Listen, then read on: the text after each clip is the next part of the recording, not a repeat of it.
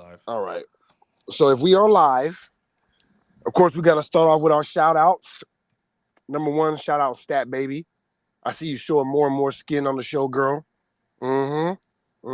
Used to be conservative Stat. Now we got liberal Stat in there. Shout out Ian. Of course, we can't start without shouting out Ian. Shout out me for being Marc Lamont Hill's worst nightmare. Shout out Ish. And let's see, shout out all the police officers. That's right. Shout out all the police officers, all the government officials. Whether I agree with you guys on certain things or not, you still are people. You deserve to be loved. Anybody want to shout out, Tyson? Yeah, I got 2 shout outs. You know, I take my shout outs very seriously. I want to shout out the senior citizens of the world. Mm-hmm. I'm not going to elaborate on that any further. And you know who you are. I love you. I want to shout out Lil Tecca. I was not aware of your game, and I'm very late on the Lil Tecca party. I just want to put that out into the world because I found some hidden gems off of YouTube Musically, or okay. You know that was the main insult that the young kids used to throw at me. I haven't been around any young folk in a minute, but you know what I mean. When the YNs first started hitting the streets, they'd be like, "Look at you, Lil Tecca." I'm like, bro, I don't know who that is, bro. I'm not gonna lie, I don't know who that is, but all right. They used to call me that all the time. No, it's funny as hell. Yeah, no, he I don't know. He's just like he's a young kid, and I never had any reason to check out his music, but you know, YouTube does its shit with their algorithm. So it pushed it right in front of my face, and I heard some stuff the other day. I was like, oh, and it's pretty new too. So I don't know one of the tracks. The other one's like a year old, but this new one, I don't know if it's gonna catch steam or not. But it's a sample of an old hit, and I think that's why it caught my ear immediately. Nice. Wait, well, shout out Lil Tecca. And I think that's everybody that I wanted to shout out. Oh, you know what? Shout out Mace as well. You know, and you'll see why. But of course, we got to start the show, and all the watchers and listeners out there. All right, shout out you guys too. But you know, moving on. Shout out Mace because I don't think we could give a better reaction to what's going on with the Shannon Me Too stuff right now. Now I tried to give Shannon some bail. I tried to give Shannon some bail at first. I thought Stat Baby was being way too harsh. But then after the second one came out, I'm like, all right, I'm on Stat Baby's side. So this first segment is going to be called reacting to It Is What It Is reaction to the Shannon Sharpe, something complicated and non-searchable like that. I don't know. So this is Stat Baby's reaction to the Shannon. So I just feel like playing in the snow, you don't know how it's going to go. And that's kind of what you have to sacrifice. Playing in the snow, you don't know how it's going to go. Okay. And for some people, it goes great. Okay. That's not to say you can't. Do you play in the snow? You don't know how it's going to go. You don't know how it's going to go. But you play in the snow. That's all I'm going to say. You don't know how it's going to go. Guy, my bad. I didn't mean to interrupt you, guys. No, I'm just saying, like, you don't know. Yeah, so that was Stat Baby's genius reaction when the very first story came out. Look, Shannon, playing in the snow. I'm like, oh my God. I'm like, this is, what? Dr. Umar-isms are spreading. Right, but you see why Cam is just the coolest nigga. Cam like, okay, so that's where we're going with this, huh? So do you play in the snow? Did she play basketball in college? Is she like an ex-athlete? What is her? I'm not aware of her background. You know, I only know that she comes from a wealthy Black family. She went to school at the University of Florida, if I'm not mistaken, or University of Miami. I think the University of Miami. And you know, Cam is Miami. And so I'm not going to speculate on how the relationship developed, but I know she went to school in Miami and Cam is a legend down there. You know, so she was a broadcast journalism major. The first girl that he had on with him, Mace, was terrible. You could tell that it was either Mace's girl or Cam's girl, period. Because she was too sexy, thick, white girl, just like, but terrible at her job. Terrible. You're like, oh my God. But then Stat Baby came in, night and day. Literally night and day. So Stat Baby is really, really good at this job. That's what I will say about her. She's really good at the job. I wouldn't doubt that she grew up in the business somewhere. So now let's go to their like I said, I don't think it's their last episode, but the episode before last. Let me double check.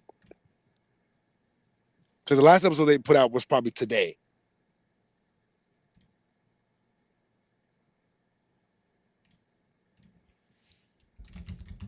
It is what it is. My bad. I should have. Yeah, I'm familiar at least with the show. Okay. Yeah, I don't watch it often. I see clips on Twitter, but yeah. So they have. You they said have it was the most recent. I think it's the second to most. They put out an episode today, correct?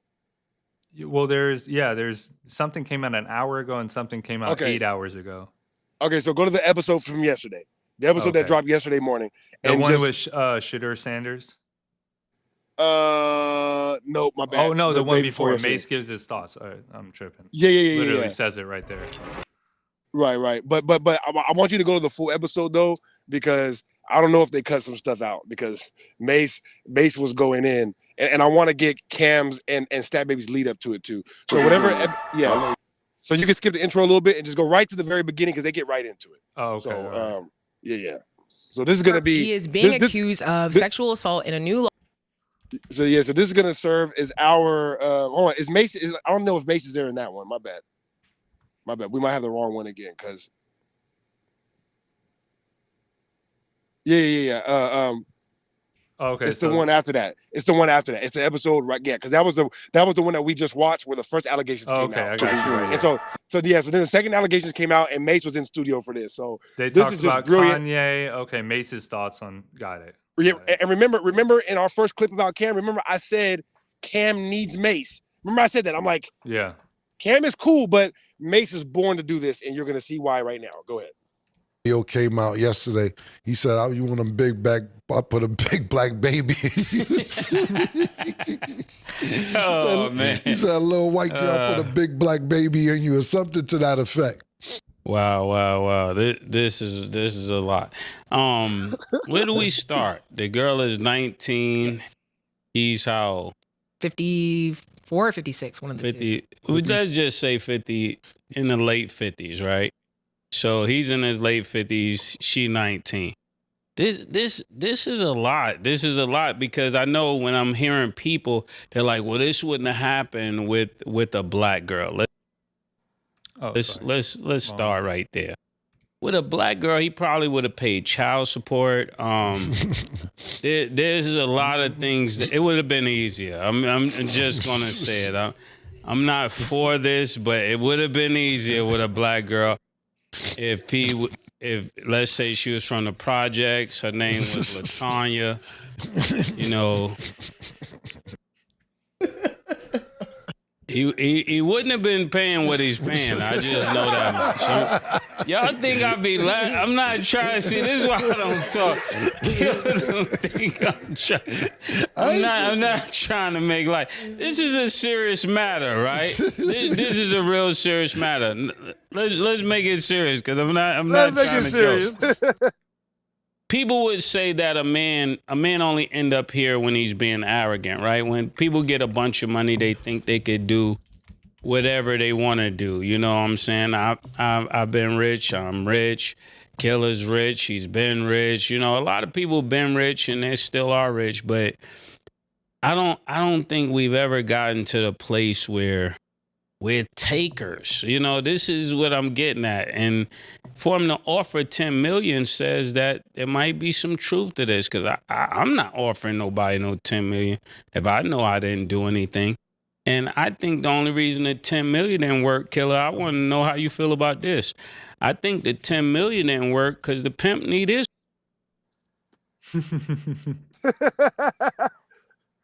Bro. I had a lot of thoughts during this, and I wanted to let him play, let him get his shit off. But I did have one question, because everybody, I guess what it is, everybody's making this a racial thing immediately. It was like if May said it. You know, I've heard this sentiment from everybody. It's like, if this was a black woman, Shannon wouldn't be in this predicament, right? Who cares about all the empirical evidence that would say, like you know, to the contrary or whatever? Everybody feels the sentiment.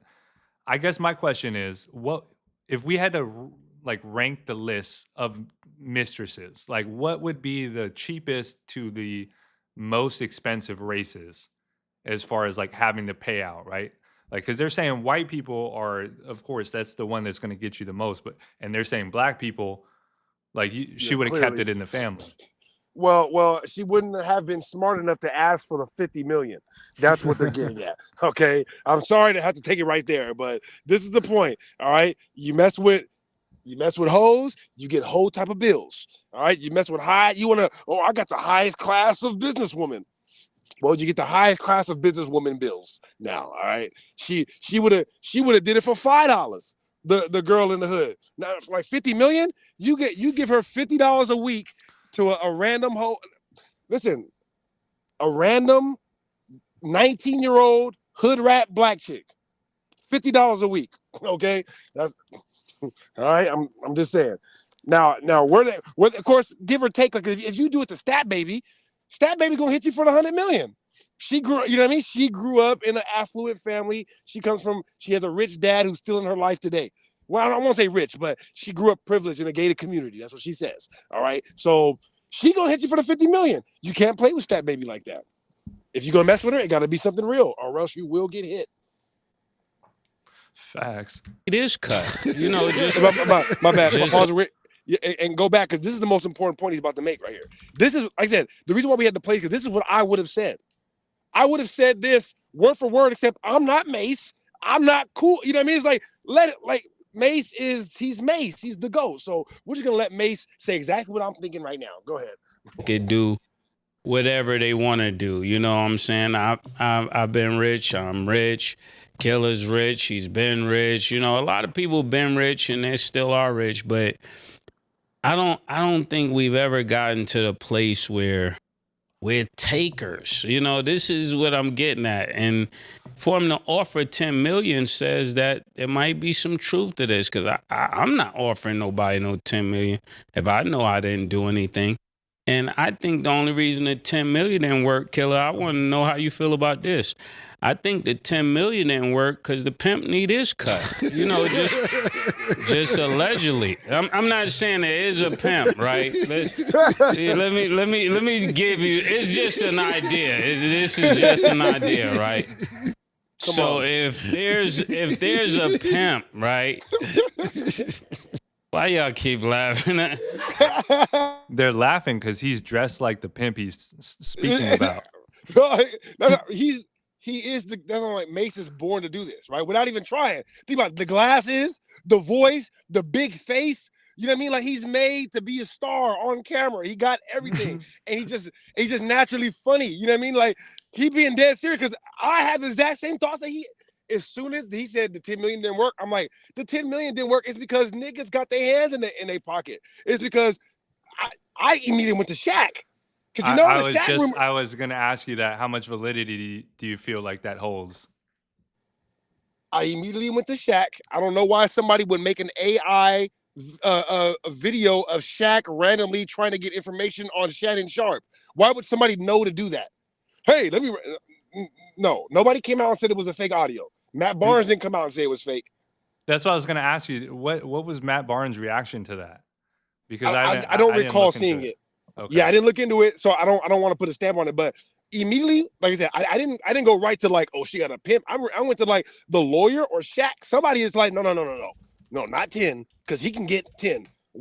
I'm trying to break him. I'm like, somebody's trying to break him behind the scenes, and Shaq can give her 10 million. No, I can give her 10 million, so that way she asks you for 100, because you can't afford 100. Shaq is big banking, little banking, Shannon. Whoa, that was my first thought. So when he went to the pimp thing, I'm like, couldn't have said it better myself, you know.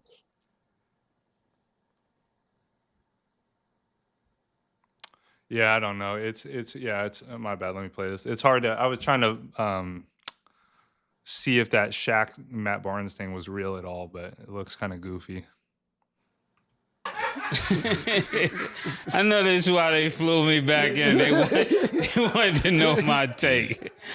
But listen, all jokes aside, if the girl said I want 10, this may be the lawyer, right? Just hypothetically, all of these things, right?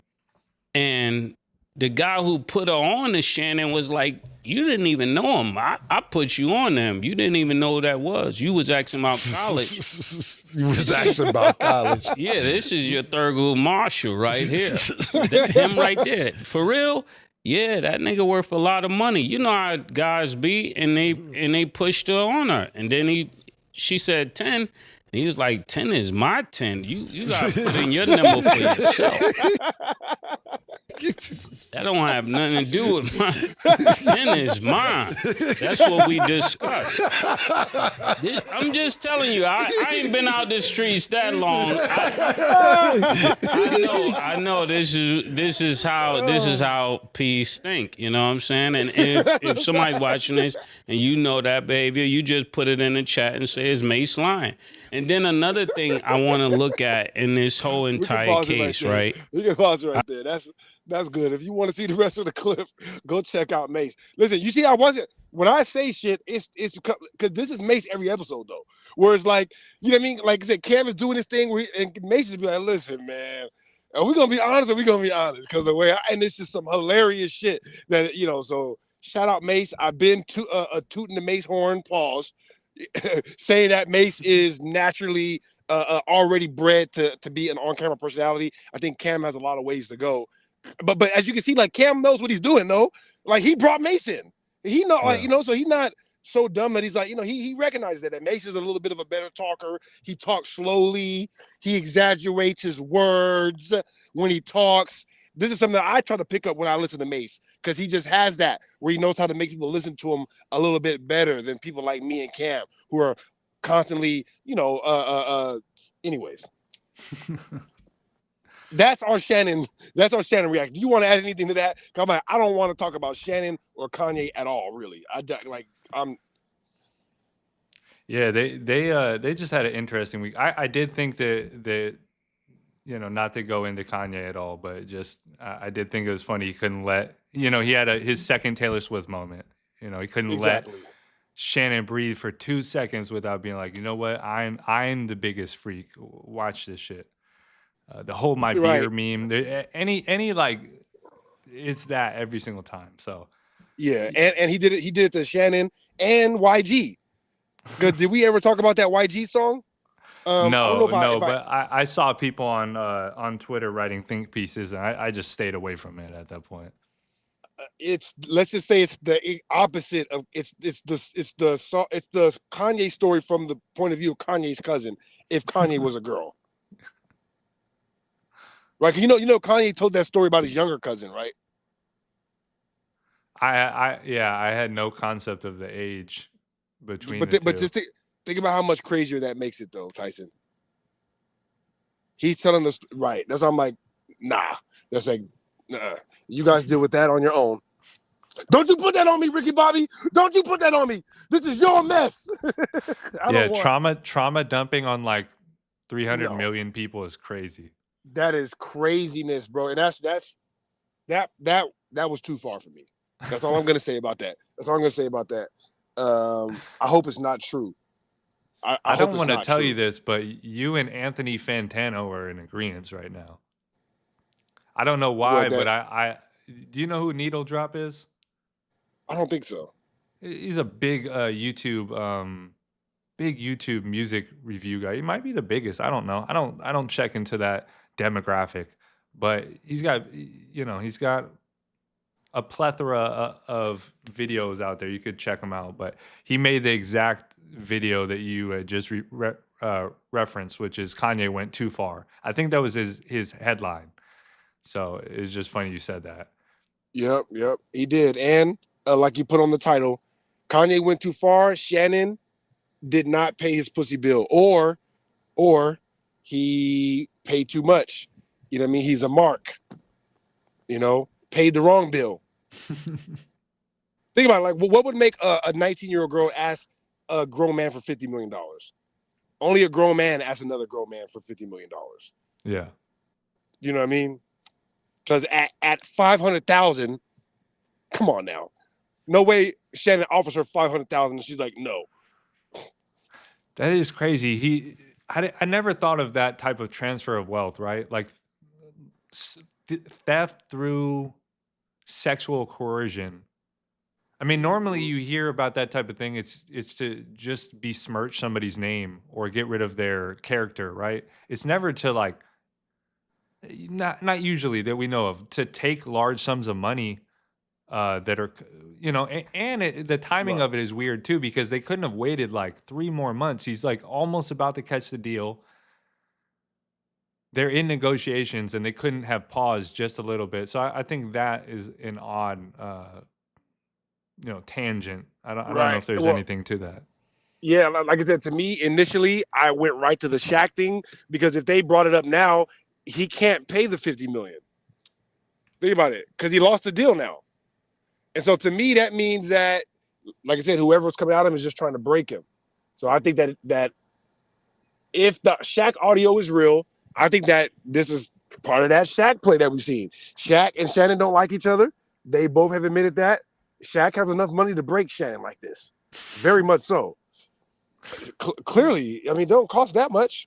Lawsuits only like cost a Highlander $700. situation? It's like there can only be one. We're watching, bro. Isn't it crazy when we watch shit like this play out? I think that this is what the beauty of the streaming thing that we are like always focused on, right? Yeah. Because we see that with the streamers, but I'm like, this is what's going on in the media with these other giant niggas. They don't like each other, and you see niggas going at each other. You know? Yeah, no, that's a devious ass tactic. I mean, like, honestly, more power to them. They used to do it with ships and cannons. You used to stand at the edge of a field with your battalion, ride horses into each other, and just command great armies. And now you command a great army of lawyers and memes. Money and memes and internet trolls and your army now is the internet people. It's your literal army, you know? Yeah. No, I'm just thinking of something, because did you see Stephen A. Smith's initial reaction to this? I didn't see it, but I heard about it. Bro. I heard about it because everybody was talking about how who just got accused? Somebody, was it the Dana White? I don't know. It was somebody that got accused, and Stephen A. was like, I know this man, he would never do anything like that. And then, now Shannon coming out and like, oh, you don't like Shannon though. And so, yeah, he's guilty. Right. So I watched it all. And for the first 10 minutes or whatever, I was like, okay, this is interesting. He's just giving the standard, hey, this is what it is. And then the last 10 minutes, I don't know what it was. And I couldn't quote exactly what he said, but I got this feeling the last 10 minutes was not written by him. And it was I don't know. Go watch Stephen A. Smith just throw his buddy under the bus if you want to. It was sickening. Like the last 10 minutes, really, I was like, oh, like you're watching somebody like really get decapitated in real time, but you don't know that's what's happening. Like somebody's giving a speech and they're just zoomed into the guy giving a speech, and then it zooms out and the guy giving the speech is the executioner. And wow, and that's really what I just watched. And yeah, so I guess you're done. No, it's just beautiful, man. Like you're never safe, I guess is what I'm getting at. It can always be your day. Yeah. Speaking of weird transition, but I think anything that you have on your list that is news relevant, let's try to get all of those out first. That way, in my editing, I can have those done first, and then like the stuff about Mark and Ian and all that, we can say that to the end, because that's like I can drop that whenever. You know what I mean? Like, that's always going to be relevant, and I actually like holding off when it's a slow news cycle to start posting stuff about them, because it's more likely that they'll see it. Yeah, no, that makes sense. Also, too, I wanted to make sure that we get the one of the John Bravo reactions today because we didn't get that last time. I mean, honestly, I don't know. Like, I don't know what part of the stream you want to talk about. The duel that we've received. The virtual duel. I don't know if you want to put that at towards the end too. Yeah.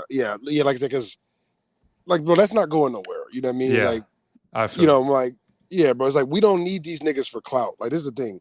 And yes, like, I'm gonna use it, and we're gonna use it. But it's like, listen, like I said in last month, I want Marc and these guys to get as big and as popular as possible, so that way when I finally take them down, talking about Marc, when I finally take them down, it'll be worth it. I won't just be taking down a nobody, which is like kind of what I was forced to do the other day. It's like, he's not anybody like that right now for me to be taken down. Anyway. For sure. Well, I honestly, we can pull up one of these John Bravo clips. And I'm gonna be honest with you, I don't have too much specifically I want to talk about. Well, you know what? While we're on this episode right here, I actually have some more timestamps from this clip that you have up right here. That okay. Yeah. So go to 29:30. At 29:30, I have written down here, Cam disses Ocho Cinco hard. Because we did have a clip about this. Yeah. And so let me. I don't remember what he said, but if I wrote that down, he must have dissed him. So let's play right here. Another show with somebody else. He had like 4 or 5 different shows. All right, go back. Yeah, go ahead. Now we're goofy. Well, see, that's the thing about it too. Not to cut you guys off. The money that he's part of negotiating has nothing to do with ESPN. He's just a talent on First Take 3 days a week. The money he's supposed to get is from Club Shay Shay, Nightcap. He got Bubba Dub's show. He has another show with somebody else. He had like 4 or 5 different shows. Mm-hmm. And the money that he's being offered has nothing to do with ESPN. Yeah, I'm like, I guess maybe I'm exaggerating a little bit, but I'm like, why would he mention every person that Shannon has a show with except Chad? He's like, he got a show with Bubble Gump. He got a show with this. He got a show with somebody else. What you mean somebody else? He did name Nightcap. Okay, right. Yeah, he said, I don't know why, but I felt like that was a diss. I'm like, he has a show with Chad. Like, why would you just say Nightcap? And you like, he named all the other niggas. Anyways, I don't know why. That was maybe I was being too petty with that. And then, my bad. Last thing, 3258. 3250. This is like another petty thing too. This is just me being annoying now, but I wrote it down. I feel like there's a lot going on. What's the more? That's crazy. People getting deported. Like, not deported. A lot of people in the States. Oh, I don't know. Yeah, there's a lot going on. Yeah, that's why I said this is a freaky week. Is crashing. Oh, you mean the world period? Yes, I thought you meant the Pope just died. Like, nothing is making sense. You said the shit was over. Retrograde. Yeah, I don't know what this is. You said it was over. I did, but Clapping the retrograde. This is retrograde. This is reverse retrograde because it's not just retrograde. Bad. Okay. I don't know, guys. I don't know. Okay, Stat Baby. This is like, listen. I know this is just me being petty, but if I don't do it, who will? All right. Stat Baby, there's no such thing as reverse retrograde. All right. Reverse retrograde is an oxymoron. I know I'm being annoying right now, but I've never looked up the definition of retrograde, so I don't know what it says in there. But I know what retrograde is. Retrograde is when the actual speed of certain stars change, and so it looks like a star is going backwards because the star is going slower now. That's retrograde. So it's going in reverse. All right. There's no such thing as reverse retrograde. All right. If it's going the other way, it would just be retrograding the other way. It's a perceived. I'm sorry. I know I'm annoying. I know, but I saw that and I was like, no. We have, the words have definitions. All right. And I would just like us to use them correctly. If I ever use a word wrong, correct me immediately. I would not want to go on saying stuff like that. It just doesn't make sense. I know that was a figure of speech. You're like, no, reverse retrograde. But it's like, listen, there's no reverse retrograde. Okay. I'm sorry. It's just shit, like little stuff like that is just like, my bad. That's it. That's it from this clip. But did you see that?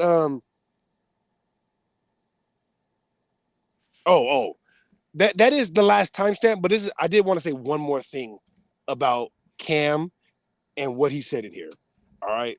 Cam tried to make a joke in here that R. Kelly and Kanye are putting a stain on the name of Chicago with their freaky behavior. Tyson. The nerve.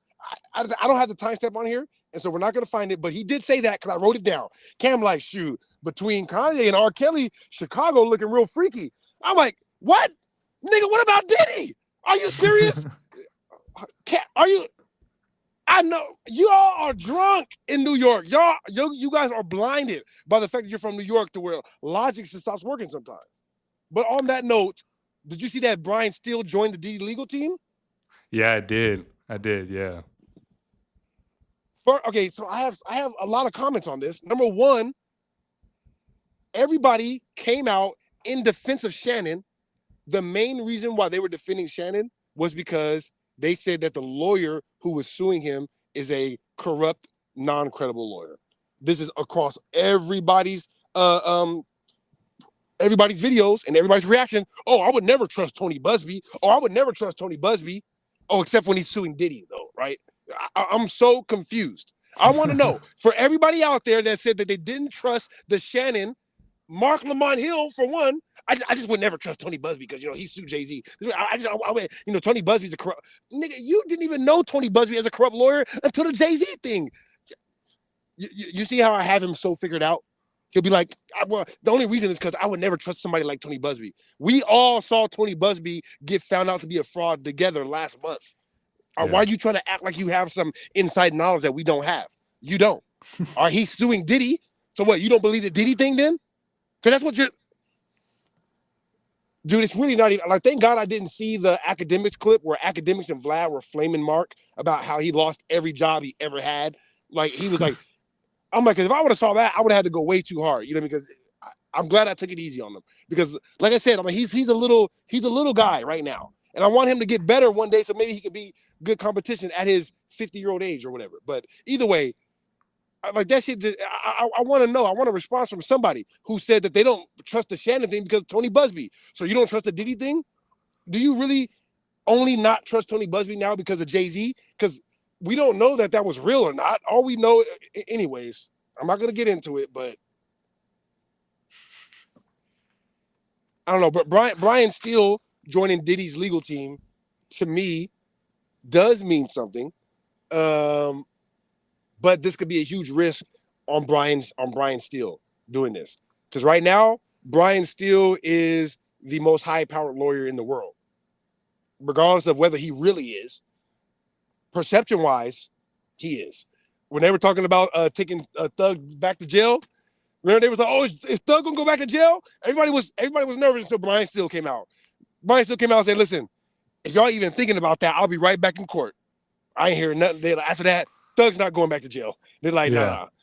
You know what I mean? So I thought it was crazy, literally, when it came out during the trial that Brian Steele was throwing himself in front of Thug and the judge. Like, remember that? When he was like, no, like, I will be arrested. Like, remember that? We were like, this nigga Brian Steele is putting on a show. We're like, whether he's serious or not, he's putting on a show. Like, no, if it's not right, I will go to jail. Look, it all paid off now because I'm saying his cachet is up there to where if he, like, the fact that Diddy has him on now is like, oh, okay. And if he gets Diddy off, oh my God, this nigga's finna be, nigga. If he gets Diddy off, he's gonna be Johnny Cochran, like technically. Like he's gonna be Johnny Cochran level, Brian Steele, if he gets Diddy off. If he doesn't though, then it'll like even out. You know what I mean? It'll be like, Yeah. I can't wait. The reality in which Diddy is free and we get to see like the OJ Simpson type of videos that come out of Diddy on the golf cart, just giving life advice like an old sage grandpa? No, it's gonna be nonstop. The 6ix9ine academics call with Diddy in the background. Like, if anybody saw that, remember how epic that was when Academics told that story? Yeah, 6ix9ine called me. He was like, "You ever talk to Diddy? He right here." And I was talking to. It's gonna be nonstop that. Where it's like Diddy's gonna be hanging out with 6ix9ine. Diddy, you know what I mean? Diddy's the type. He will come back and he's gonna come out and bring 6ix9ine back, and you guys are going to hate it. It's gonna be Diddy and 6ix9ine, and then that's gonna be an unstoppable combo. I'm not saying it's going to happen. I'm just saying if it does happen, all you guys that came out against him, hide your kids, hide your wives, because Diddy, I just know that if he gets free, it's a wrap for some of you guys. It is a wrap. It might be a wrap for Jay-Z. Hov was like, I don't even know Diddy when that thing came out. He's like, I've never talked to Diddy a day in my life. Like, what about this video where he was grabbing your ass? Did you guys talk the day that he grabbed your ass on stage? I'm sorry, Hov. Don't come after me, man. Don't. No, for real. I mean, like, they'll send the lawyers. It still makes me sick. I seen Axe say something kind of pivot away from that to an extent, but I seen him talking about the Tory Lanez trial, or like the I guess the outcome of Tory Lanez situation, right? Who are you talking about? Ack was talking about. Ack. Yeah, he was talking about the Tory Lanez situation, and he was basically saying, like, forget the street code, just tell us what happened so you can get free, right?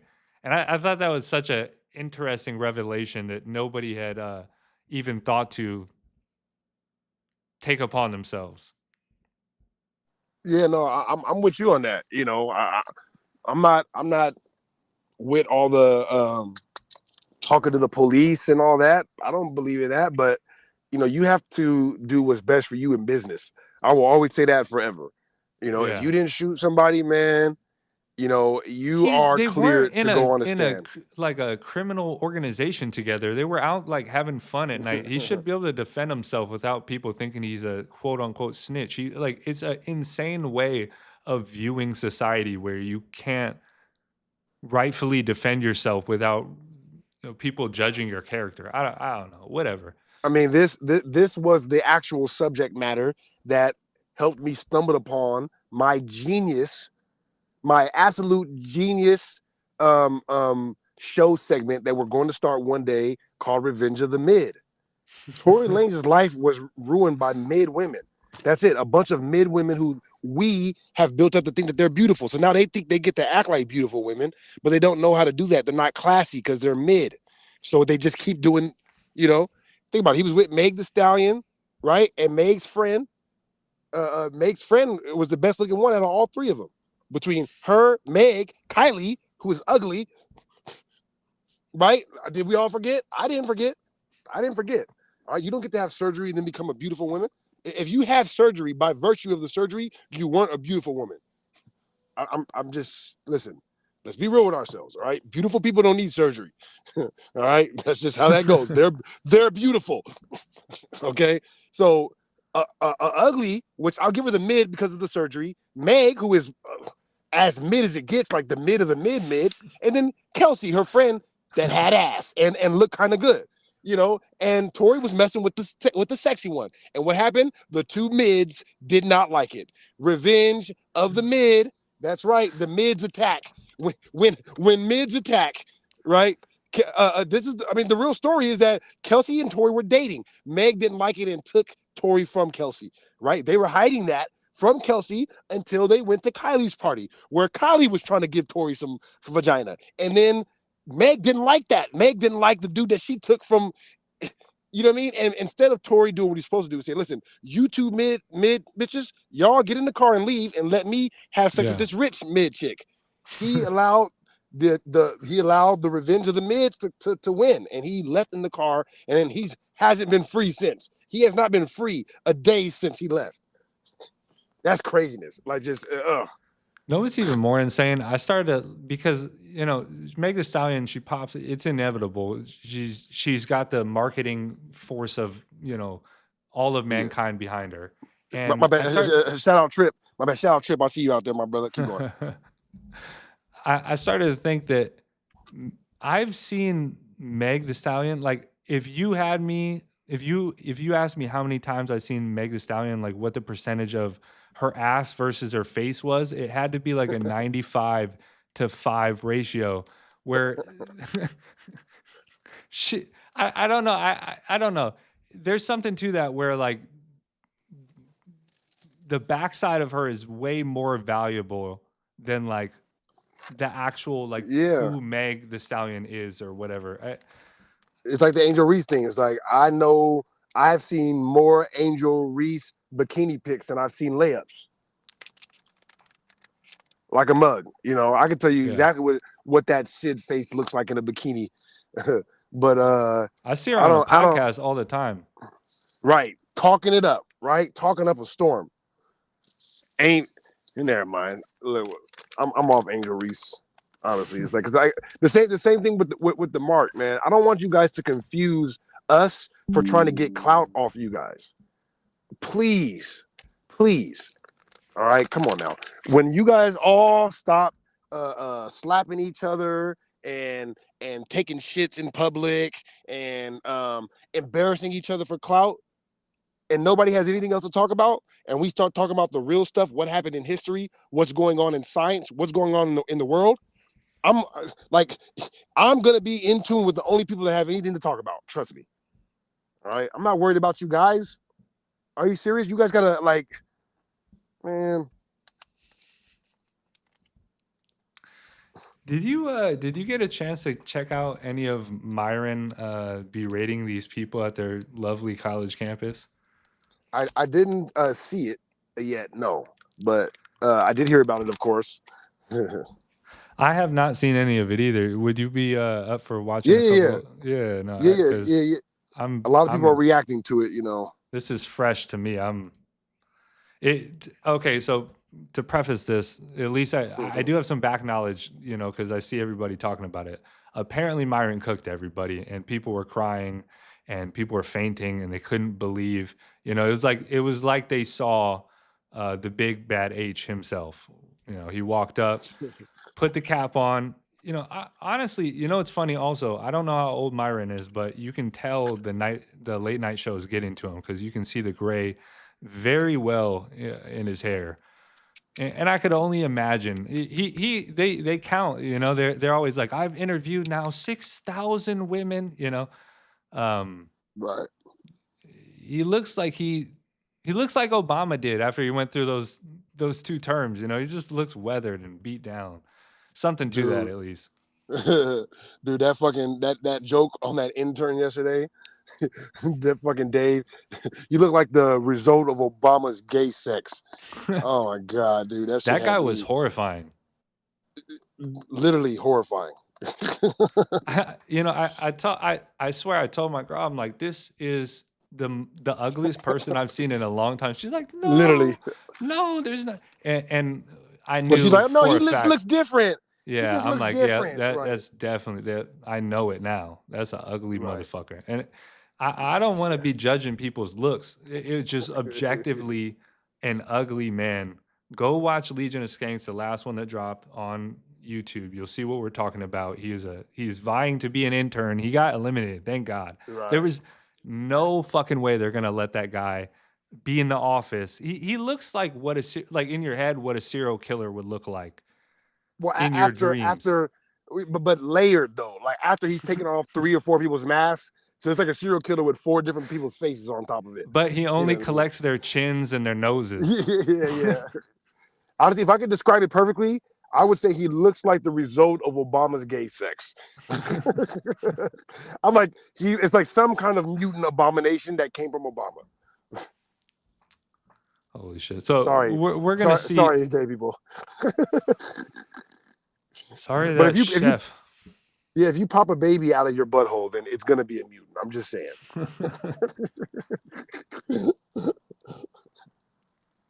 Oh, man, here we go. Okay. Hello. Do I deserve more or less? Less. Are you a man or a woman? I'm asking you. Do I deserve more or less? Oof. Well, probably less. He's cooking. He's cooking Even now, already. when my voice is lower than yours. Even less Oh my now. God. Okay, that was no surprise, but yeah, exactly. Yeah. Even less now, way less.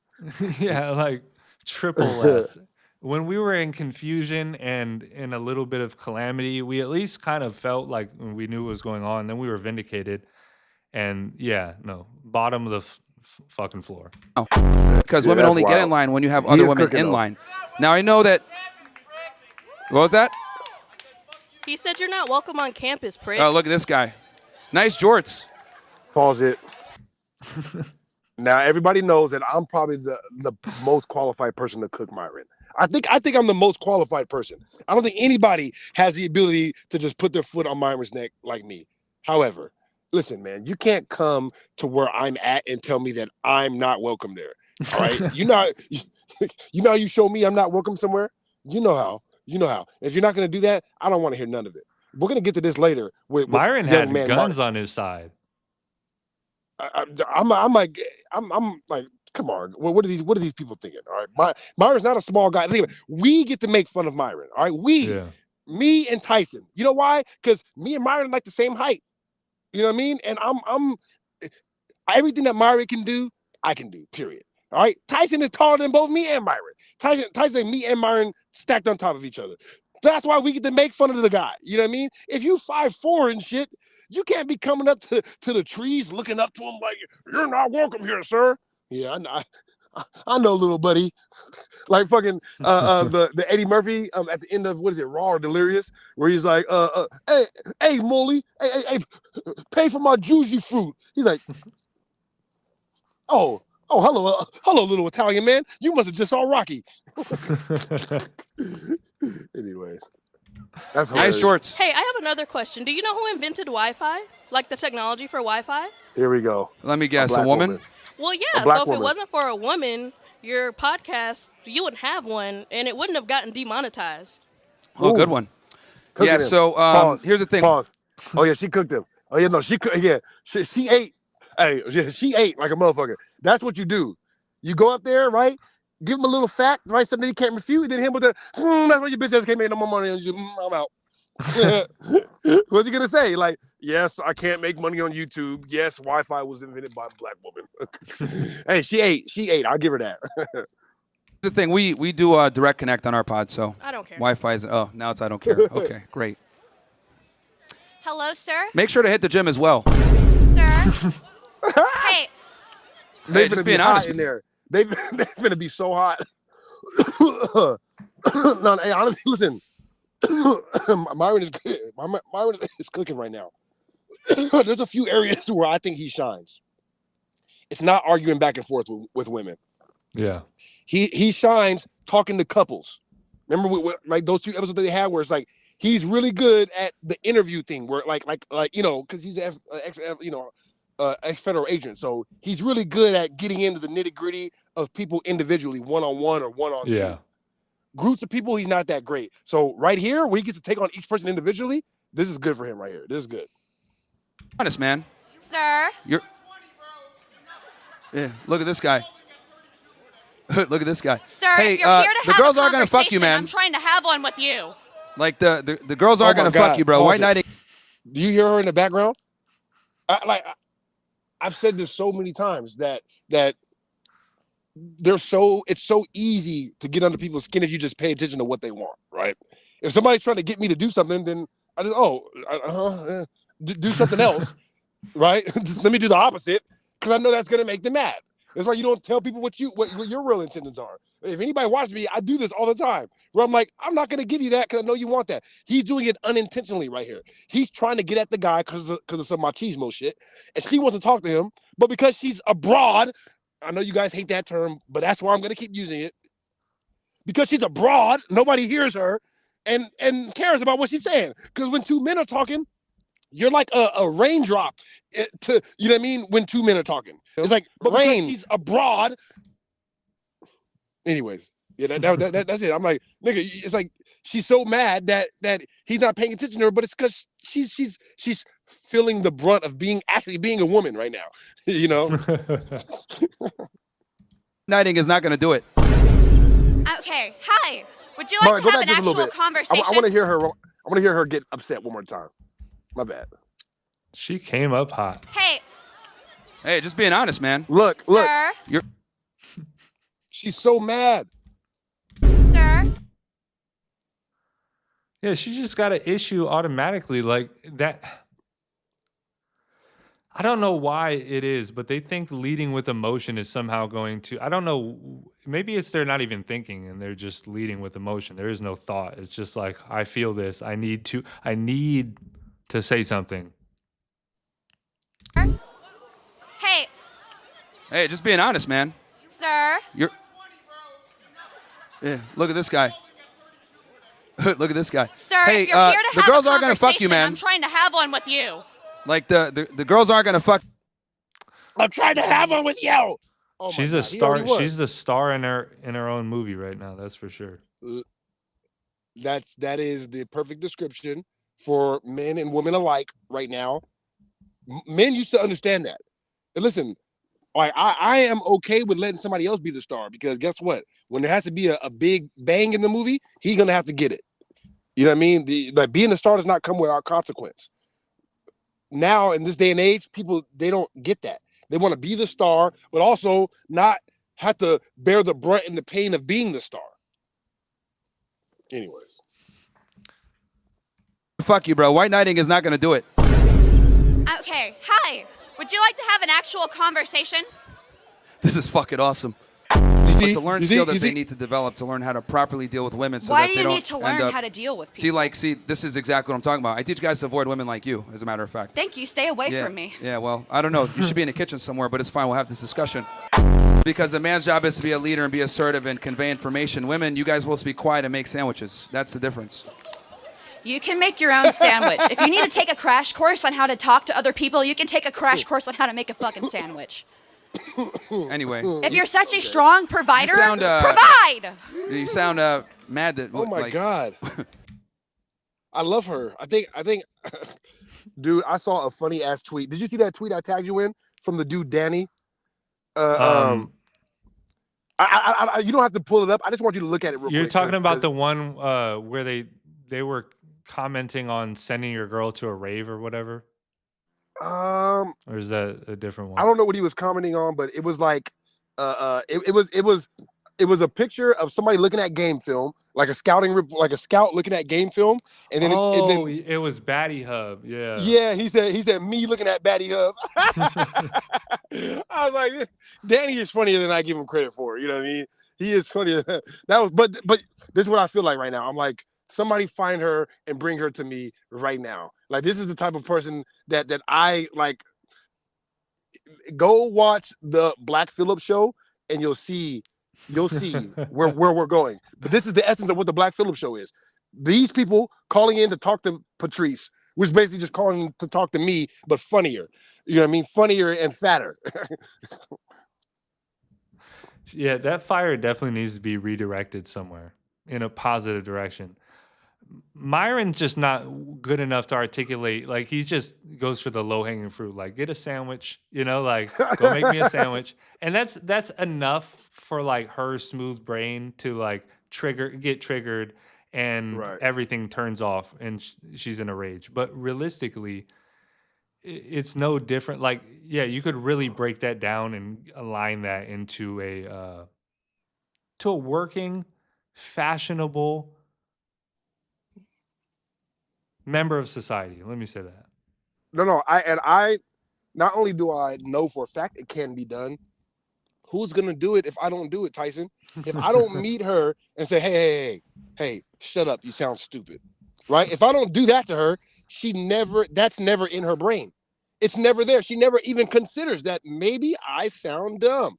But then I say it, and now it's in her brain. So next time that sentence tries to come out, here I am. She gets to see my face is right in her brain. Like, you sound stupid. The same thing that Mark has in his head forever right now. Every time he even comes out of his mouth to try to say something, he's gonna think, do I really sound stupid? Do I really not know anything? Yeah, you don't know anything. And I'm telling you right now, like you said, Tyson, once you humble them, they can become productive members of society. That fire can be used. I'm trying to tell you. I know, like, come on now. she's magnificent in the bedroom. Magnificent. I don't even have to ask. I don't have to look. I just know. Did you hear her? I'm talking to you. Oh, yes, please. Come talk. Come talk. I think about it. Like, if you really wanted to get in her head, like, and really like turn this around, you could be like, "Oh my God, stop doing that. That turns me on." How would she react to that? She would just be like so confused. And you would be able to subvert her hypnosis. Because like it's like you're confusing, you're upset. Oh, this is too much game. It's like you're upsetting her hypnosis where she's like, what's going on? And you can just like you can plant anything into her. Like, look, I'm just playing around. What's your name? Calm down. All right, go ahead. This is you know how to make a sandwich? Good. Yeah, I do. Want me to teach you? No, thank you. That's a woman's job. I think you mentioned you have an open relationship. Oh God. Oh God. But specifically on your end. Only on my end, yeah. So you take the nuclear family, which is a loyal. Is this on average like what a college student looks like in 2025? Just like an ambiguity, like just like in between, like if we're picking sliders on a video game and like one's male and one's female, just directly in the middle. All in the middle. Because there's been 3 or 4 people, right? And like half of them at least have been, I'm not sure what I'm looking at. I mean, I can't tell the difference between anybody in that crowd. I can't tell the difference between a single person in that crowd. They all look the exact same. Maybe that's my racism, but this is rough. We need more beards in society, it looks like. Loyal and faithful husband. Only women could be sluts. We are the slut makers. This girl's over here trying to call me a slut. Hey, we're the slut makers, man. He's making this look fun. I'm not gonna lie. Hey, so I really pause real quick. I really wouldn't want to do this. I don't think this would be my thing because I know it's just all bad. It's like I'm not gonna make anybody like this is not gonna end up well for me at all. But he is making it look fun though. I'm not gonna lie. He's making it look fun. I think your ideology is interesting. How do I apply it to my lesbian relationships? Oh well, you guys. Oh my gosh! I just want to, man. She really thought that was gonna stump him, which is just great. She thought she was eating. Oh man, the indignant look in her eyes. She's like, "Oh, this is gonna fucking get him on YouTube stuff." You guys are useless to society, so. Oof. She thought she ate. Nothing. Her brain turned off. Dude, I wish I could be there to give responses right after him. I'm like, okay, now that he's getting his response, now ask me, all right, how would this apply to my lesbian relationship? You guys don't have a lesbian relationship. You're both in love with me now. Next. Essentially, you guys are roommates. White people. Yeah. White people love Wayne Brady. Yeah, no, I definitely think being on a college campus like that would be fun. But like you said, like what really is there to gain other than being inflammatory for pretty much no reason and making more enemies than you need in life. Right. Exactly. A bunch of enemies that have a bunch of time on their hands. These kids don't have anything to do. Like, I don't know. Hell no. What I mean? I'm like, wait till they get older. Money. Yeah, I want them to get older before they start interacting with me. Like let them learn a little bit more. Let them get broke. All right, I'm like, Corey says, like, I don't like women when they got money, man. He's like, nah, I don't like women that got, I need you broke and nothing going for you. So that way you get proper perspective. All right, I need you to always need me so you never get high and mighty on me. All right, you can't get high and mighty when you need $200. A bitch that needs $200 can't get high and mighty. All right, that's all I'm saying.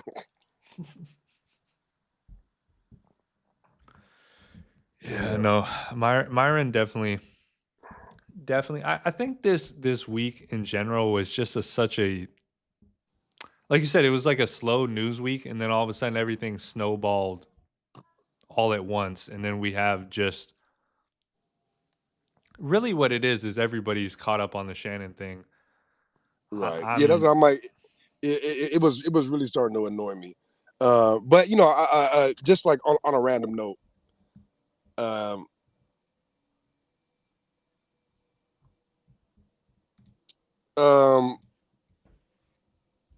Remember last week we were talking about, people just, if you're really in the streets or you really like out here like that, you know, you're gonna be messing with a lot of women. You know, it's like it's impossible that you're gonna be getting to a level where you have money and you still like, you know what I mean, getting, you know what I mean, ran over by these OnlyFans models and stuff. Yeah. Like, just on that note, I was thinking like, it really puts things in perspective. Future and Thug both having like 10 kids before they got famous. I think about these niggas had a ridiculous amount of kids. I'm like, this nigga Thug can do whatever gay shit he wants in the media. You know what I mean? It's like, this nigga got so many mouths to feed, nigga. You know what I mean? It's like, if this nigga got to put a dress on, you know what I mean, to get out there and hit the block. I don't know why that shit just had me weak. You know what I mean?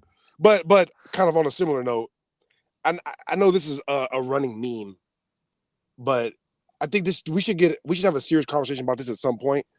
You know, people always say that that certain guys in the NBA who don't know their dad are Wilt Chamberlain's, you know, long lost son.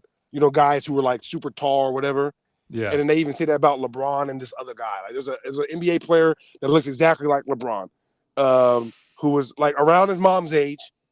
You know what I mean? And LeBron don't know who his dad is, and they literally look exactly alike, right? Dude, I legitimately believe that Jimmy Butler and I believe Jimmy Butler and Anthony Edwards both don't know their dad. They both look exactly like Michael Jordan, bro.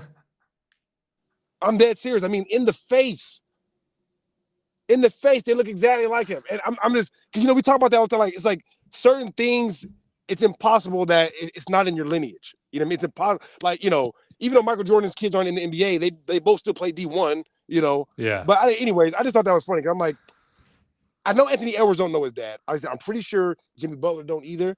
But if you look at them in the face, they have the exact same face almost. And they both look like Jordan. I'm just like, come on. Is that why Anthony Edwards is rocking the hoop earring now? Is he rocking the hoop earring now? I'm almost certain I've seen him in an interview wearing both of them. They be like, Anthony Edwards looks like Jordan when he plays. Like, that's because he's fucking Jordan. This nigga is Jordan. Anyways, I'm like that. You know, it's like kind of a light thing, but I'm like, nigga, I'll be looking at that nigga in the face like, 6 bro. days like, ago. What did you see from him tonight in the way that he took control and did exactly what you needed from him? He had ultra confidence. That's Jordan. Don't he look like Jordan though? And he looked like Jimmy Butler. I'm sorry, bro. I'm gonna double check right now because I'm pretty sure Jimmy Butler doesn't know his dad. But anyways, I saw that shit. I was like, dude, watching Anthony Edwards play, I'm like, how can you not think that this is Jordan's son? He jumps and moves and everything just like him. Like he literally floats in the air just like him. You know what I mean? Like it's uncanny how much Anthony Edwards plays like Jordan. You know, and yeah. So either way, shout out AE, man. Pay that pussy bill, dog. I saved this other day. We don't have to spend a bunch of time on this, but I just thought this. You can't see this, huh? Can you kind of see it?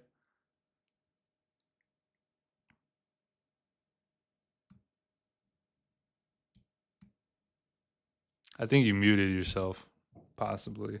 Oh, I did, yeah. But I thought this was probably one of the funniest. Yeah, you definitely can't see it in this angle. See if I can pull it out. Yeah, I can see it right there. Yeah, no, this because you know the draft is going on right now, or it's at the end of because I think it's like day 3. Right. So this was just like on my timeline, but this might be one of the biggest fumbles of all time of the bag. I don't know. I think I know where you're going, but one. Yes. I mean, the joy and the future that this lady sees. Because I just watched a movie from my childhood yesterday called The Cookout. Are you familiar? Okay. Yeah. Yeah. So The Cookout, it's an ensemble black film. And the idea is this guy, Megan Good, is his new girlfriend. He's going to the league. He buys his family a crib, and they all move in, and they have a cookout in this nice white community. And it's, you know, he's supposed to find himself throughout all that, whatever. But in that, Megan Good is the gold digger. And she's like, she just pops out of nowhere. The mom don't like her, etc.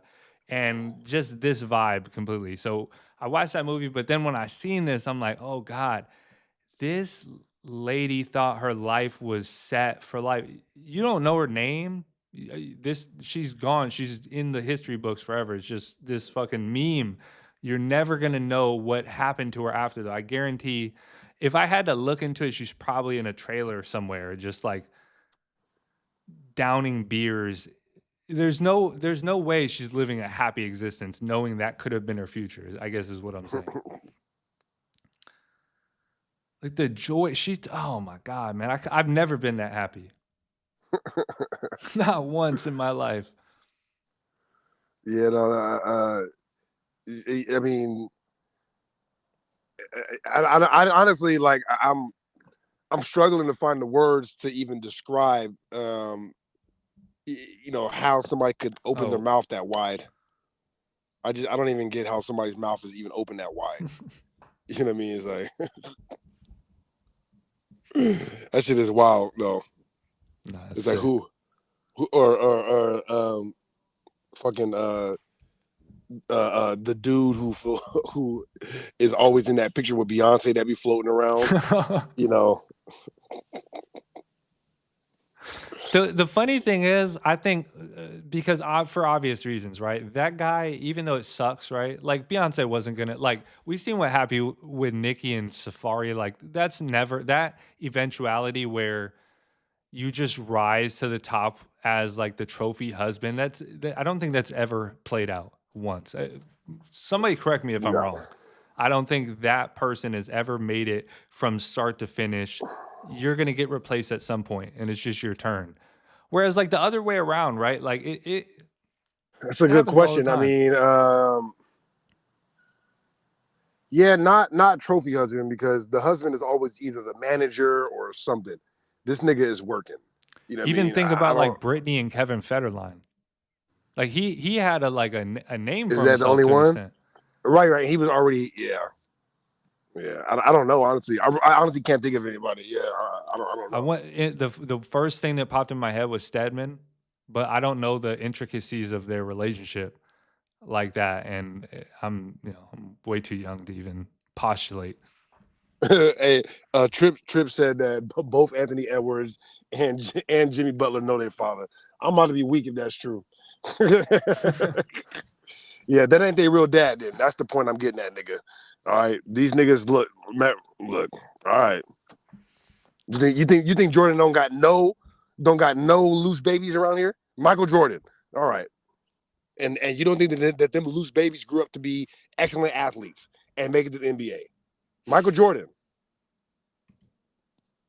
Anyway, I was making a joke anyways, but it's funny if they do know their dads.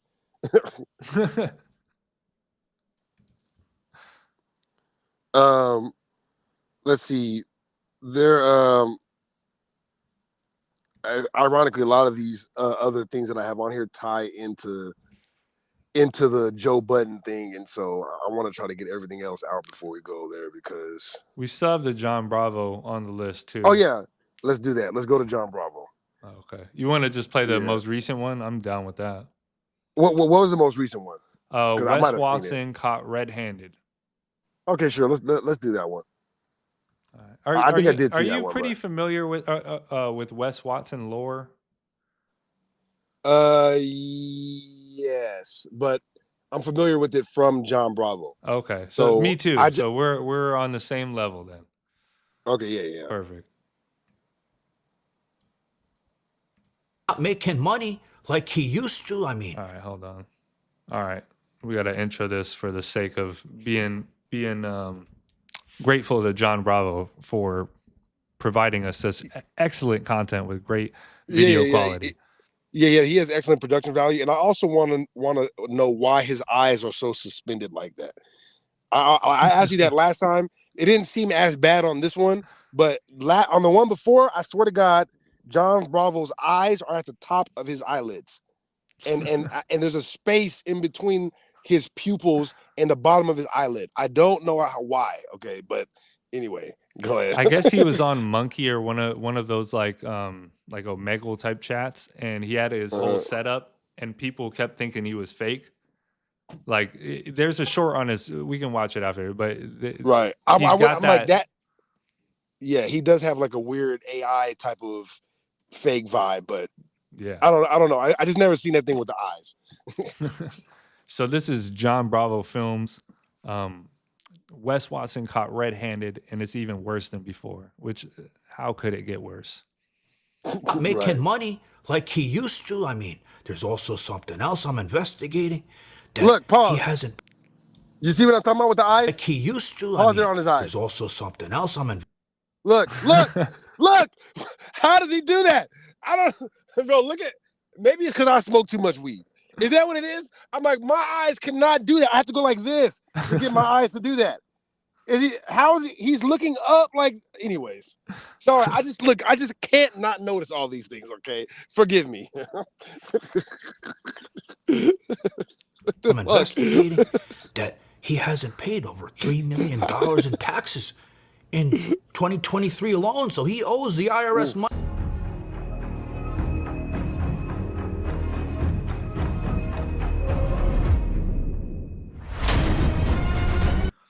John Bravo, please never pull up my tax returns. Right, yeah, don't do it. I'm gonna tell you right now, I don't believe in that shit, nigga. I'm trying to. I hope I go to the grave owing these niggas $1 trillion. Fuck that. I'm not. Yeah, I don't look at it the same. Trust me. I will not be funding any weird explosions that I don't approve of. And that makes me liable legally. That legally makes me liable if I knowingly give money to people that I know is being used for illegal causes. You guys are trying to make me part of the American RICO. All taxpayers right now are part of the American RICO. That's right. You pay your taxes, you're liable, buddy. Huh. I hope it's not like that scene in The Dark Knight when everybody's getting tried by some random psychiatric patient. Watch. It kind of already is like that, you know. It depends how. Cillian Murphy is gonna start trying everybody, or Killian, however you pronounce his name. Nobody knows except him.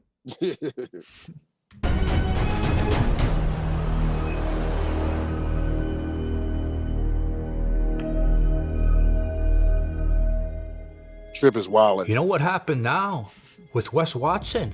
That 3-haired comb-over cone head. And now, newly discovered because he decided to make a presentation. Probably not a good one. Little limp dick piece of shit. He was caught lying again. I mean, is this anything new? He lies about everything in his life. And it reminds me of when I was a kid. My mother used to tell me, John, you shouldn't lie so much. Otherwise, you're going to end up like Pinocchio. And she would read me the story. All right, pause it. And I would, Okay, is John Bravo John Zerka? All right, is this John Zerka's rebrand? I can't put my finger on it. Did Zerka just go do like some plastic, or maybe it's a filter? Maybe that's why the eyes are like that. He has some weird filter on. I don't know, but it's like it's somewhere between Zerka and somebody else. I don't know who this somebody else is, but. I mean, he's doing like Johnny Bravo, but like Johnny Bravo took a Ritalin, or like he's just like really. I don't know. It's the weirdest. It's probably the most unique character on the internet right now. I can't think of anybody else that's doing something totally unique, almost in a way. I mean, like I said, it feels like a more sophisticated, more controlled Zerka. Yeah. You know what I mean? Where it's like, I know how to, I'm gonna ruffle my feathers, I'm gonna come with this frame, I'm gonna talk like this, I'm gonna be this. Either way, I don't know. Not bad. And obviously he has high production value, so I can see the Zerka for sure. Just less of the kid touching, allegedly. Hopefully. It would prevent me from lying. Hopefully this none. Guy, if you watch him lie after lie, his nose is growing bigger and bigger. But I was thinking about it. He probably wishes it was that thing in his pants growing bigger, because we've seen what he's packing. And it's not very much. Anyway, as you guys have probably known by now, he got back together with his ex Angie. Right? Because his previous ex, that big time Sharmuta. I honestly, I I'm so grateful for channels like this who will do he's essentially cutting together a reality show for Wes Watson for us. For us, exactly. Because there's no fucking way I'm following Wes Watson and then going over and trying to piece all this together. I'm sorry. But actually verify it. Yeah, because this video is crazy if it's the one I'm thinking of. But I will say, I was going to get at that, but in a different way, right? I remember when I first saw Wes Watson, and he was going back and forth with Andrew Wilson, and he threatened to beat Andrew Wilson up, and he was doing all the rah-rah. So Andrew Wilson told him, I'm gonna shoot you if you come up on me. You feel me? And then he calmed down. When I saw that the first time, he was like everybody's talking about, my girl. Like, you guys couldn't get my girl. You couldn't drive my car, whatever it might be. At first, I was like, oh, okay, all right. Look, if you got it, flaunt it, right? Yeah. Do the thing. But then the research started coming out, and then I flashed back to you guys couldn't get my girl. I'm like, Wes, baby, Wes, trust me, my guy. I don't know who that was for. You must have really thought you was only talking to nerds on the internet, saying some shit like that. Y'all couldn't get my girl. Who can't? Don't nobody want your single mom that you scraped up and. Don't even play the video. Watch. Look at this. You couldn't get my girl. What? Who's prancing around all over the internet trying to find new clients. She got too expensive. My bad. Just to go back just a little bit. Yeah. I'm like, is that AI? That's AI. Those are not real human lips. Prancing around all over the previous ex. You talking about John Bravo? No, I was talking about on her. Oh. Yeah, look at those lips. I mean, is that AI? What the fuck? This bitch got the eye surgery. Bro, I hang around. Find new clients. I hang around bitches. Y'all don't think I know? I know you guys get the corner eye surgery. You guys get the corner eye surgery, and you get the eyebrow surgery, and you get the corner mouth surgery because you guys want to look like Jada Pinkett Smith in the mouth. This is like a Fortnite character. I'm like, nigga, this is a video game cube. I don't know what this is. All right, I don't know what that is. But don't you ever step out with something like that and scream at the top of your lungs, "You couldn't get my bitch." I better never. Woo! I almost had a heart attack when I saw that. Bleached? I think that might be just like aftermath from surgery. I think it might just be like because they have to, you know what I mean? So the skin right there is a little bit different. Bro, I was in the car one time with these 3 chicks, bro, and they were talking about all the surgeries they hadn't gotten starting at age 14. Rich LA white girls, bro. Yeah, at age 14, my mom was like, all right, we'll let you start off low. I got my eyebrows done. I got my forehead done. I got the corner mouth done. You know what I mean? To tighten that up. I got my cheeks done. I'm like, bitch, what do you look like? I don't even know what you look like. Anyways. So I'm like, when you look at that, you're like, oh yeah, look at the nose, dude. The nose is so clear too, because nobody has a nose that perfect. I saw this one girl at the gym, and she's just like a beautiful white woman, and you could tell that she was Jewish because of her hair and just like her style, more conservative, but she had a nice bottom, very very small and flat up top, right? Nose was so skinny, it was the most perfect nose I ever seen. It looked like it was crafted in a lab. You know what I mean? I was like, that's obviously a fake nose. You know what I mean? It's like. Yeah. Anyways, listen, you're not beautiful if you need to get surgery. All right, you don't get to have a woman with surgery and then say we can't get her. All right, she's ugly. She needed surgery. She had to physically get her face cut to be comfortable to walk around. I'm not saying there's nothing wrong with that, but you don't get to also do that and say we can't get her. What? She did that so she could get us. Go ahead. Yeah, no. Tripp said. In Korea, it's a plastic surgery capital of the world, and when you were saying that, it made me think it might be Korea or it's one of them Asian countries. But a woman got so much plastic surgery that when she had a child, the dad actually ended up suing her because the baby came out ugly. Right. And right. Jokes write themselves. Yeah, no, listen, and that's crazy if he actually got that off. You know what I mean? I hope he did, but. I did hear about that, and I'll tell you, it's either Singapore or Korea. You're right. It's one of them rich, those rich Asian countries, and they just like everybody has plastic surgery over there. But yeah. So, anyways, Wes, you gotta bro, chill. And if you really are 5'4", oh my God, bro. Oh my God. I don't even know what to do with you now. Same thing with Mark. I'm like, Mark, I think like somebody told me that you the same size as my girl, Mark. Somebody said that, like, yeah, you know he's my height, right? Keep going.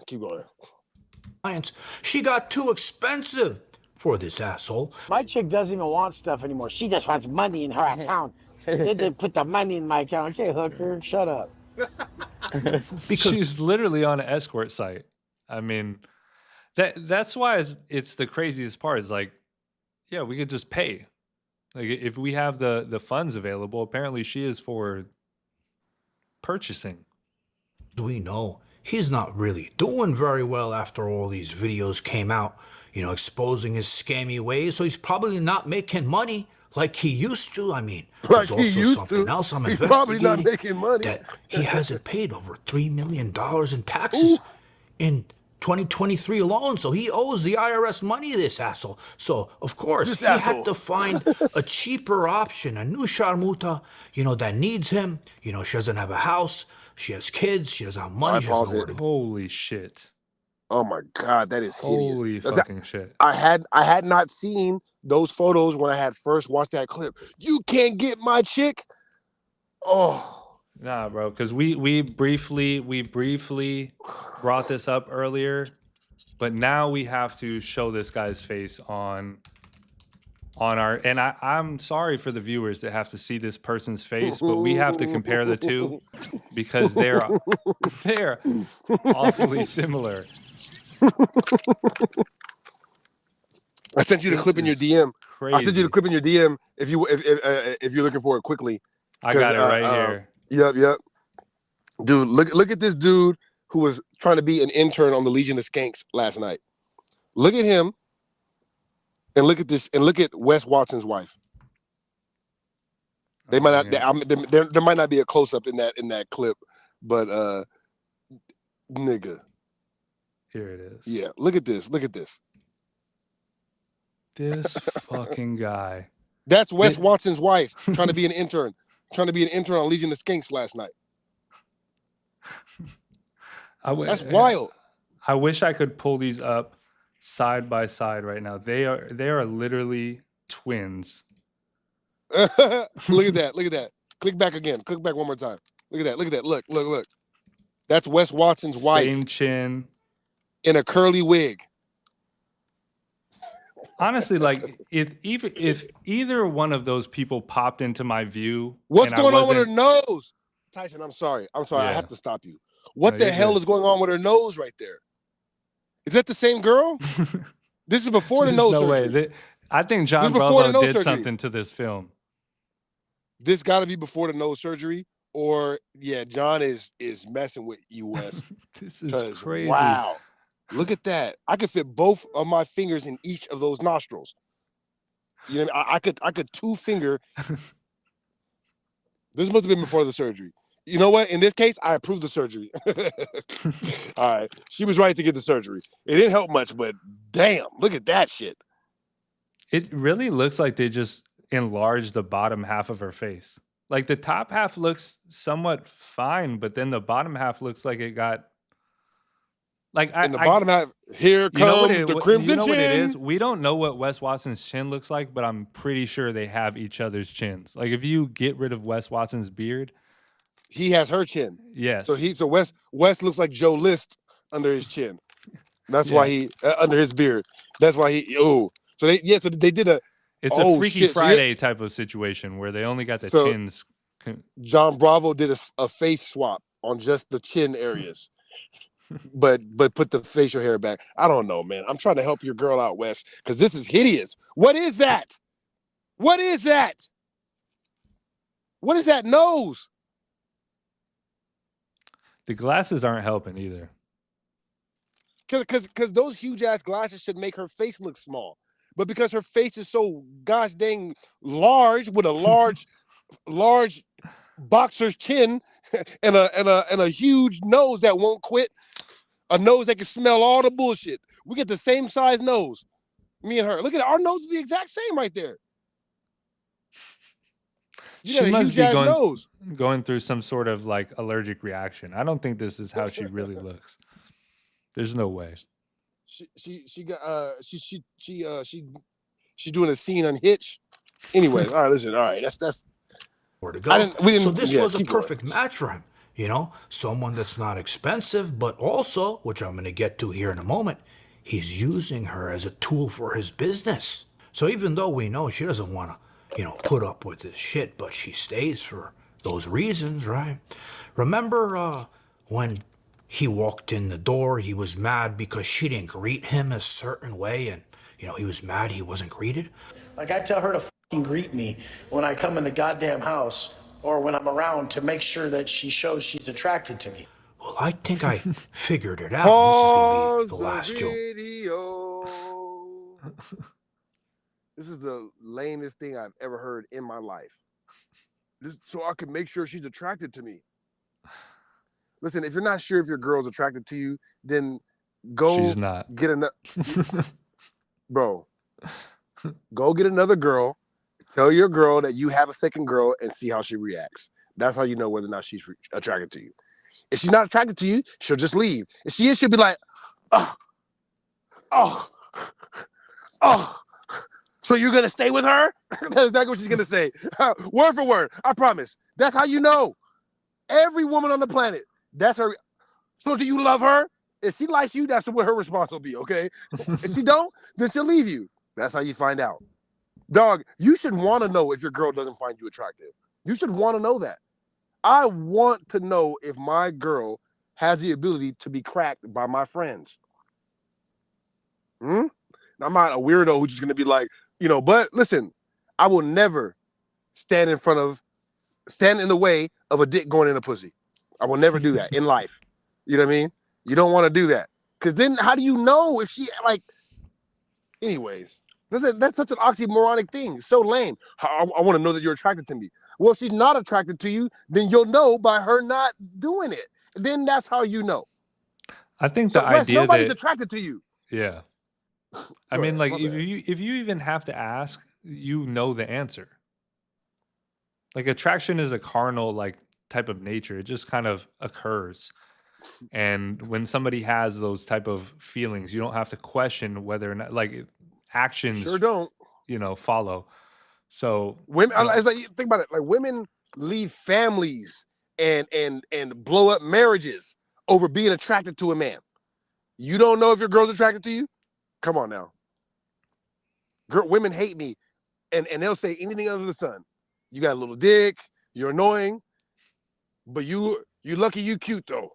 I've never in life ever, you know what I mean? Because they're not, at least the ones that I deal with, because I deal with the ones that I know like me, So I'm not going to deal with a chick that the chicks that I deal with, I know that they like me and they like the way I look.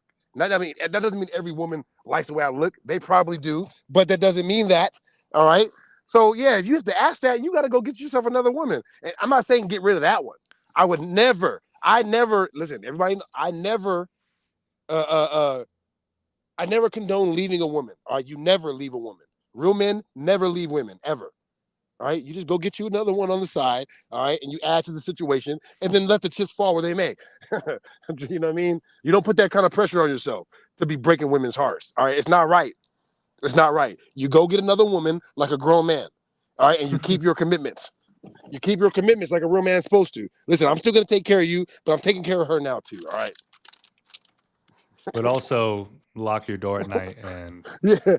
Well, I mean, I can't quite tell you how to deal with that verbatim, but just know that some women they don't even believe that you'll stop coming after them in the afterlife. You know what I mean? If anybody's seen I know because most people have seen Idiocracy a long time ago, so I don't know if you've seen Idiocracy as an adult yet, but at the end of Idiocracy, the girl that plays the hoe, right? She's literally, because they're in the future, and she's like, oh my God, what's his name? Whatever her pip name is, Tyrone or whatever. I don't know. She's like, Tyrone, how am I gonna get him this money? He we're in the future, he can't get you here. She's like, listen, future, past, Tyrone gonna find a way to get his money. You already know the last scene in the movie, this nigga coming out the pod like, shit, bitch think I ain't gonna come get my money. Nigga. Listen, some of these bitches know I ain't playing with them. That's all I'm gonna say. All right, they wouldn't even dream about it. You know why? Because they still want the dick too, though. Think about it. If they really like you, they don't want you out of here. They want you to be. You know what I mean?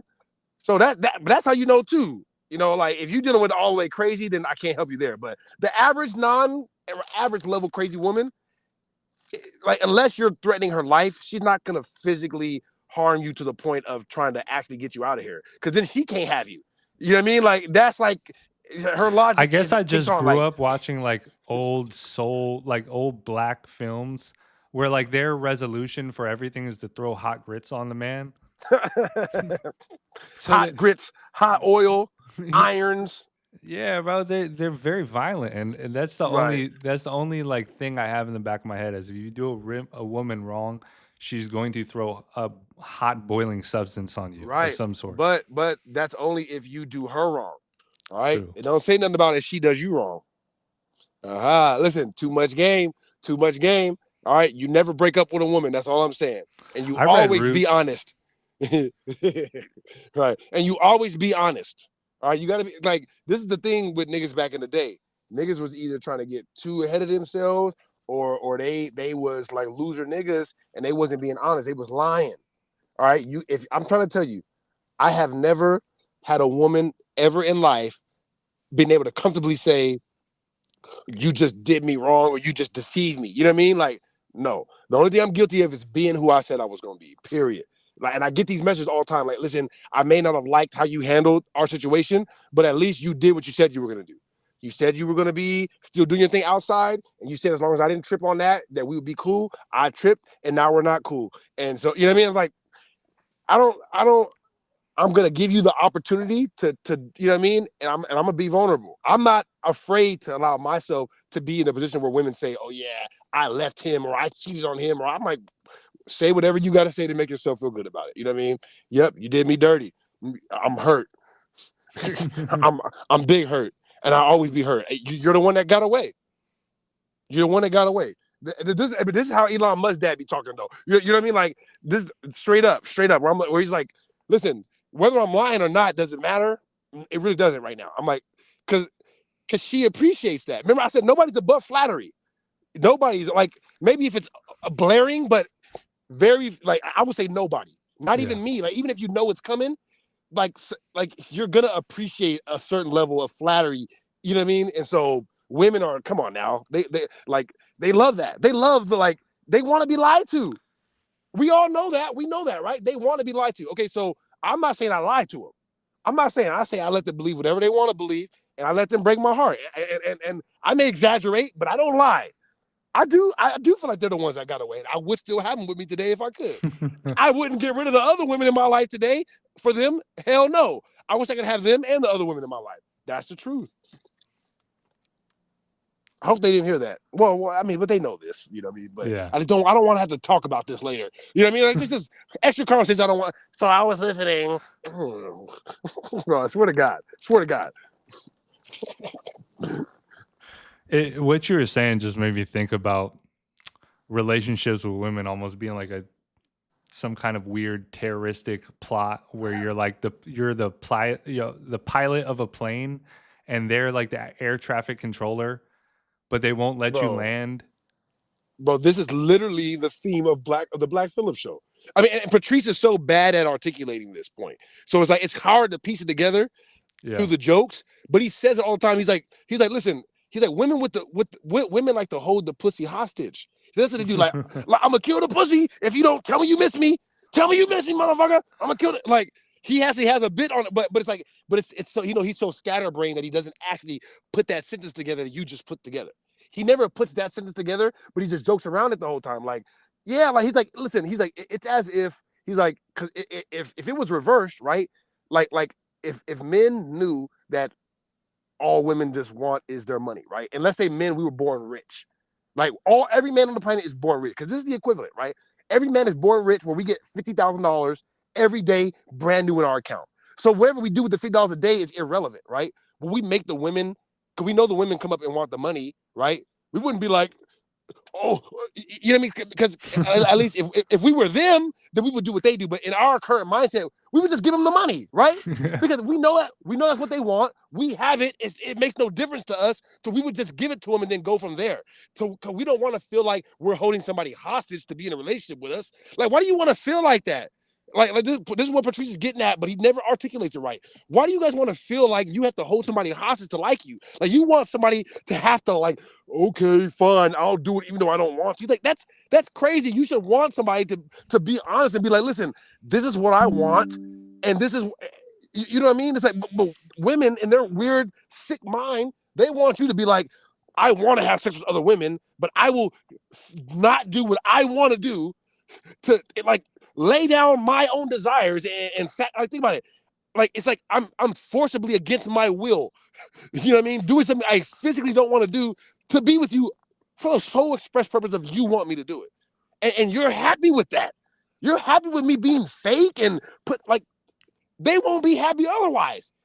It's a weird, like I said, it's a weird conundrum that, you know what I mean? But listen, this is who we are. This is who they are, right? This is what we're dealing with. I choose not to complain. You know what I mean? I'm like, listen, show me the rules of the game and let's play. You know? So I'm like, look, all right, fine. They don't want the truth. They don't want you to be. They want you to sell them a dream, for lack of a better term. It's like so cliche, but they want you to sell them a dream. And if you don't sell them a dream, then you will be the nigga not getting pussy, right? Complaining about they shouldn't want me to sell them a dream. All right. Well, while you're complaining about that, somebody's physically fucking them right now. Physically. Think about it. All right. So waste time if you want. You only got what, 50, 60 years left? I don't know how many years you got left, Jack. You know what I mean? Yeah. You know what I mean? I'm gonna digress from that. I never mean to come in here and go on these long women rants because, it's just like, I feel like it's outdone now. And we can get to that when there's more value in it. But on some real shit, that was the lamest thing that I ever heard. Like, you should want to know. You should want to know the truth about your woman, how she feels about you. As a woman, you should, and this is, because that's a woman thing, though. Women do that. They're like, oh, buy me flowers so I can know that you love me. Wouldn't you rather just know that I don't love you so you can move on? Doesn't that make more logical sense? But no, they don't want that. They want you to be fake because it makes them feel better. So in a way, they have life figured out a little bit in that way. But that's a much deeper conversation, though. So what's important in life, right? The experience in the moment or some fake validation that other people get. So are women really dumb for doing that, or are they smart?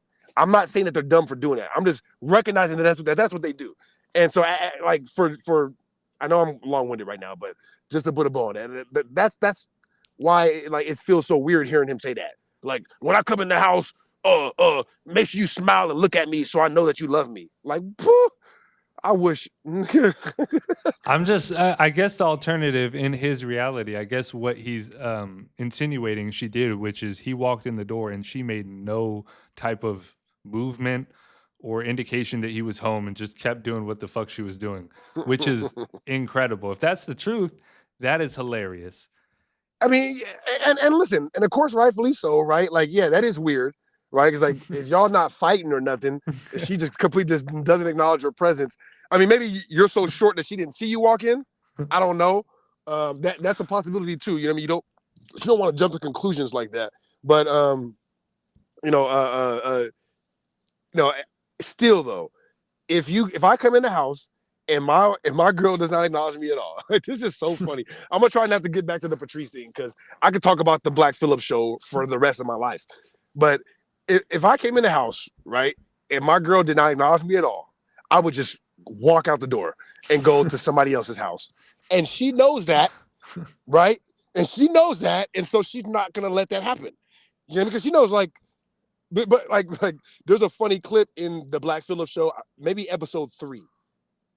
It's episode 3 where Patrice brought his girl in for the first time, and Kathleen is like, "I don't believe you talk to your girl like this," and he brings his girl in the next episode. So he's sitting there like, are you serious? I tell this bitch all like the same way. Like, I mean, everything that I do now, I got from Patrice. All right, just know that. Okay, I did. I got it right from him. Okay, so he like, are you serious? He's like, I tell this bitch like, so he's doing the same thing that he does on the show in front of Vaughn, right? And then Kathleen is like, I don't think Vaughn would like it if you were just calling her bitch all the time and boom. And then Free's like, look at her. He's like, she wants to slap the shit at you for even saying what you're saying right now.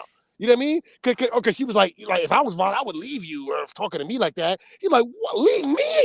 Please. Like, I'm on the verge of leaving her every nigga. Every second. I'm 1 foot out the door every day. This bitch is begging me to stay. Are you serious? She wants to slap the shit out you for even saying what you're saying right now. You know what I mean? Talking about she would leave me. Oh, man, that would be the worst thing that ever happened to her in her life. You know what I mean? This big fat motherfucker leaving her. Yeah. You know, I'm the sexual desire, but it's just funny that like when a dude is in a relationship with a girl, it's like, listen, like y'all could pretend like it's this, that, you know what I mean? Like, nigga, like women, especially when they're in a relationship with a guy that they like, they go above and beyond to do the things that they need to do to keep him in their life. So if she's not doing that, then that's like they have no, like, you know what I mean? I know you've experienced that time where it's like, no, there's a clear difference between when you don't want to be here and when you're trying to be here. When you don't want to be here, you're acting like this. When I make it clear that you don't want to be, that you can leave, it's a complete different change of attitude. You know what I mean? Because guess what? At any minute, you could be gone and then deal with that. All right, so what's the reality that they're dealing with at home? Is she thinking like, oh, it would be better if I didn't have to see him every day? Then that's the reality that you get, you know? Yeah. The answer is no, Wes. Joe, that's right. But it all makes sense now. Think about it. You know, he wants to be greeted, but he walks through that door. He whips that little thing from his pants. He's expecting, you know, a whole ceremony about what's going on over there, right? But she's looking at it. Think about it from her perspective. She's looking at it. She's like, what am I going to do with that little thing? It can't come. He puts it in, I don't feel anything, and he wants me to greet it? That thing is not greetable. Well, now, remember I was saying he's using her as a tool? Because, you know, it can help him as an experiment. He uses her to show people, look, I'm training this girl. Look how much money she's making, right? Well, of course, he tries to show it off. And this stupid moron goes on Instagram, and he takes a screenshot or a little video of what she's making. He goes, listen, she made $19,000 in a month, right? Client win. Angie did 19,400 on. Yep. Is he fooling anybody with that, Tyson? I mean, it says it's on the 1 year. It literally goes, was that 4 weeks? Month to date is to the next of it, but for whatever reason he decides, 1 year is where we're gonna stop. On Just Stripe, she has she collects Zelle, and so basically this month she did 25,000. We're saying with everything we added up, it was about 25K, 19,400 collected in just this Stripe account alone. Sounding real Dr. Umar this is. will steadily increase. Get your She's not cash doing a lot apps. of things. She won't work with men, so she's limited. Get your cash A lot of apps. the dudes are fucking weirdos, and it just gets annoying. So I mean, Donations. Just watch where we take this from here. You know, she's gonna be doing Donations. 50K, and then she'll be doing 100K, and then this will say 190K. And you guys, that's still not a lot. 190K is still not a lot. In this type of business, you can do 1.9 million. You can do 5 million. You can go as far as you want to go once you learn this type of business and you apply your whole. Is the business pimping? I was about to say, did he pull up the 5 million shot? He said you can make 1.5 million. You can make 5 million. How do you know? Where? Show me this. Show me. Where? He saw Bad Baby do it. Hey, get your cash apps. Donations. West Dr. Umar Watson. Bro, I know a scammer when I see one, nigga. All right, I'm not that far removed from the streets, like May said. All right, dog. He like, listen, let me show you my girl's phone. Look, she made 25 grand this month. You see, my business is working. What? All right, go ahead. Whole life to it. But then, from the good people on Reddit, look what they found out. It wasn't a month that she was making this money, but it was for the whole year. So this asshole's trying to lie, trying to show people an example that she was making all this money in a month. In the meantime, she didn't make shit. And if you calculate all that money in a year, that's not I even think you him make making more money it. at McDonald's. The funny part, This is she doesn't the even layers of realize lame. The layers of lame. Like, it's not even his thing. Like, you can easily just show me your Cash App. Just show me yours. Just show me your Zelle. Show me how much money you make in Zelle. It's on your bank app. Zelle is on the bank app now. So click on it. Why are you showing me your wife's thing? All right. That already is a scam. Then you're like, then you're showing me she made 19 grand for the year. This definitely reminds me of when I was in college at every different, scheme that some random person. I remember the first time I was in college, they tried to get us to sell we were selling like cruise tickets pretty much, essentially. Like, and that was the scheme. It's like, it's got the same energy. Yeah. No. Just because it was. I was going to say, Tripp's comment is 100% correct. He said, yes, this is white boy pimping. They made black pimping illegal because they couldn't beat us out. Go ahead. Wasn't out yet. She's going on Instagram and she's trying to parade around and proud that she made $19,000 in a month. Now when you pair it with fitness and nutrition, you're going to be unstoppable. And I can help you with that. So DM me mind, body, soul, and I can get you on my program. And I'm looking at her and I can't wait for the day I can sell me some courses. Facts. DM me free knowledge, and I will give you the secrets to the universe for $19.99. And I'm like, listen, this Wes is rubbing off on you, and you're starting to lie just like him. And not just your nose is going to start getting big like Pinocchio, like I was saying. But I was thinking, your clit too. Because if you look at all your new pictures, you're starting to transform in front of our eyes into a little boy. And she's even going to have a matching thing in her pants.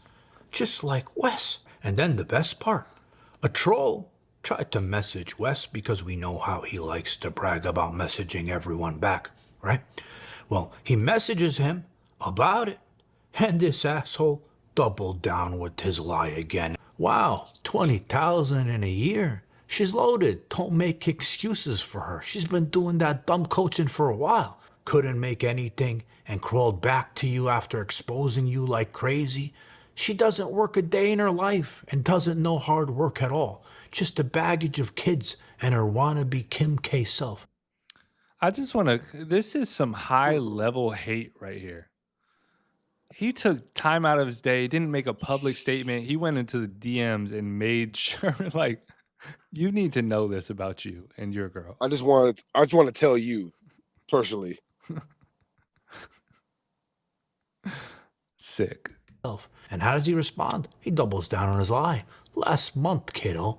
But before I go, I'm going to show you now the biggest lie that I've seen him tell. I think it's the biggest in my opinion because I never thought this thing was possible. You guys remember the pig, the tranny looking Freddy Krueger pig, Nick, right? The guy who kicked the monster on the floor, always talking shit, right, with this big mouth. Well, Wes is saying that this guy, Freddy Krueger, picks up more beautiful women than anyone. You guys, this dude pulls more chicks than anybody around here, so I'm gonna let him answer the self-confidence. How has it impacted your life having self-confidence? It's just This definitely gives off like two-man energy when you're like, hey, you're like trying to show your boy, and the girl asks what he looked like. He gets more pussy than anybody here. He's like,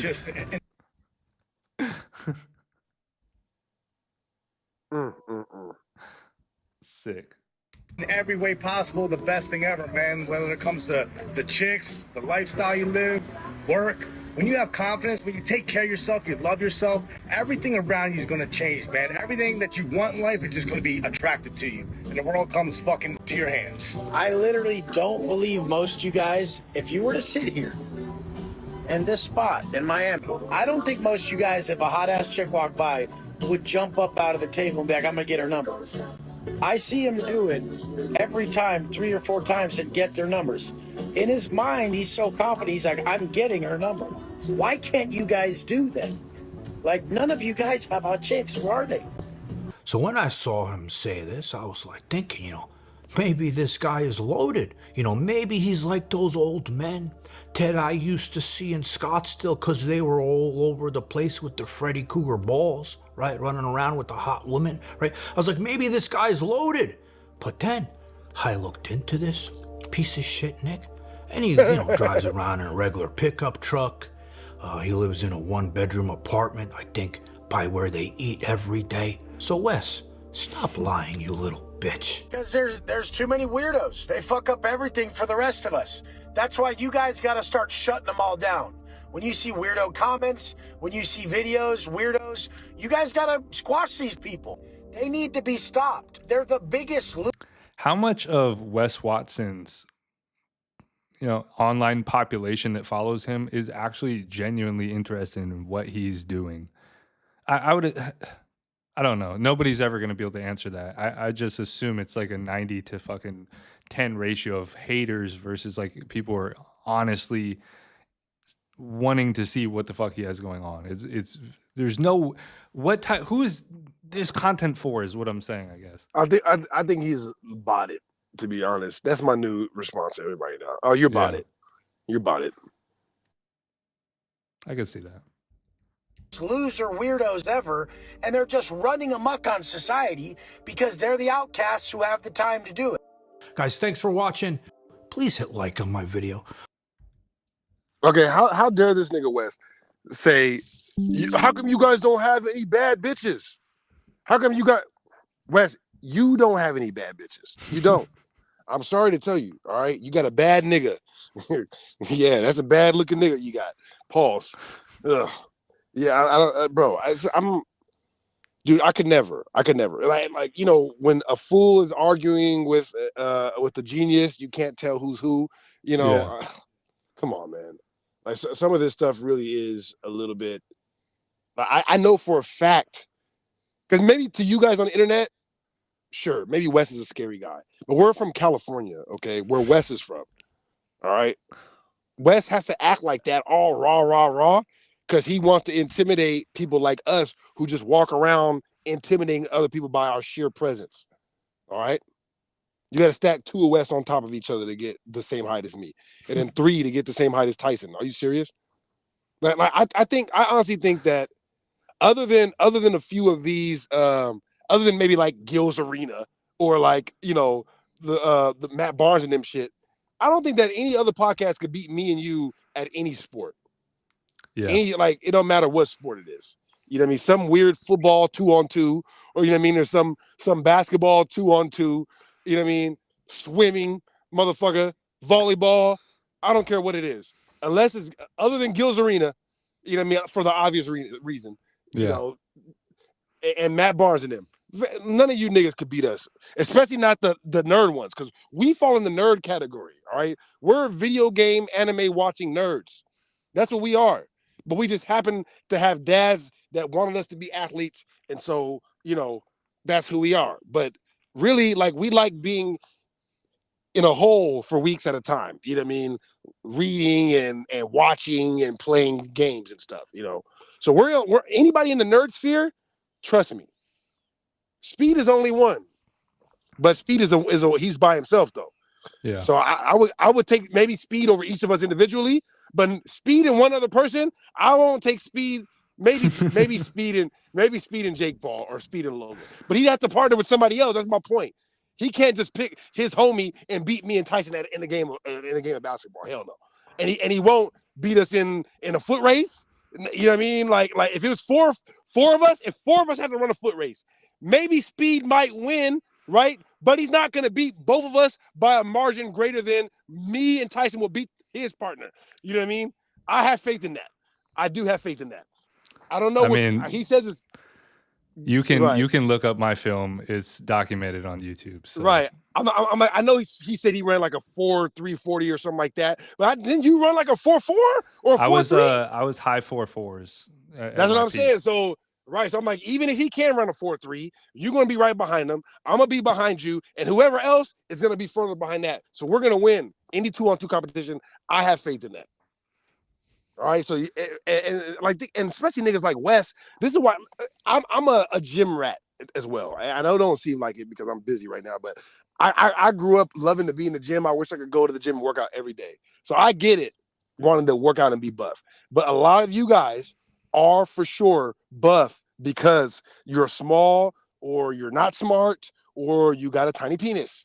This is the facts. There are some people out there that are buff because they're not smart. And so that's all they have. Or they're very short, so that's all they have. And they got tiny penis, and so that's all they have. I'm not saying Wes falls into all three categories, but, you know, at least one of them, let's be real. He just happens to fall into a great time in life because, like, any other time period in his existence ever, he would be like a non-factor, but because the internet allows you to just live through people, he's now like a prominent figure. But any other time, he'd just be some kind of like, you know, thug, you know, for lack of better words. Yeah, I mean, like a Trip said, he'd be one of the Aryan guys. You know, he'd be. But this is the thing, like we talked about with promoting drill rap music, there is a market for these people to be able to make money playing that character now. And so they're leaning into it. Whereas back in the day, it always led to a negative situation. Yeah. You know, it always did. So, yeah. But, you know, listen, man, shout out John Bravo. I like his content. It's very highly done, which anybody that knows me knows that I'm overly meticulous. And so I like when people do stuff and focus on the tiny details. Shout out Wes, you know what I mean? A small little guy. You know, hey, man, keep working out, dog. You know, keep the pimp hand strong. I get it. Know that we see through that though. All right, come on now. I get it. Pimping. But you know, all that you don't got a bad bitch and you couldn't get my girl stuff, buddy. I'm starting to question whether or not you're blind. Like, are you an actual? Like, have you seen Curb Your Enthusiasm? You know that episode, Wes, where the blind dude thought he had a bad bitch. I am Larry coming to you right now. Let you know she lied to you, Wes. That's not a supermodel. All right, she lied. She told you she's a supermodel. She's not. All right, but you're no prize either. So you know it's not like you should be complaining. Just fucking sick, man. Just sick. Yeah, I'm glad you touched on that because honestly, I was thinking the same thing. Like, it's just like it is that it's so illuminating. You really do see people live in different realities. Like, if those are his honest, earnest opinion that he's dealing with a high level looking woman, right? She is objectively disgusting looking. For all the reasons we went over earlier, but I mean, it's bad. So yeah, he lives in a different, obviously. And some of that is healthy for like success. You kind of have to live in a little bit of delusion, especially if you want to be what do they call it, a lolcow. If you want to just be laughed at for infinity on the internet, you have to think you're the shit. There's no other, way to survive. I mean, or really view yourself as a clown. Yeah, that's true. You know, which I think maybe some people do, but I would believe the vast majority of low cows are the people who just have overconfidence and they don't care. I'm getting paid for it, so who cares? As long as my life is the way I want it to look like, when you guys leave, then who cares, you know? Not making money like my bad. No, you good. That's really what matters. If you don't have anything else to go on, then we can start tackling some of these Joe topics, because I have a bunch of them written down, man. So much shit going on. I think we almost have to, man, because we started to touch on it briefly. The last couple topics kind of just lead directly into it. I mean, they did challenge us. We had, like you said, we're not trying to, in any way, like it really doesn't matter in the grand scheme of things, but it was kind of hilarious because I guess when I was watching it, it was the same thing where I'm like, okay, when you challenge somebody to a fight over the internet, what are you really trying to accomplish, right? You're trying to, I guess, out machismo somebody, out, pride or ego. Yeah, because you couldn't do it mentally. Yeah, because it wasn't working mentally. You know what I mean? You had given up on the mental game, and so you're like, now let me try something else. And the only thing I could watch, because look, there was a supposed intellectual on the other end. So I'm watching with, an idea of like a sense of reverence or a sense of like, okay, this person might. But then the longer I started to watch, I started to notice some things that weren't right, if that makes sense, in his physiognomy. And I don't even want to like point too much into this, but the eyes started to like, the longer I watched, the eyes started to get closer and closer together to where I started to wonder. She started going like this.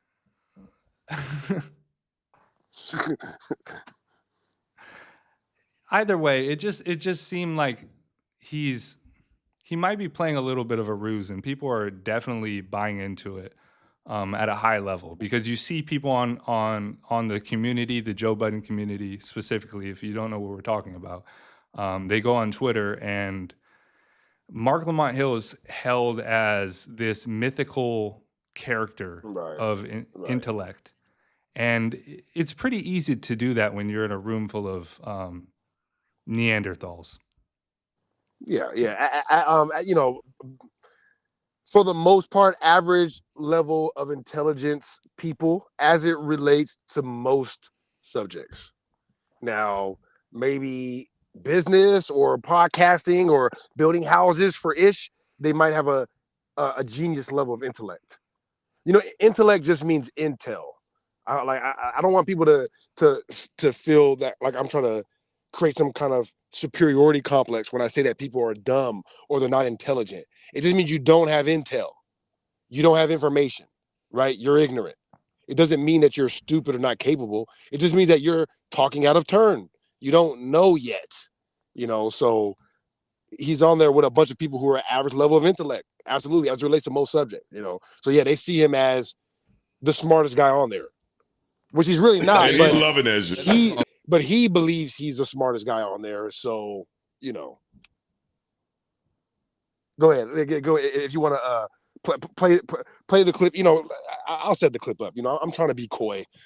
Let me stop trying to. I'm trying to listen, man.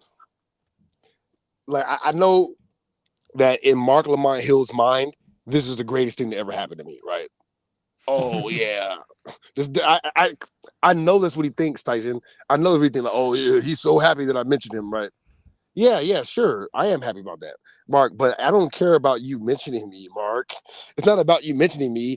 I'm happy that I won. Do you understand, Mark? I'm happy that I won. I beat you. I forced you to quit. All right. I put my foot on your neck. I made you run. That's right. You had me face to face. I was right there. I was there. The line was there. You could have said everything you needed to say. Everything. You could have said, I want to fight you. I want to beat you up. You're stupid. You don't know what you're talking about. All the stuff you said behind my back. You could have said that this is dumb, that there's no... All the stuff that you said to Ish, I gave you an opportunity to say it to me. But you didn't. I'm trying to be coy because I'm like, listen, man, to you, you're like, oh, yeah, he's getting clout. Clout? You think I do this for fun? Nigga, I do this because I want to prove to myself that I'm better than you. And I am, clearly. But I wanted to prove it to myself. I always knew it, like, look at him on Joe's show and shit. I'm better than him. I know I am. I used to think that when I saw you on CNN, like, oh, they're letting bums on CNN now. Anybody can get on CNN. I will destroy this guy if he ever had to talk to me face to face. I say that all the time behind the scenes, and people think I'm selling wolf tickets. Like, oh, you wouldn't talk like that to him. Oh, you wouldn't tell him he's stupid. Or you wouldn't. And I only did it for that reason alone. Because I wanted to watch myself back, looking at you and saying, you don't know anything, and then daring you to say something back to me. And then watching you change the subject. My bad, I digress. Let's watch the clip. Everybody watching this should already know what happened, all right? On the last episode of our live stream, we mentioned Marc Lamont Hill, and we said, I personally said that I wasn't that interested in debating Marc Lamont Hill right now. I said it on the last episode. We're going to play it because I have it uploaded. I said that. I said, I'm not that interested in debating him now. I want him to get a little bit bigger and a little bit better. The same way Hisoka trains Gon and Hunter x Hunter. I literally said that. I'm like, the same way. I'm like, because he's just, maybe one day he'll be a big enough meal for me to eat, pause. But right now, it would be a waste to kill him now, Paul. You know what I mean? I literally said that. And then they had the flat earth topic on the show. I didn't like it. So I started killing Mark on Twitter. And he kept responding back to me. And I told him, Mark, you're clearly trying to bully Ish and Ice because they don't do this for real. They're not scientific debaters. And they're not debaters at all. They're just on a show talking. And you maybe know how to intellect your way around making them sound stupid, but that misrepresents the topic. And I don't like that because it's something that I put a lot of heart and soul into. It's one of my personal things. And so I started flaming you on Twitter. I started flaming him on Twitter, and then he started responding, saying that I wouldn't debate him. When I said let's debate about flat Earth, he tried to cop out and say he's going to get Professor Dave to debate me, which I knew was never going to happen because Professor Dave knows me, of course. He's never said that or anything, but I know Professor Dave knows who I am 100%. And so he's watched me before, and he's like, nope. Hell no, because it's gonna be a repeat of Jesse Lee Peterson. Go watch the Jesse Lee Peterson debate with Professor Dave. Like Professor Dave found out that day that you cannot bully some people. All right. And so I knew Professor Dave was never gonna do that. And so me and Mark got on the stream. I forced him to have a quick little flat earth debate, right? And just to show him that he wasn't about that action. And then, the rest of the stream went how it went. We'll talk about that a little bit. He owes me $1,000 now. But this was his response on the show, not the next day, but the next episode that they recorded, all right? Because like I said, this is all I care about. I just care about knowing that you had to sit there in the front of that computer and think, I can't do nothing with this nigga except fight now. Also, I do want to preface this as well. Because he's loving it. The footage that I'm going to speak on has been removed. I don't believe you clipped past when you left the debate, if you will. But at the end of the stream, they went over with his community based upon how they felt. They needed some time to vent, I guess. And I bring it up because the things that he's about to say here are exactly the opposite thing he said to his night school people the night before, or however long between when these two things were recorded. So we'll play it. Loving that shit. That nigga's gonna flat earth you on that motherfucker. You know, flat earth still mad. They all in my mission. Yo, that's why you better than me. That nigga's like, yo, you sound like a fucking idiot. I was like, skirt. He kept saying more shit. I'm like, when Mark gonna check? Yo, you gonna have a fucking problem. What you was gonna do? Beat the nigga up through the keyboard? Same shit you was gonna do. My bad. So you see, it's an Ish. Like I said, I did this for Ish. You know what I mean? I did it for Ish, and I sent it to Ish right away, right? Because I'm like, I wanted Ish to have something to hold on to. So I knew Ish was going to bring it up. It's just like, yeah, Mark, all that shit you was talking about me. I'm sitting on that shit like, damn, when Mark gonna check him? Because he said, oh, you sound like an idiot. He kept saying more stuff, and you wasn't saying nothing, Mark. You didn't have nothing to say, Mark. Where were you? Mark, where were you? You disappeared. When he started telling you sound stupid. That's what Ish was saying right there. You know, it was subtle, but it's just like, Mark, you were quiet as a church mouse when that nigga was all up in your face. He was gonna flat earth you. He's like, that nigga was gonna flat earth you, What you gonna do? Smack him through the phone? Go ahead. You want to meet that nigga in the park? Yeah. This dude jumped on my YouTube. Did you see that shit? This dude jumped on my YouTube. Yeah, I wanted to beat the shit out of that. What happened? For the people that didn't see it, what happened? So, Ish and Ice got these. Yep. The night before, or, you know, as it was happening, oh, he didn't get me mad. My wife texted me, asked if I was angry. Right.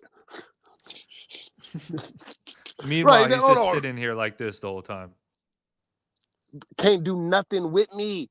Listen, Mark, you're like the fourth person I did this to this week. All right. And not the biggest, not the richest either. Not the richest. You might be the most famous, but not the richest. I do this on a daily basis every day in my life to everybody. All right. I don't do this for clout. I do this because I want you in your mind to know where me and you match up in the hierarchy. All right. You know, when you take somebody behind closed doors and you have a fade and you don't tell anybody what happened, but from now on, he knows what happened. Right? Yeah, he's not gonna talk shit to me no more. We went behind closed doors in the closet, and I put the pause on him. And now we don't have to say nothing else. You know that you can't. You know, me, you. I feel good knowing that. I mean, like, get rid of the episode. He had to, because he was doing too much posturing, and then in the video, he verbally states he agreed with you multiple times. So he was, he was like, he had to agree with me. Yeah, he had to agree with me everything that I said. Like, and this, like I said, this is every day of my life. All right. So yeah, it's always rah, rah, rah, rah, rah. I'm like, once I start talking, though, you're like, okay, well, yeah, I agree with that. Oh, well, yeah, I agree with that. Yeah, I know you agree with that, nigga. I said it. All right. I'm the one saying it. I don't need your validation, nigga. All right. That'd be the funniest part to me too. Like, okay, well, I with the political shit, I'm like, well, this is how I feel about government. Well, I actually wrote about that. It's like, okay, dickhead. Nobody reads your fucking papers. Nobody knows that. You're on a platform every day. You don't say nothing about it. You can't claim that, oh, I wrote a paper about it, so you saying it right now. Well, yeah, well, get like me then, nigga. Say it out loud. Stop. Anyways, go ahead. These flat earthers hyped up now, right? So everybody, I got them hyped up. Niggas drawing me diagrams in my DMs. Yo, this is what would happen with the x-axis and the y-axis if it was. Nigga, shut up. Right. So then one of them challenged me to a debate. I said, I'll debate you on anything except flat earth, because I don't do that. I said, you can get Neil deGrasse, I'm not a scientist. But you see that he can't admit that he didn't run from me, ever. Right? Let's all, in agreement, say it right now. All right? In your head. Say it in your head. Mark is scared of Ross. All right. Mark ran from Ross. Mark has no problem debating Ish. No problem debating Ice, right? No problem. But then he said, you can debate me on anything but flat earth. That's not what I do. I'm not a scientist. Okay, if you're not a scientist, then shut the hell up, Bob. Shut the up when it comes up on the show, since you're not a scientist. Stop trying to sun people when it comes up. Oh, well, you don't know what you're talking about. Well, obviously you don't either. You're not a scientist. So say that then. Say that when it comes to say, I'm not a scientist when you speak on that. Don't try to bully people. That's what a bully does. Bullies talk to one people one way and other people a different way. All right? That's what a bully does. If you're not going to talk to me like that, don't talk to Ish and Ice like that. Don't talk to nobody like that. You shut the fuck up. You be humble. When you think of me every time that conversation comes up, you think of me. All right? Be humble, nigga. Be fucking humble, or else I'm gonna be there every time. You think I won't? I will book you for $10,000, nigga, and force you to stand in front of me, nigga. You don't think I got? Are you serious, Mark? Are you serious? You don't think? Look at what Shaq is doing to Shannon right now. All right, bro. You can't stop me from getting to you in this life. All right, I am the great equalizer. All right, there's nobody I can't get to, verbally. All right, I don't like. Listen, I'm a peaceful guy. All right, so I don't even know why you talking about you want to beat the like, nigga, you the same height as my girl. That's crazy. You want to beat the shit out of me. That, like, I won't even validate that. I know you wanted to. I know you wanted to because you are mentally dumber than me. Mark, let me say it again. Go ahead. Please stop me. Oh no, his body language indicates otherwise. I just want to point out, I'm not an expert. Again, I'm not a body language expert, but to me, it looks like somebody who's being stuck up at the moment. Hands up. He being stuck up just thinking about me. Even just the mere thought of me is nigga, are you serious? Are you serious? I know you did want to fight me. I believe that, Mark. But trust me, like you would never, like you had to wait until you're in the presence of Joe. You know what I mean? Like, oh, I wanted to, nigga, because you would never, Mark. You would never. and I would never even put that pressure on you, Mark, because I'm not a violent guy, Mark. I'm a nerd. All right, but I'm not the guy though. All right, I'm not like trust me.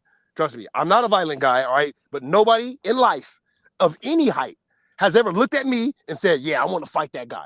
Trust me, you'll see, right? When we meet in person, you'll see. I'm not the guy that you're gonna come up and try to fight. And I'm telling you, I'm not even that tall. Tyson's way taller than me. You know what I mean? Like, think about it. I'm not the tallest guy at all. So, like, imagine. All right, so listen, just stop all that. This is the internet, guy. I can't believe it. And Joe's gonna get at him. This is why I named this clip Joe, whatever I said. You know what I mean? Because Joe, like. You know what? Play the rest of the clip because the rest of the clip really doesn't I'm not doing Right. Who I've reached out to come up here. Oh, that'd be great. That'd be great. I'm glad I know when to mind my business and when not to. See? Because whatever the shape the earth is, it don't matter. It's none of my business. That's how I feel agree. about it. No, I agree. But this nigga, and he's also this dude was a joke. Bro, he gave him the out right there. He gave him the out. He said, "Hey, we could pivot out of this conversation." I don't care. Right here. I know when to mind my business. Joe is trying to help him out. Good thing I know when to mind my business. Mark, you don't know when to mind your business. That's what I was telling you Mark on the turned thing. right back around. He goes, another thing that bothers me about this guy. I mean, you ate a part of his brain like a worm through an apple. Like it's boring through his psyche minute by minute. Bro, I would feel the same way, Tyson, if somebody came in my chat, in my live, and did me the way I did him. Just completely decimated me, like made me prove that I don't know anything about anything, proved that I'm scared to debate, right?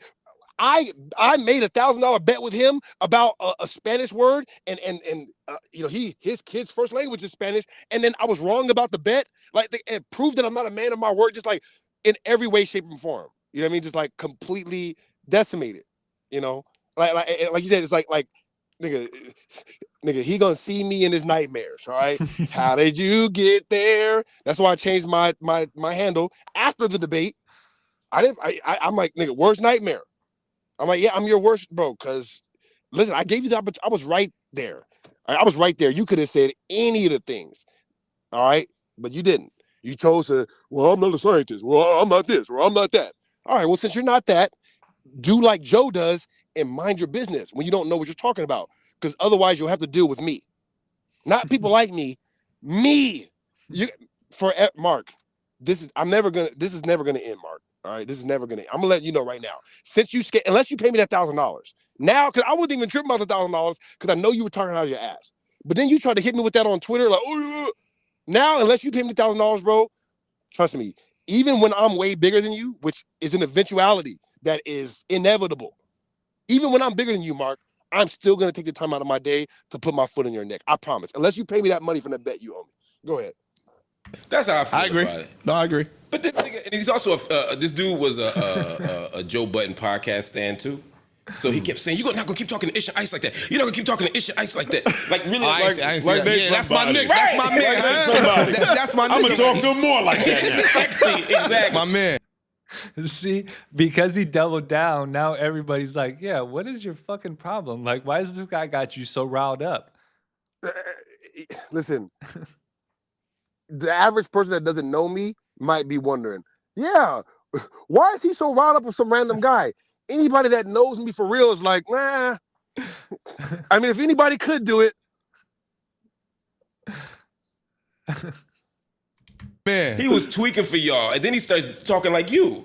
He was like, I watched the show, and I was like, who is this stupid ass nigga? Yeah, he was wilding. That's how you sound when you get hyped, right? So he started. Go back just a little bit, but hey, all jokes aside, that was pretty good. All right, that was a pretty good impression. I want to give him pie. It actually was on point, and the more Mark starts to tell this story, the more you can tell everybody is on your side. Like everybody starts to migrate towards like, I kind of like this dude. He talks like me. He watches the show. He bigged up Ish. The only problem he's got is with you, it seems like. They do. Okay, keep going. Tweaking for y'all, and then he starts talking like you.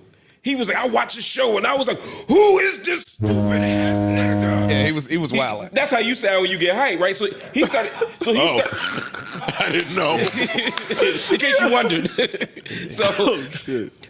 And And so he just kept saying like little jabs, and then Mark wasn't checking the jab. Right. So like, he just started throwing hooks. Right. He started throwing uppercuts and shit. Yeah, he started. Yeah, Mark was like, hold up. Yeah, honestly, that is hilarious because that's right. Giving you the play-by-play. Giving you the play-by-play. Y'all thought I was lying? Let Ish tell you what happened.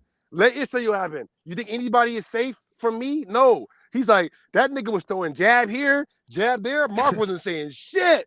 Mark didn't have nothing to say. Then the nigga started throwing hooks. Then he hit Mark with an uppercut, right? And even I was like, okay. I was like, you don't know shit. Neil deGrasse don't know shit, nigga. And I was like, you know what? All right, I'm doing a lot now. Like, even me, I was like, okay, let me calm down because I'm yeah. But yeah, that's what, nigga. Bro, all I drink. Listen, I was thinking about this in my kitchen the day after this clip dropped. Right when I saw this clip drop, this is all I was thinking about in my kitchen. I'm sitting there. I'm like, the only thing I ever wanted in life was to be able to look at people that I hear on the internet sounding stupid and to be able to look at them in the face and say, you sound stupid. That's, bro, I mean, like, that's my orgasm point. You know, like, everybody, we all do it for different things, man. All right? We all have different motivations. All right? My motivation is to look you in the eye and be like, you don't know shit. And then I want to see your reaction. I want to see if you can prove me wrong. I've never had it happen. It's never happened. It's not going to be Neil deGrasse. The fuck? Neil deGrasse would never do that, though. You know what I'm like, remember I said it in the beginning. I'm like, Neil deGrasse is not dumb enough to enter a debate about whether or not the world's a globe because he knows it's not. He's like, well, it's a pear-shaped ellipsoid. That it's like, he's going to try to get more technical because he don't want to be clipped. That's why. Anyway. Uppercuts and shit. Yeah, he started. Yeah, Mark was like, hold up. Yo, you ain't gonna keep talking to me like that. We gonna have a motherfucking problem. I'm like, okay, Mark. Because I only got two. I'm a very calm person, but I only got two switches. And once I hit the other switch, I go somewhere else. I don't want to ever do that, especially on camera. Well, calm is in how soon or not. No, Joe's about to tell him right now. Watch. Joe's about to tell him right now. Not you get to the other switch. You know what? That's true. Yeah. It's just so if the guy that's in his room on Zoom, zooming you in his pajamas, eating Tostitos, can say anything to get you kind of there, I would argue you might not be the calmest. That's a fair. There's nothing they can say on the internet to me to make me want to meet up and beat these people up. That's challenge accepted. You're right. He's like, and fight and beat up. That's crazy. How could anybody ever say anything to me to get me so mad? We're called real offended. That's the point. You could never offend me. I offend you, and as you can see, I'm the very best at it. I'm starting to put my own name in the rap. I even surprise myself sometimes, for real, because I was trying to be nice that whole interview. That's the crazy part. Is in my mind, I was being too nice. I really was. So listen, man. So I know Mark didn't really want to fight. The fact that when he started to press you, and he's like, hey, you ain't going to talk to me like that no more. The fact that you even conceded that, because it's like obvious, like, what are you going to do? I don't have to, like, the worst thing you can do is kick me off the stream, I guess, is the worst thing. Right. It's like, it's hang up and like, I don't give a shit. Like, and then like, not only that is like, he's like, oh, you're not going to be disrespectful. I'm like, in reality, what did I say that was disrespectful? I didn't say anything that crazy. I just said, you don't know shit, which is a fact. That's why you refused to debate me. You don't know shit. That's true. And Neil deGrasse don't know shit. Now, that might have been an exaggeration, but that wasn't disrespectful. Y'all don't know shit. Prove me wrong. So I could have been like, what? That wasn't even disrespectful. You don't know shit. I could have said that, then what would you do? Hung up on me? What? Then it just would have been a rage quit, and I wouldn't have been able to get the bet off. So, like I said, I was more concerned on keeping you on the hook. If it's possible, T, can you get can you play the clip that I have privated from our clips channel? Yeah. And just go to the end. It's on our clips channel right now, right? And I had it private, and it's the very last half of that clip where we talk about Marc Lamont Hill. Look at what I honestly said about Marc Lamont Hill the very week before. This is how I really felt and still feel a little bit, except for him trying to cop out on the bet. It's when I just posted. Should be private. I don't see anything that's... You know what? Is it... Ooh, let me... Maybe, is it on the regular channel? You know what? I might not have uploaded it all the way. Let me... if I didn't, then it's fine. Real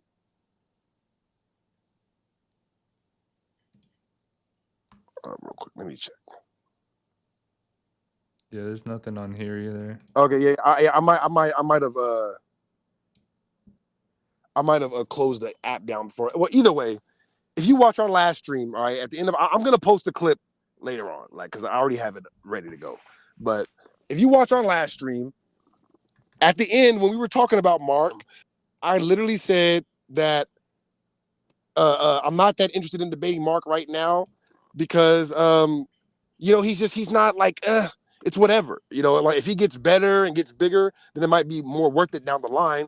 But like I said earlier, I'm not that interested in killing his spirit right now. I didn't really feel like that. I'm like, my goal was to set it up for a second debate. That was really my goal. I'm like, I'm gonna, put my foot on him, but my goal is to spin tail this into hopefully tricking him into debating me about something, So I really wasn't that interested in putting my foot on his neck, but it just kind of happened that way, I mean, let's be honest. Like you said at the beginning, the only reason he would ever entertain something like this is with the behest. Like he was obviously trying to get over on you and make an example, right?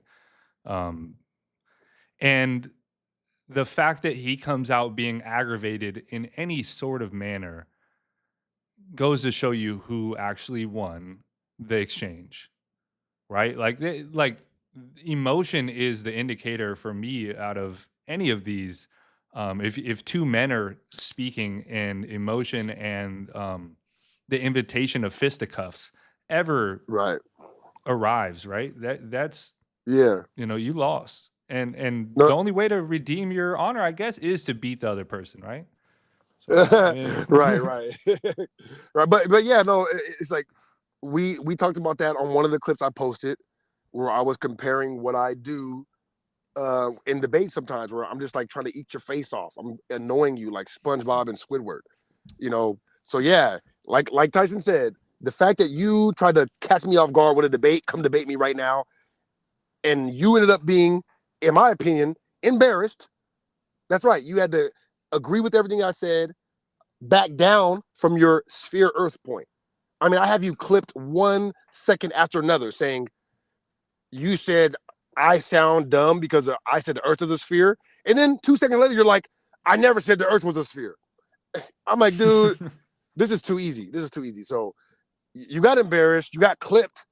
You know what I mean? Like, nobody clipped me. The only clip they have of me is you hanging up on me when you said you were going to let me shout my stuff out. And I'm glad you were able to get one redeeming moment out of the whole thing, so it doesn't feel like a total loss. Oh man, they were so happy when he did that. Oh, you got him. Oh, look, owned. I'm like, yeah, he owned me. It's so funny because like you said, he had to delete the footage. I couldn't believe it when I went back over and looked at it, because I was trying to find the clip to go watch and reference it, and it was just gone. Like how is that like even? Well, I don't. Maybe he has it hidden or something because I was just watching it actually. Oh really? Maybe you put it back out. Yeah, because I had to find the clip of when we made the bet. Interesting. And so I actually wanted you to bring that up. Let me see if there's anything else I want to talk about first though, just to pivot away from it because I don't want people to feel like I'm trying to get clout off Marc's name. Like, who the fuck is this nigga Marc? You know what I mean? Like, if not for him being on Joe's show, he would not be on anybody's radar right now. No offense, bro. We accept any and all athletic challenges. This is a fact. If you want to duel in any way, we'll do American Gladiator style. We'll make an elaborate course. If you want to go to the Wipeout facility where they have the big red balls and jump across, we'll do any of these weird, wacky to prove that you guys are not going to keep up in any way. So Yeah, that's about it. I Yeah, like yeah. you said, I don't want to harp on it, but they were. We're not turning down no fades. Depending on who you are, we probably won't turn down the physical fade either. But in any way, shape, or form, like Cat Williams told Kevin, you could put 2 basketball hoops up there. You could put we could do a poetry slam. We could do a spelling bee. You feel me? You could put a boxing ring up in there. Or you can get your ass dusted in comedy on that stage, nigga. It don't, nigga. That's a fact. I would pay so much money to watch a longest yard style basketball match between Kevin Hart and Cat Williams. I would pay my whole existence for like they really tried, throwing elbows and everything that happened in longest yard, like I'd pay. All right, so I don't know if I said shout out Danny from the stop in the beginning of the episode, but I'm going to take a moment right now to shout him out because that boy Danny has been working. He did the podcast with Rocky that we talked about last week on the show. Yeah. So this has gotten to the point where, Joe had to respond and him and Rocky were blowing up, going back and forth on each other. There's no need to talk about that because that kind of came and went. Oh, you wanted to fuck me? No, I didn't. Didn't I say that though? I'm like, I guarantee you at some point it's going to, and sure enough, either way, Rocky and Danny are really trying to get Melissa out of here. And we talked about that last week as well, about her almost getting fired. Yeah. But I had to go back and look at some of the archive episodes that I actually skipped. Because, as I'm making my way through it this first time, I'm only looking at episodes that have stuff on it that I want to see. So there's a few things that I skipped. And one of them is when Melissa's friends come in. I don't think that's going to be an interesting episode, so I just skip it. But allegedly, Melissa brought a friend on the show one time that she was doing her podcast with at first. When she came on the show, the friend was visibly attracted to Ish. And, Mel and Ish had a thing going at that time because this was before Imani came on the show. So Mel and Ish were a thing on the show before, right? And Mel would be visibly territorial about Ish in public, and they would make fun of it all the time. So when she brought her friend on, they asked her friend, what type of guys you like? What's your type? And she's like, I don't see guys like him. And the energy got so weird after that, bro. I mean, Mel was physically hating on her friend in front of everybody. And to the point where it was being talked about for 3 podcast episodes after that. I was literally in heaven. I was in heaven watching that shit, bro. It was some of the best shit I've ever seen in my life. And so Danny brought that girl on the podcast with Rocky this week. Bro, this nigga. That's why that tweet of him like him on baddies, like, he's a fool, bro. Danny, like that, I'm like, he's funnier than I gave him credit for initially. So he brought her on, and she is a baddie. Oh my god, like. I don't mean. Sorry, before you get too far into this. Yeah, do it. Do you think they're charging for these appearances? Because if not, we need to start causing some internet drama. If we can just start getting people's exes on here, I'm joking. That would be a horrific existence. I mean, yeah, depending on who it is, right? Depending on who it is, I would be down to do it for Mark now that he owes me $1,000. You know what I mean? But like people like that deserve it, I would be down. But yeah, that's basically what Rocky and Danny are doing. Remember, I said that, I'm like, their whole show is just them hating on Joe. Yeah. So either way, they brought her on, and she is like a sexy woman.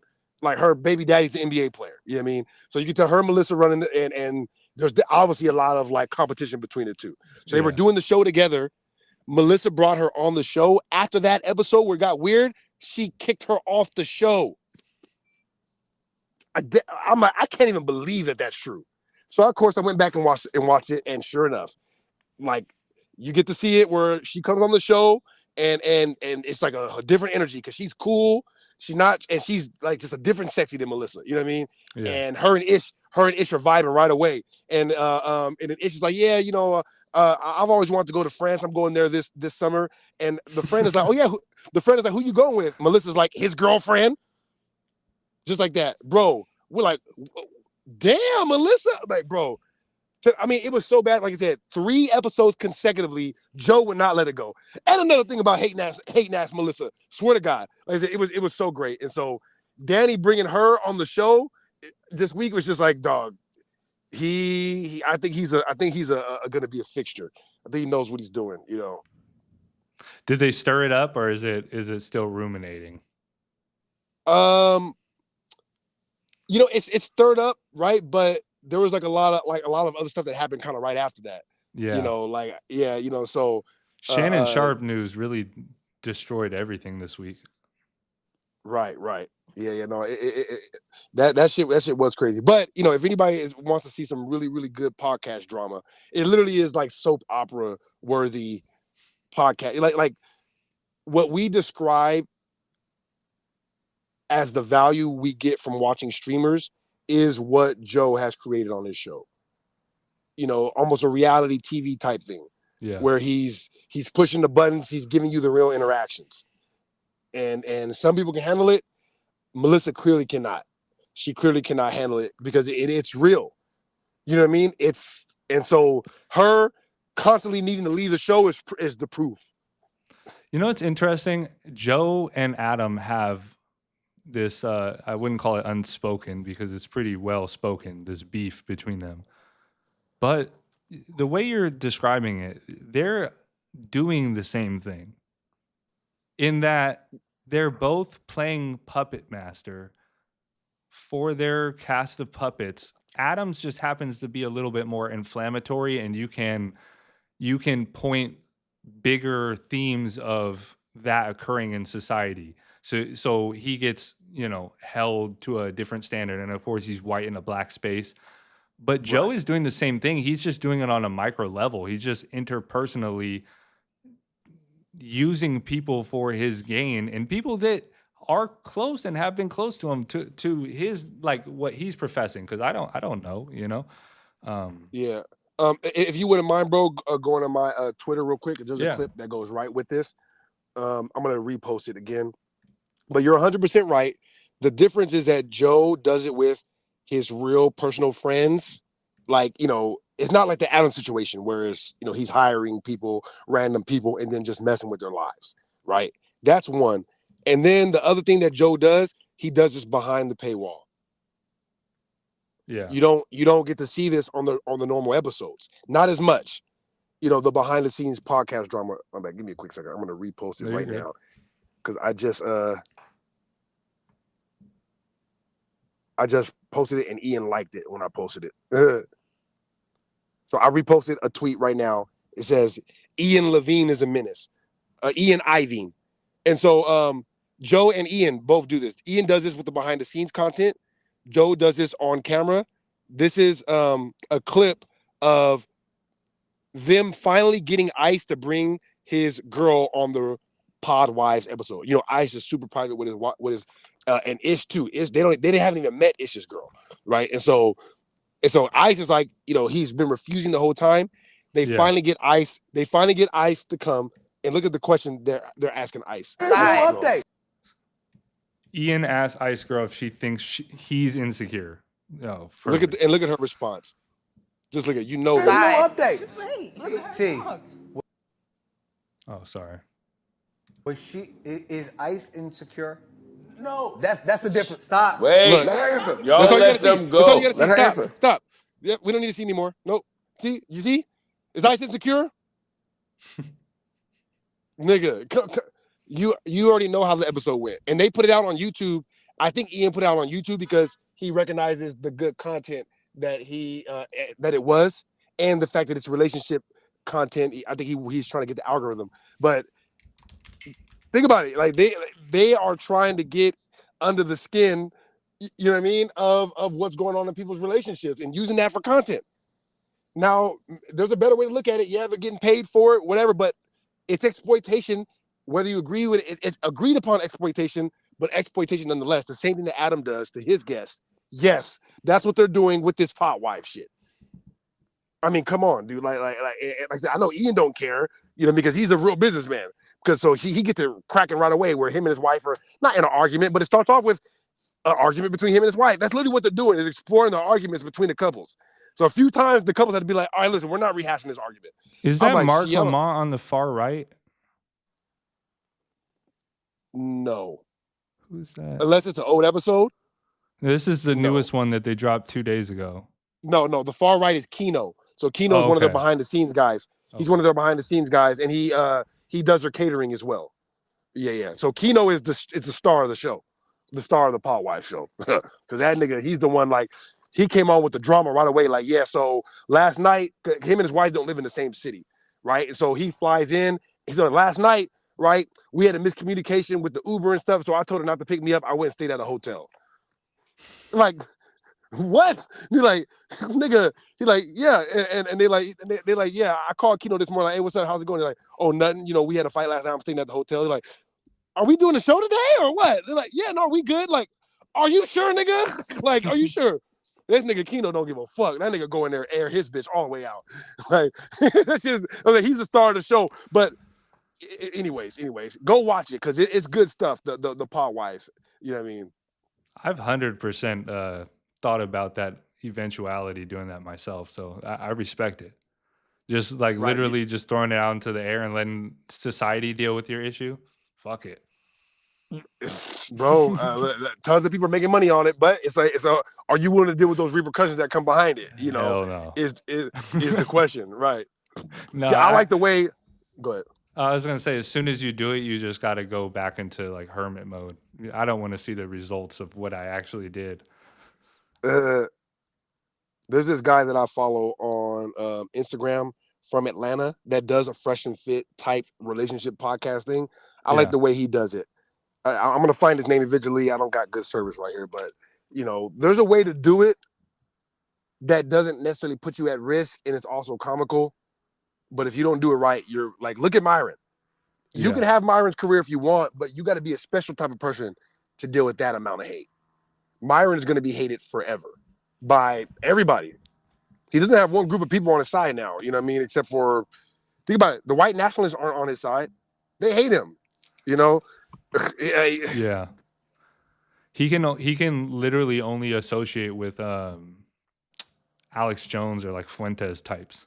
Like, he really only fits in that category at the moment. And I can tell you right now, Alex Jones is not going to fuck with him. The Fuentes will, but at a certain level, Fuentes won't either. But I'll tell you right now, Alex Jones is not messing with that. Yeah, definitely not.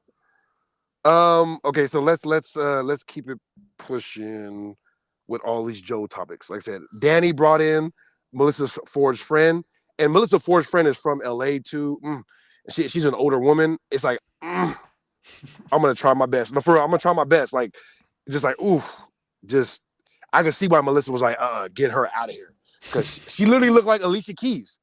Like, I mean, like, just a gorgeous woman. You know what I mean? A gorgeous woman, very calm, quiet, way more elegant than Melissa. Just We talked about Jimmy Butler. You know, we since we're talking about the Pod Wives, I'm not sure if the entire show is just the Ian show. This is what you were really getting at just now, right? And I already had this written down. The entire show is the Ian show. The Ian show is the behind the scenes part where Ian is kind of puppet mastering people to have drama. A lot of it is fake, but he's putting on a show. I think the entire show is him doing that. I wrote that down earlier, and that was your point, I think, with he's doing the same thing as Adam, you know, where he's bringing in people and they're talking about topics, but really the actual magic of the show is the inner dynamics in between each other. Yeah.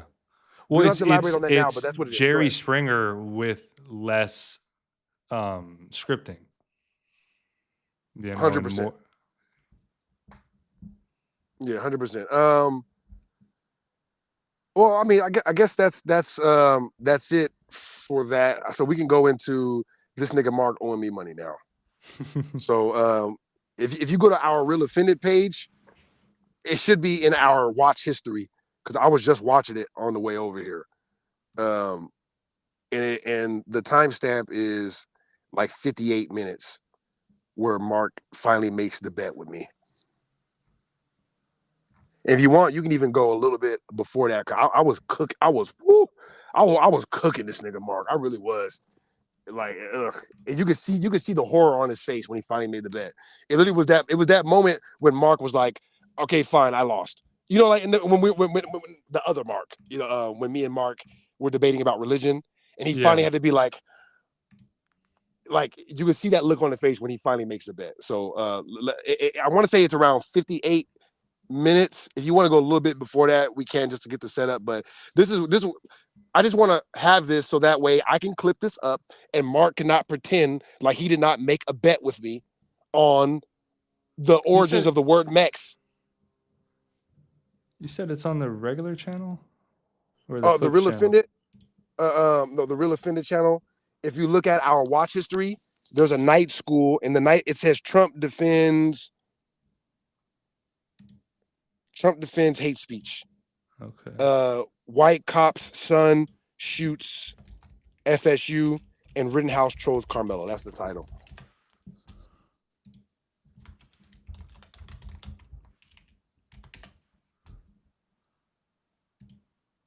Peace, family. It's your brother, Marc Lamont. Yeah, so go to the one that's about Trump defends hate speech. It looks like it was 8 days ago. 8 days ago. So it's actually not on there? No, it's that one right there. I thought I saw it because it's got the black shirt on.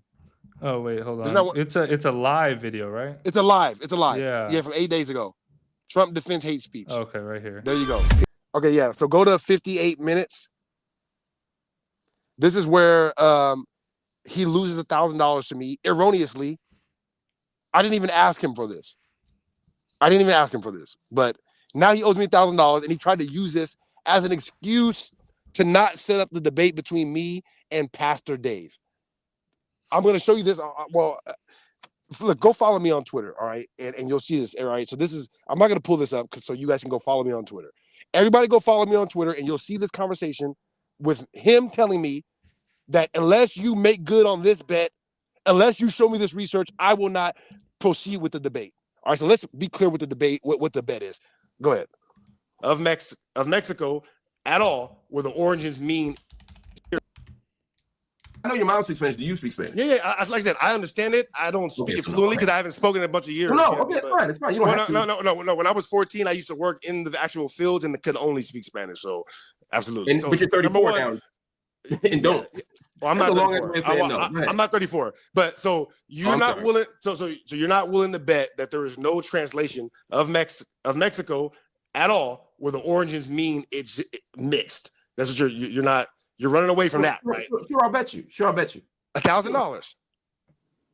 That there's no translation or origin of Mexican that comes from mix. I want to be clear. I don't want no Joe and Ish shit. All right. I want it to be. Where are the terms right now? $1,000.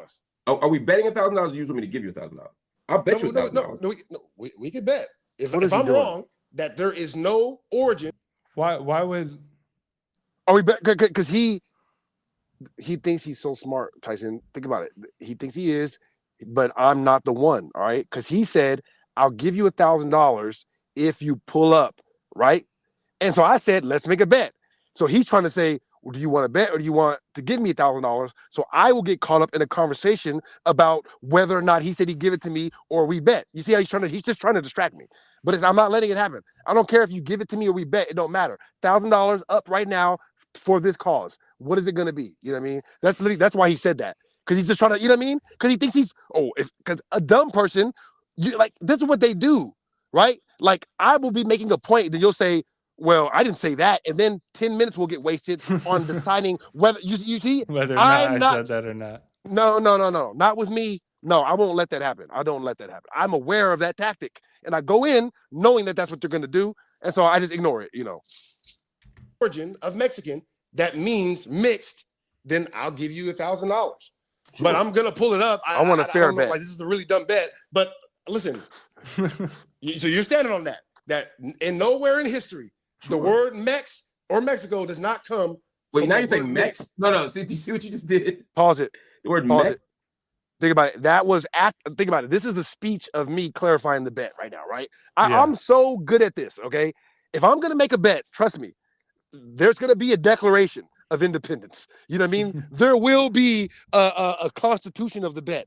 Right before you agree, I'm going to lay out exactly what I am betting on.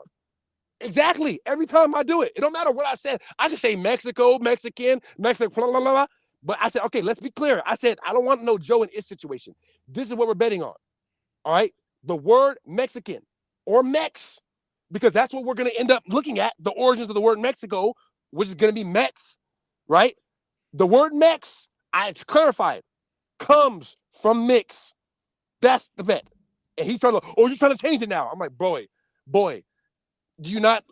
Let me make this point right now quickly, because we shouldn't even have to make this bet. And the fact that's why I even said it. I'm like, this is a stupid bet, because if you know anything about linguistics at all, you know that words, languages, Latin languages specifically, such as English, French, Italian, these languages are predicated on what's called the trilateral root. All right. So any linguistics experts know that vowels don't actually mean anything when you're defining words. Anybody knows that? This is day one of my linguistics class. All right. Vowels are interchangeable in Latin languages. The consonants are what means anything. Trilateral roots. That's why Italian and Spanish and English are so similar, because they're all made from the same Latin language, which is based upon trilateral roots. So I can look at a word like Mexican and Mexican and know that they came from the same word just based upon the trilateral roots. Any dummy knows that. I don't even have to look it up. That's what I'm like. So you're not even smart enough to know that, to where you would make this bet? Okay, fine. I'm like, I don't even know where I'm going to look at. Like, listen, I know this for a fact because I have researched it before, but I promise you, I had no basis of research when I made that bet. I'm like, I'm going to have to randomly go just look on the internet and weed through all the bullshit to find a good dictionary that has actual resources, and it's going to be right there. It takes me about 20 minutes. I know this because I do it all the time. You know what I mean? So that's where I'm at, where I'm like what? Why would anybody make a bet on this unless they don't know anything about linguistics? And then for him to be like, well, you said Mexico, not Mex. What? Mexico is the words co and mexed and Bex put together. That's how linguistics works, sir. You take smaller words and you add them together. I know what every word means in the English language without even knowing it, because they're all made up of prefixes and suffixes. We learned this in school. If you paid the fuck attention, then you would know this, nigga. I did, and I remember that. That's why I look at you guys like, I'm like, hold on. If you, without even knowing the word Mex, if you said the word Mex, I could be like, well, Mex has M, X, and N. So the trilateral root of those things is the same as, you know what I mean? So that's a basic linguistics lesson that I learned year one in college. Trilateral roots, suffixes and prefixes. So I shouldn't even have to look it up. But I did, though. I did. Go ahead. Mexico. So Mexico. Yeah, sure. So Mexico came from the word Mex. They add Mex and then co together and made a word. So the origins of the word Mex. That's not how the word was origin, but that's fine. Okay. So the origins of the word Mex aren't mixed. All right, that's what you're saying. All right. I don't want to argue. I just want to bet, nigga. I just want to bet. Okay. I don't care. Are you betting or not? Yeah, we're not. What is this? What is all this arguing after people propose a bet? I never understand that. I will argue to I'm blue in the face. The minute niggas start talking about bet, I'm a mute. Well, money's on there's no need to argue, right? There's no need to argue. Say yes. You see how I made sure the word Mex, right? Mexico comes from the word Mex. I'm going to show you the word Mex comes from the word mix. That's 100% where it came from. That was the bet. I laid out the parameters. I made sure to say that. Go ahead.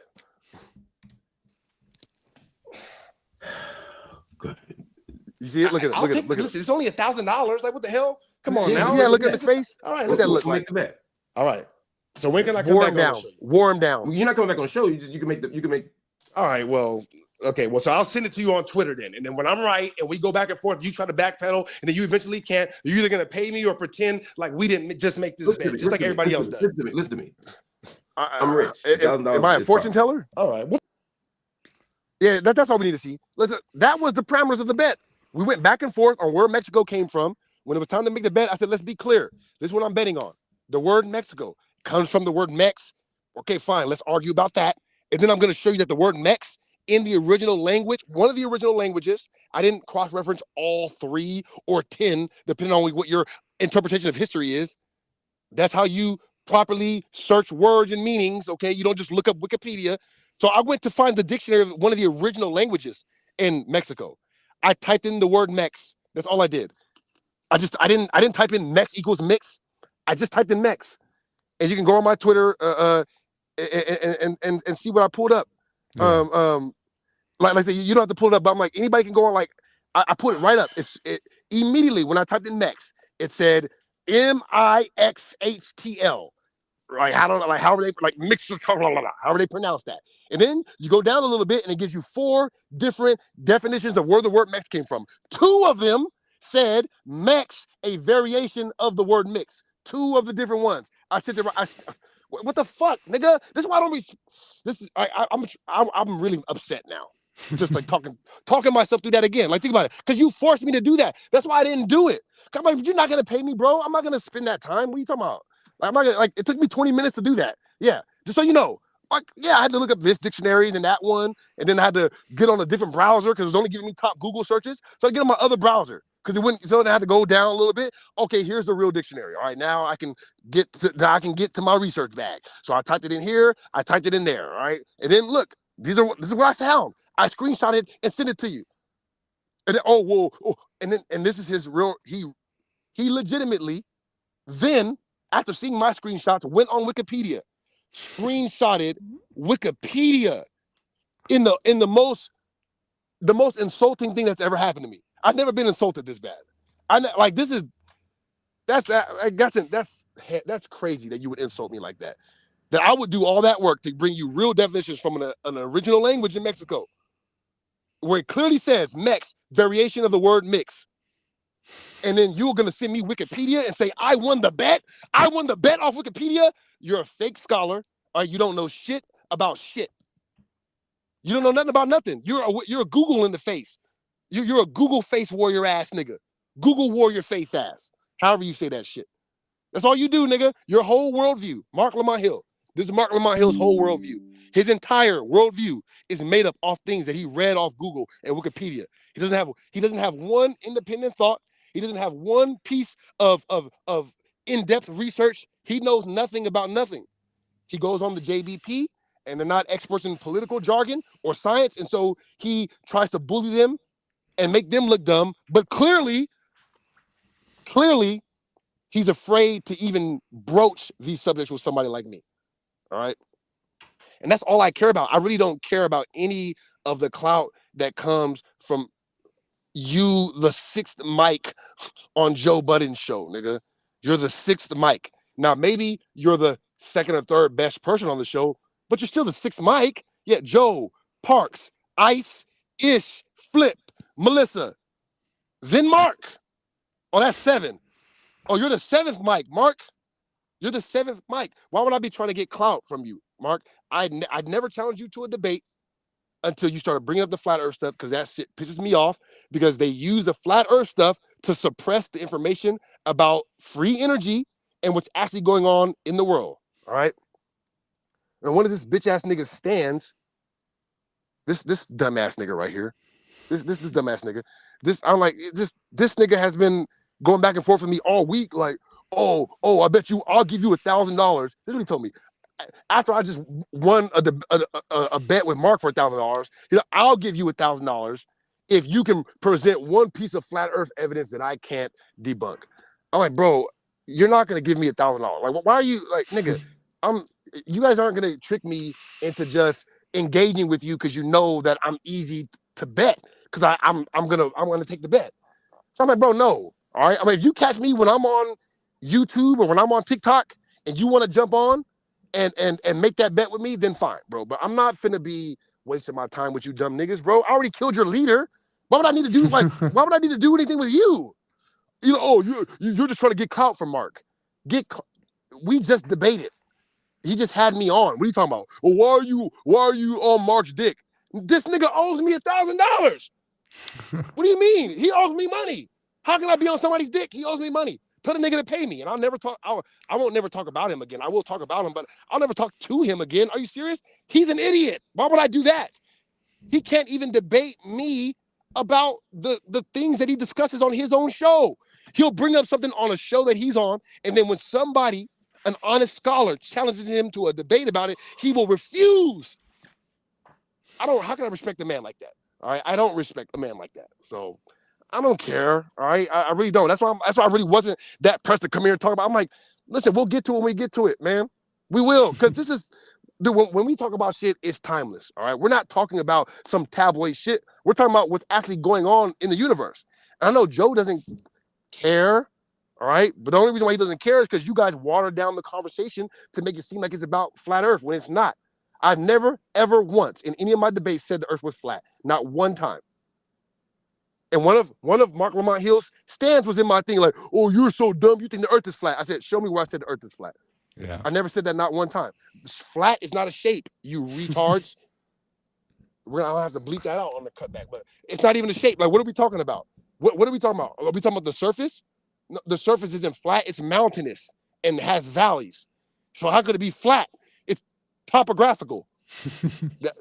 It's topographical. So it's obviously not that. So what's the discussion? We are debunking what they tell us the radius value of the globe is. Let's be specific now. I've been very specific in all of my debates from the very beginning. I never said the Earth is not a sphere or a globe. I said it could be, but it's much bigger than they tell us. Or it's not. Those are the two options because we test the radius value. The globe, that as they tell us now, has a radius. So by the laws of physics and geometry, the Pythagorean theorem, there has to be a curve somewhere. Do you guys learn the Pythagorean theorem? All right. All right. There's okay. If you draw a triangle, at some point, if there's a curve, it will have to be noticeable. Period.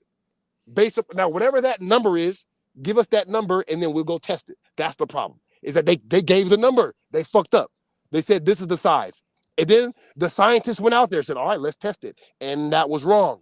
So that's not the radius value. The Earth is either a lot bigger than what they tell us it is, in which it could still be a globe, or it's not curved anywhere for us to test. So you guys have to deal with that evidence now. And you know how they deal with it, Tyson? The Earth isn't flat. You see how slick they are? You see, that's why I had to get in the conversation. You know what I mean? Because I'm like, who else has the ability to weed through that? They just, you know what I mean? I'm like, I have to get in the conversation now. I have to get in now because the real conversation is about free energy and about everything that they're hiding. More land. Because it could be a sphere, a bigger sphere with more land, right? And that's the point, though.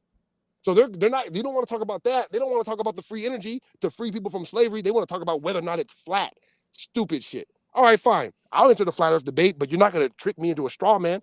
I think only I have that type of resilience where I can come in and not get, drawn down into the flat earth debate. Because they're going to force everybody else to do that. And then, you know what I mean? It's like, it makes no sense. So I kill it right away. Listen, flat is not a shape. So what are we talking about? Are we discussing the shape of the earth? Like, if we're doing that, then let's throw out possible shapes of what the earth is. Flat, that's like me asking you what color is the moon and you say triangle. That's how dumb the conversation is. I'm gonna treat you guys just like that. Yep, you're not gonna talk down on me. What? I'm dumb for looking at science? No, you're not gonna do that to me, and you won't straw man me. All right, I've never said the shape of the earth is flat because I'm not an idiot. All right, I say the shape of the earth is unknown, just like any responsible scientist should. A responsible scientist should not make claims about things that they do not know and have not tested scientifically. All right, I only believe in science, so don't hate me. I felt so fucking smart growing up, and then I got into college, and I realized I was one of the dumbest people on planet Earth.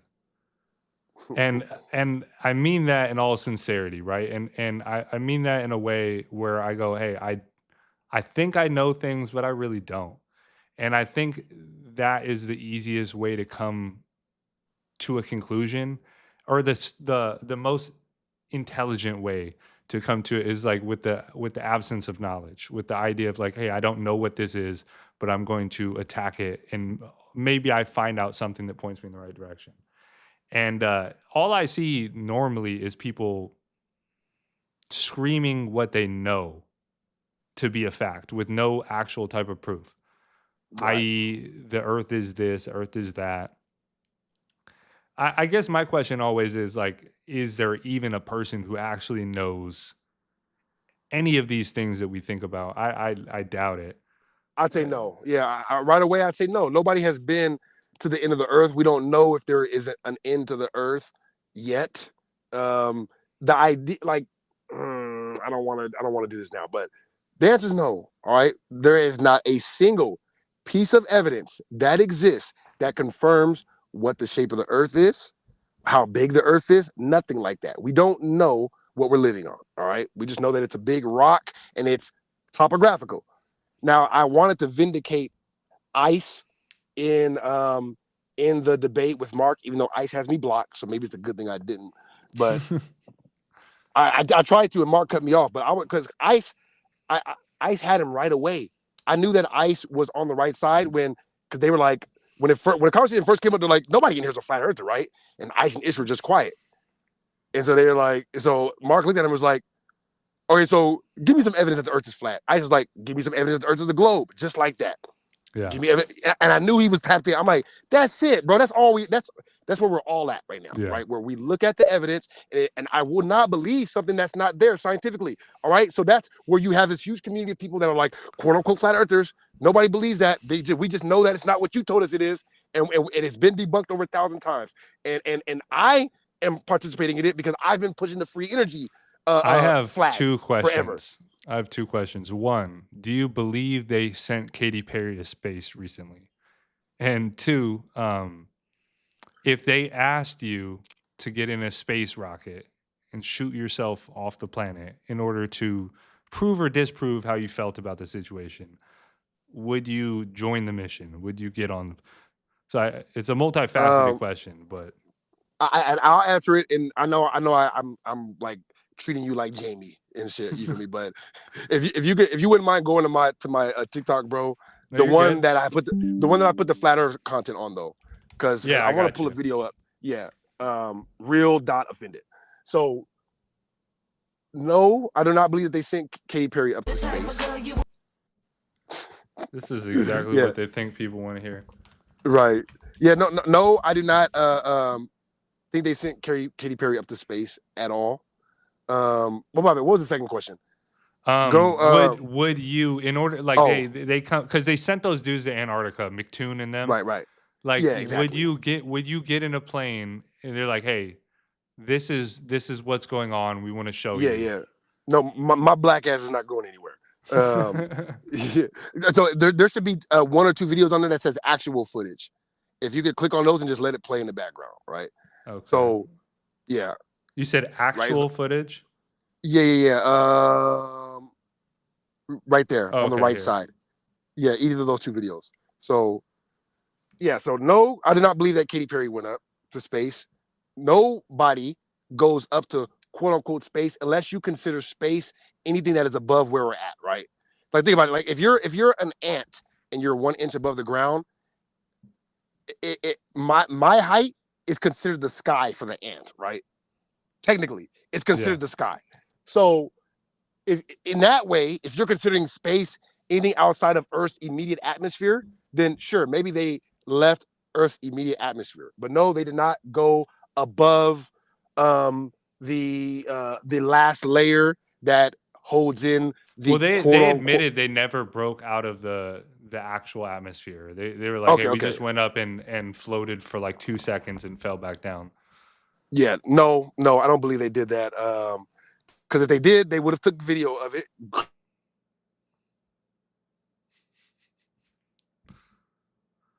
I think his video died down for a minute. Yeah, I think his phone died. But yeah, the damn girls that flew. I want to believe in. I always err on the side of like believing what people tell me, right? And for better or worse, I don't think that's like the best option. But I want to believe everybody's telling me the truth until they prove me otherwise. And in this case, I mean, we grew up our whole lives believing a certain thing. I'm not in any way. Oh, let me change this real quick. Technical difficulties.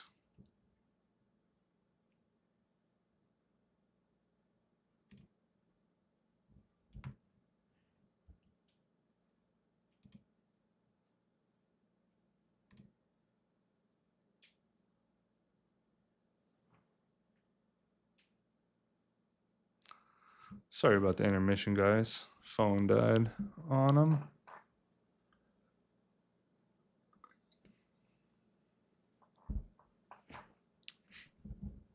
Tired.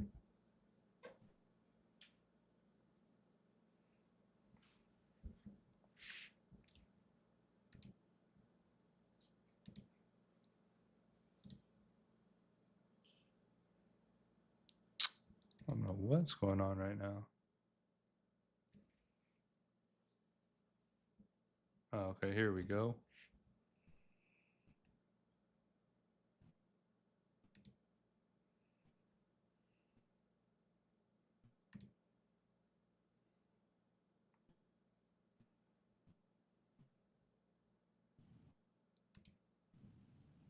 All right.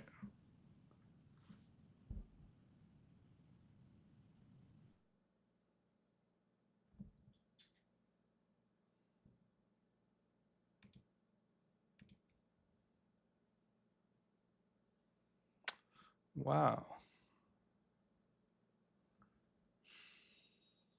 I mean, I'm not getting into no rocket either. Sorry. Wouldn't catch me dead in no damn rocket. I've seen enough space shows to know that never ends well for people.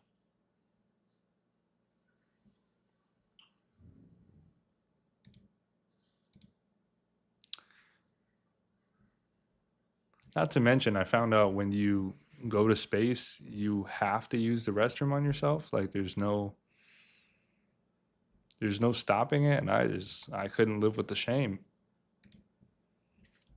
It's not for me, I guess is what I'm saying. Oh, what is going on? There we go. All right. Sorry about that, bro. My phone died. No, I figured. The only reason mine ain't is because I have it plugged in still. Can you hear me okay still? Can I hear you or see you? Yeah. Can you hear me? Yeah, both. Okay. Okay, so yeah, my bad. Just like you, I would never go up there. Of course not. Not even close. Dude, I was talking about when they first brought the conversation up to ICE, right? ICE had said, show me proof of the globe. And then Mark was trying to clown him for saying, why is there only one picture of the globe, right? And they were like, oh, you guys are so dumb. But this is a fact, right? This is like, I know, like, it sounds like a dumb thing that flat earthers say, right? Oh, flat earthers are so dumb. Like, they think that's proof that there's only one picture of the globe. Okay, but there is though, all right? So like, let's consider that, right? That legitimately, Tyson, right? Legitimately, Craig owes me $100,000 on this bet. Bet me $100,000 that he could not produce a real, authentic photo of the Earth in its entirety that I could take and get authenticated. Period. There's not a single one. You know, the only one that they actually claim is the real one.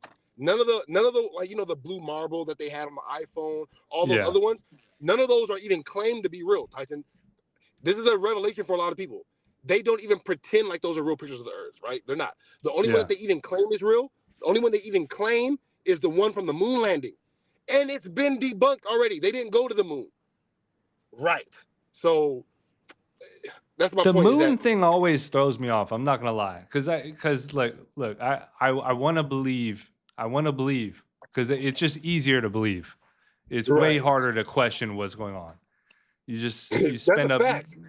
So I want to believe they went to the moon, but then they try to tell you that they don't have the technology anymore. But then I can talk to people through my phone that aren't there, like some magic shit, and then I can telepathically speak to whoever I want at a whim. But we can't get back to the moon with technology that's exponentially advanced to incredible heights. I literally have a clip of me saying this exact sentence on this TikTok page, literally right now, of me telling Craig. I promise. I'm telling Craig. Like, if you go to the page, it's probably one of the first videos I posted. Gotcha. Where I'm like, Craig. So your point is that just play it. Watch. Oh, I muted it. We know governments lie. So there's no assumptions in assuming we didn't go to the moon. There's tons of assumptions in assuming we did. All right, over to FT. Bow. Okay. I just want to say that Craig said that you have to prove that the technology existed to fake the moon landing back then, right? Okay, but let me do you one better, right? Because even if we can't prove it existed back then. Wait, they did prove it. Well, I mean, there's multiple movies about them proving it. Being able to fake it back then, right? Exactly. Yeah, there's a man called Stanley Kubrick. They've named him. Yeah, right. That's what I'm saying. Like, and that's why I'm like, you know what? Let me just take it one step further, right? Let's say we can't prove that. Go ahead, physically. I'm about to say things. Go ahead. We can prove that the technology exists now. So whether they had it back then or not is up for debate. But you know what's not up for debate? Can you prove that we have the technology to go to the moon right now? Can you prove that we have the technology to go to the moon even right now? You can't prove that we had it back then, and you can't prove we have it. I am not done, buddy. I get it. I know it hurts. This is a conversation, dude. These but you have to listen in order to have a conversation. You have to listen. I am listening. These 1 minute monologues is killing y'all. You guys have been triggered the whole time. Monologues is killing y'all. I get it. It's killing. We haven't been triggered. All right, so basically, I'm like, listen, because Craig is like, you guys, if you want me to believe that they faked the moon landing, prove that they had the technology to fake the moon landing back then. I said, Craig, okay, let's say I can't. All right, I can prove now that the technology exists to fake the moon landing, but if we're talking about actually going, I can't prove the technology existed then or now. You idiot. I'm like, how is this even a debate? That's why I didn't prepare nothing for that debate. This is the easiest debate I had all year. What? Prove that we had the technology to go, then or now. We don't have the technology to go now, so what makes you think that I would believe we did it back then? That's nonsensical, all right? So, I mean, if you want me to believe it, provide some evidence. If you don't have no evidence, then my job is done. I could just sit here, listen to you, sound like an idiot. But anyway, like that's so my point is that the only pictures that they have of the entire Earth is from the moon. The moon landing, excuse me. So why wouldn't they just send a drone up there and take another picture? Why the space station is up there 24 hours a day, they say, right? China has a space station up there. India allegedly launched something up there. Nobody has a real photo. Nobody. Why the fuck? I highly doubt India made it to the moon. They didn't. It was the most CGI shit we ever seen. I got one. I got two actually. My bad. Go back to those actual footage things, right? See, you guys, this is why I disrespect you guys so much, because we are in the technology age now, all right? We all have technology. We go to the first one, the one on to the left of the two videos. The one that's the actual footage. Oh, okay. In the right third row, yeah, the left one, yeah. The Go Fast rocket, it went up and an actual rocket, 72 miles. It goes real footage, guys. It goes kerplunk, and it stops. It like hit something. Now there was a whistleblower from NASA that I was speaking with. That's the actual footage via email. of the Earth. He was answering some really good questions, and he said that at 72 miles, the air becomes plasma. Then it becomes liquid, and then it becomes solid. There's liquid and plasma. Right. So if you're paying attention, what he's saying is if you pay attention to the most recent findings in NASA, their head scientists and astronomers are saying that the layers of space actually get denser the more you go. They say that layer that people are calling the firmament, which I don't hold like other people who are flat earthers, that there's like a glass up there. I say that there's probably a liquid layer, the same way that there are liquid layers in the ocean. You can go to the ocean, right? And there is a lake under the ocean. What separates the waters here from the waters there? It's the consistency, density, right? And they use the word plasma because plasma describes levels of charges, right? By frequency, if you will. So it's a higher frequency. It's more electrified, you know? So like I said, so that's more than likely just off logic what's going on up there. And now NASA is describing that. They're saying, yeah, when we send things up there, they hit a liquid layer and then a solid layer. A solid layer in space? This is what NASA is saying. So that's why I'm like, don't hate me because I believe in science. You guys are the pastors. You guys are the religious ones. Not me. I'm watching every time Lawrence Krauss puts a video out, I watch it. Every time. I am on, and he's the number one atheist, number one like he doesn't believe in anything that I believe in. But every time I have to know what he knows. Because I want to match it up to see, okay, what is he saying? But maybe I am wrong. Every time. This is why I don't respect you guys. Because I know you don't do this. So and go out of that and go to the next one. the next video that was right next to it. Because like there's two of them. This is not the only footage either. We don't need to leave our own town There- to prove that the Earth is flat. There Go to is water, actual large bodies of NASA water footage at too rest, lay that flat, matches up with this. You know, on a ball When you take the fisheye lens off of their camera footage, this is what it looks like. before the Earth drops 6 feet. As far as we know, we can't see the end of it, and it looks the same when you're above it, regardless of whether it's curved or not, because there is a visual curve to our eye limit.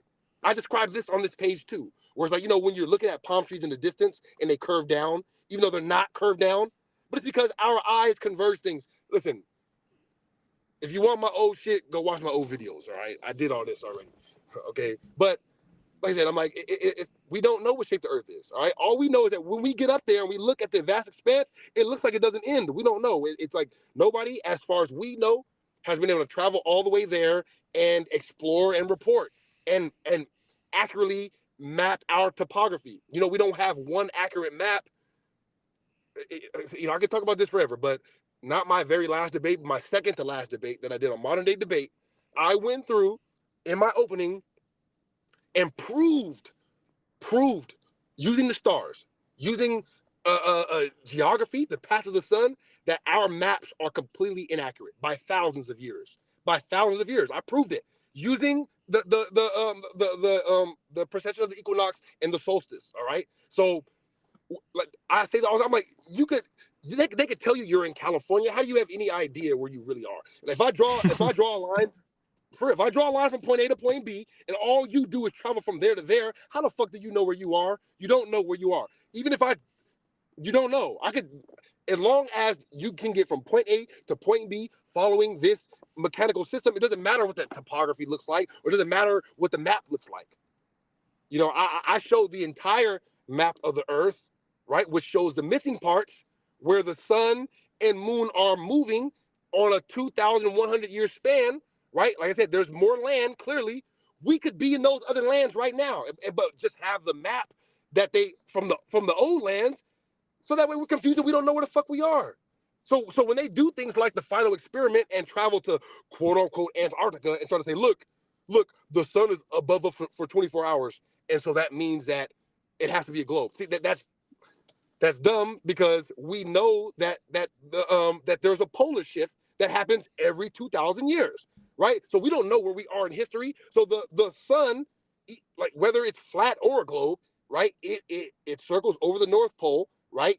And then it does its thing over the South Pole. And then as it switches, there's a polar shift.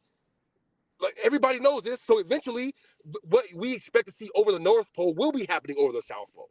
This is based on the globe and the flat Earth alike. So nobody disputes that. So you could be, that's my point. It's like, you guys are so unscientific. And I can't even begin to scratch, like, cause it's just like, it's a long, drawn out conversation. Anybody think you could talk about a scientific topic for 5-10 minutes and grasp it, you're out of your fucking mind.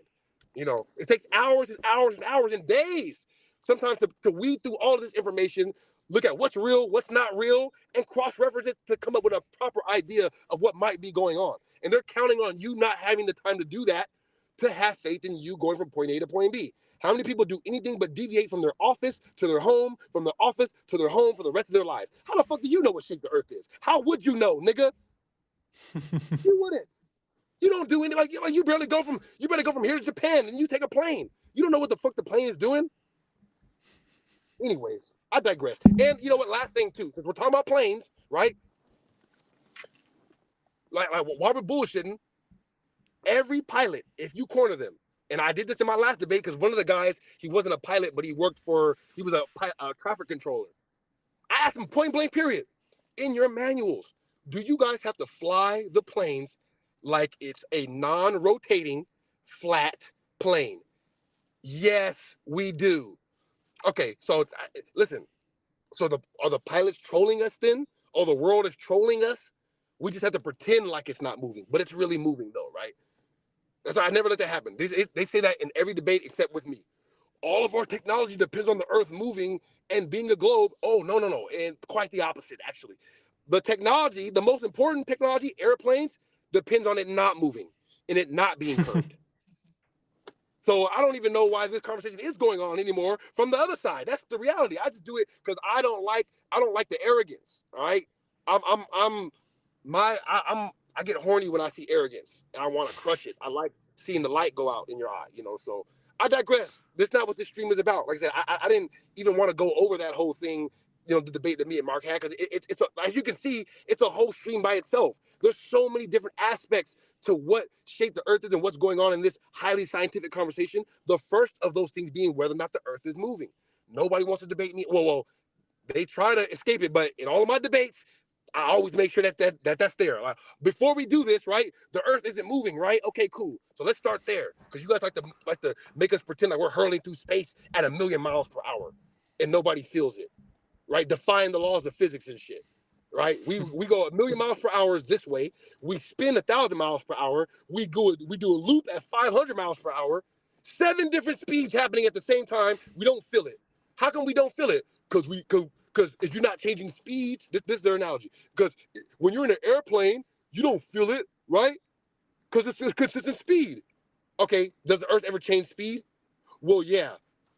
Okay, shut up. Everybody, shut the fuck up. All right? You can fool them into thinking that you're smart or whatever it is, but you're dumb. And you just think that you are, So, yeah, Neil deGrasse, don't nobody want. Well, like, come on, man. That's my old work.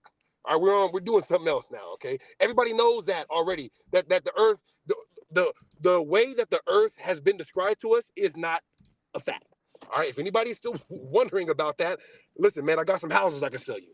I got some condos I can sell you in Atlanta, But yeah, no, everything they told you is a lie about science. So go do your own research. That's why they invented science. That's the point. They invented science so people can't lie to you. So if you tell me something, I can say, oh, let me do the scientific method myself and check it out. All right? So, I don't know what shape the Earth is. Stop trying to straw man me into thinking, into forcing me to say I said the Earth is flat. Nobody in the history of Earth said the Earth is flat. Nobody said that, because it's not. Flat is in a shape. But it's not a globe. It's not a sphere. All right? We have debunked that 1,000,000 times. Literally before I saw even one flat Earth video, I'm being redundant, I know now, but I just want to hammer this home, because this is a fact. Before I had even seen one flat Earth video, my brother Brian Cade came up to me and said, listen, you always talk about the free energy shit. Let me show you this flat Earth video. I said, Brian, let me tell you what shape the Earth is. The Earth doesn't have a shape. This is my actual answer before I did one flat Earth. I said the Earth doesn't have a shape, just like your body. Remember, Tyson, we talked about this, didn't we? Right? Yeah. I said, the Earth don't have a shape. It's like a body. What shape is your body? It's the shape of a fucking body. All right? It goes here, and then it don't have one shape. It's a living, moving, breathing organism. It's more like a dimension or a realm. Literally what I said. When we start getting to the Schrodinger's cat thing, frequency, us creating the world as we go along, rendering, right? Yeah. I'm like, it's a consistent rendering process. This is what I've always been on from the beginning. So it's like, it don't have one shape. It's a consistently moving thing, but it's more like a plane. I'm like, we don't live on the world. We live in the world, really. It's like, that's what that double slit experiment was explaining with the observer, is like none of this actually matters unless there is the indication that somebody is there to witness it. 100%. And I've made, go ahead. I've maintained that from the beginning, and that's what I maintain, even when it comes to the shape of the Earth. Those rules are in effect. Yeah, no, it's not what they tell us it is, but it's not just like one little flat plane, like a level in Super Smash Brothers or nothing like that. No. Anyway, go ahead, bro. No, I like to, especially after playing all these different Dark Souls games. I know you have no reference of this, but I'll kind of break it down. As they became iconic in a way for their level design, in that everything is kind of interconnected. The top of the map is connected to the bottom of the map, and everything in between is one. And right. It seems to be that sentiment, that idea is referenced in history a bunch of different times. So it's kind of like what my idea. Yeah, exactly. The Emerald Tablets. It's that. It just seems like that everything is pointing towards that. I don't want to call it evidence, but everything we've ever surmised, all the feelings point to, like, hey, there's things that we're not aware of. And I even like to believe, and this is like it's unprovable, right? But that there's realities or things that we aren't perceiving based upon different lenses. We've talked about this at length probably, but it just seems like, you know, if you put on an infrared camera, if you look through that type of lens, you're going to see things that aren't perceivable by the naked eye. And I just, everything indicates that there's things we're not seeing. If you watch an animal for long enough, you start to feel a little bit bugged out. They're seeing things and feeling things that aren't necessarily in our physical realm. So not to get too metaphysical or like spiritual or like things that it always sounds schizophrenic when you start to like break down things that are unprovable, but there's more indication that those. Oh, go ahead. You know, like Daniel Toss said, you ever start explaining a dream to somebody and halfway through it, you realize that you're crazy. Yeah, more often than not. You know, but no, I'm definitely with you on that. You know me, bro. Like we talk about it at length. I try not to bore people with it too much. I'm glad, you know, I don't mind doing it at the end of, of the show. But yeah, dude, like, you know, what is the nature of existence? You know, are you a body? Are you a person? Are you thoughts? Is that what you think you are? You're all these things. That's the point, right? On one plane of existence, your cells operating together. On another plane of existence, you're a human being, right? On another plane, you might be a father or a wife. You are all these things depending on what lens somebody's looking through at the time. It's like that. I just want somebody to take that. I don't want to elaborate on it too much, but that's what we're getting at. And so this is at every tiny, minute level of the world. You know, happiness and sadness, wealth and non-wealth, right? What is the difference between wealth and non-wealth if money is worth nothing? You know, it's like the snap of the fingers. And so a lot of these things really are just perceptual. I'm gonna digress from that. You know, but yeah, including the shape of the earth. The shape of the earth is perceptual as well. If I was on the globe side, this would be my main defense. I could destroy flat earthers in debates. You know what I mean? If I was on the globe side, as I would say, well, the reason why you guys' measurements come out that way is because of double slit experiment. So whatever you do in an experiment is gonna, I would destroy flat earthers left and right. But they're not. They suck though. Yeah. You guys suck, you globe earthers. You don't even know how to defend the globe. Like all science is backing you. Well, all known science, but you have to really dig deep into like modern science and shit that's not like barely being published to know what's really going on. But any textbook you can pull up, you can go on Google and everything supports you. So how do you not win every time? It makes no sense. It's because you suck. Okay, that's why you suck. And I'm better than you. All right, Mark Atheist, Marc Lamont, McToon, Pastor Tony, Pastor Dave. Every Ozian, of course. I mean Craig. Like what the fuck, you know? But nigga, I'm better than all you guys. I could debate all you guys at the same time, just me, and it would be the same result as when I debated all you guys individually or 2-on-1 or whatever we debated. You guys are terrible. We got to set that up. The 20v1 Ross versus the crowd. That would go crazy. That's how I was feeling about the Myron thing. I'm like, see, maybe I should do something like that with the Myron thing, but it got to be specific to like flat earth or something, you know, because I don't want motherfuckers coming in there just asking me about relationships, you know what I mean? Because I might end up just ranting, you know what I mean? And you know, I'm like, nah, you're not gonna get me like that. You know what I mean? I learned from Joe. Joe's like, I know when to mind my business, player. And I'm quickly learning that from Joe.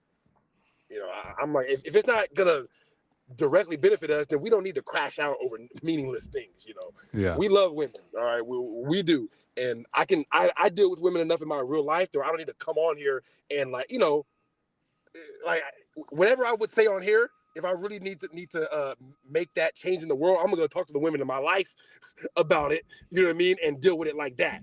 If it really was a thing, I'm not on here trying to help you niggas out in that way just yet, you know. I'm not telling anybody about my personal life. I guarantee that's part of what got Patrice out here so early, man. Because think about it, like he was a thing, a good comedian, but that cult of Black Phillip, like there is still a cult, you know, of people that's like, this shit changed my life. Right? It changed my life in a way. You know, I was already there, but it was just like the extra validation I needed. You know, like, oh yes, like that's why I told you right away. I'm like, this is the show idea.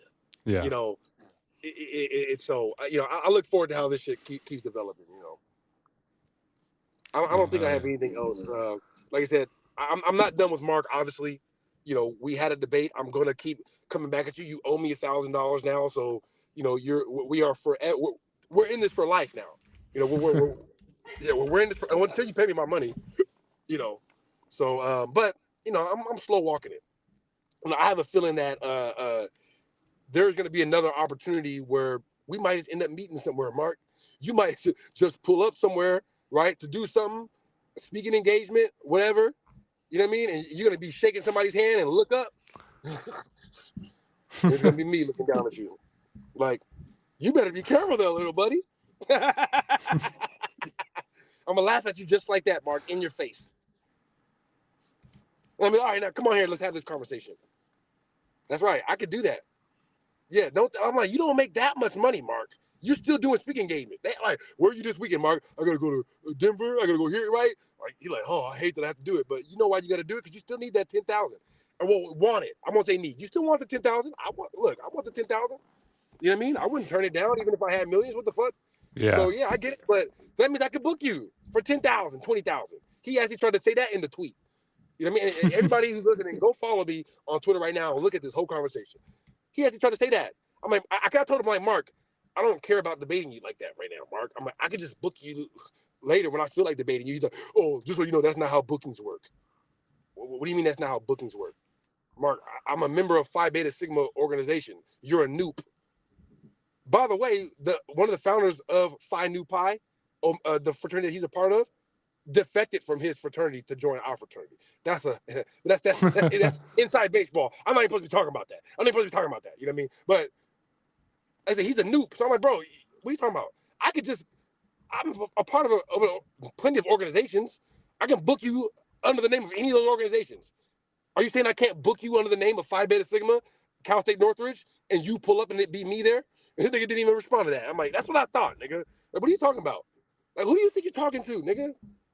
That was that sigh. That sigh at the end when I forced Marc to make that bet because he didn't want to make it. You know why? Because he knew what I was doing to him. So I said, Marc, Mex-ico is compounded from the word Mex and co. So we're going to break down the etymology of Mex. He's like, okay, fine, I'll take the bet. He didn't want to do it. He didn't want to do it. I know, because he knew I won. Because he wasn't sure. That's what it was. He hadn't looked it up yet. He hadn't even thought about it yet. That's what it was. I have. I've looked it up before. So I know I'm going to find it again because I did it before. They didn't erase it that deep off the internet. You know what I mean? So I'm like, I might have to look a little bit, but it's there. But you never even looked, and you pop it off at the mouth. $1,000. Fucking Bobby. $2,500 then. Nigga. Y'all are sick. I never lost a bet in my life, I don't think. That I didn't pay. If I did lose a bet, I paid. If I did lose a bet, I paid. But I never lost a bet in my life because I won't bet about things I don't know for sure. If I'm making a bet, I would suggest you fold. If I'm betting, fold. Trust me, because I'm not going to play those games. My ego's too big for that. My ego's too big. I'm crying now. I'm venting. I'm sorry, but this thing, y'all make me sick sometimes for real. Like just a bitch ass nigga, man. Just like you know, you's really a fucked up nigga, Marc. You really like nigga. How dare you try to use the bet that you brought on me as a reason to not keep your word about the debate? Just say you're a scared little bitch. All right, I'll accept that.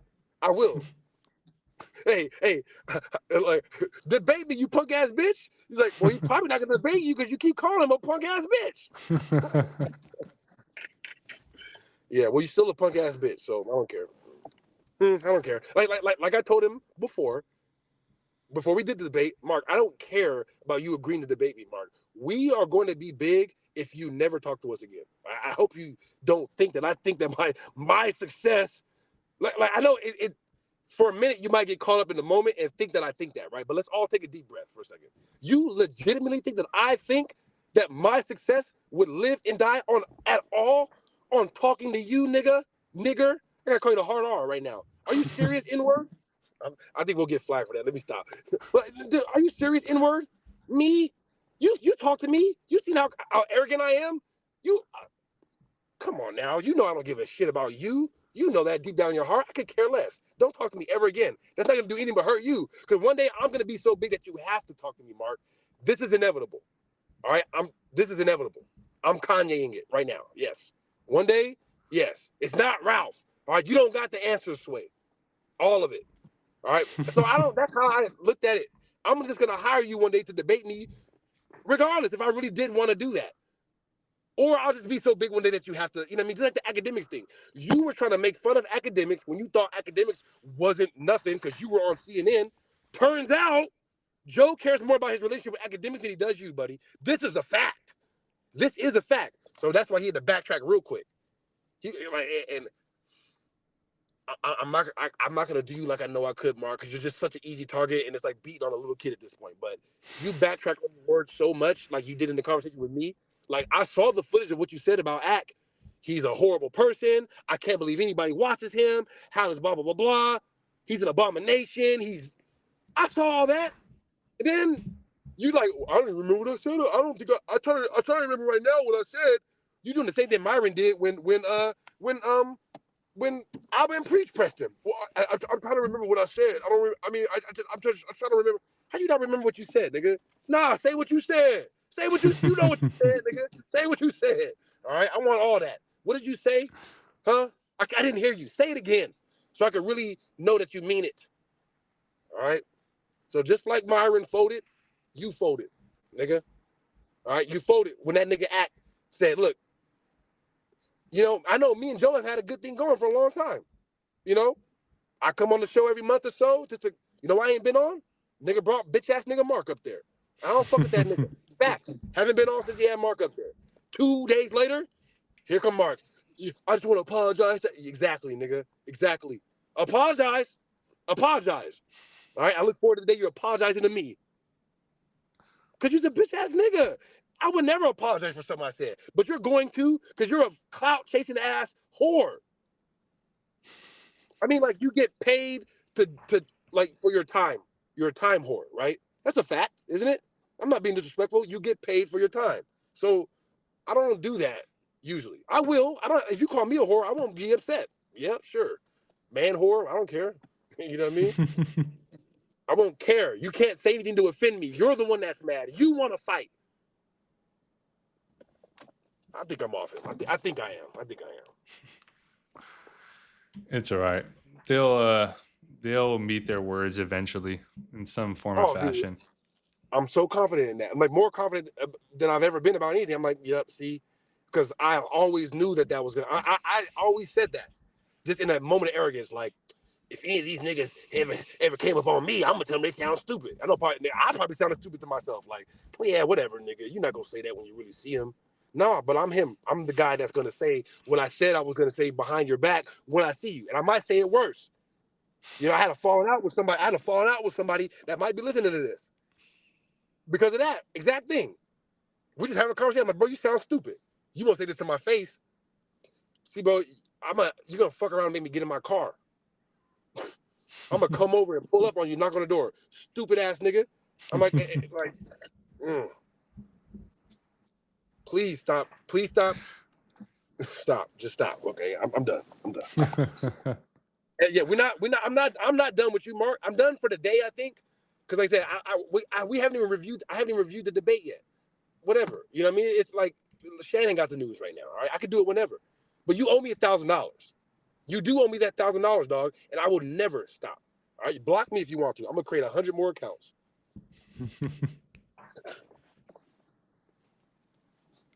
Nigga.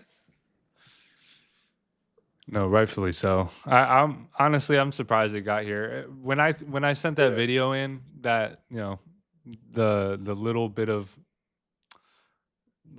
push that I gave, I thought he was just gonna block you eventually. So I was just like, let me just throw something in there real quick.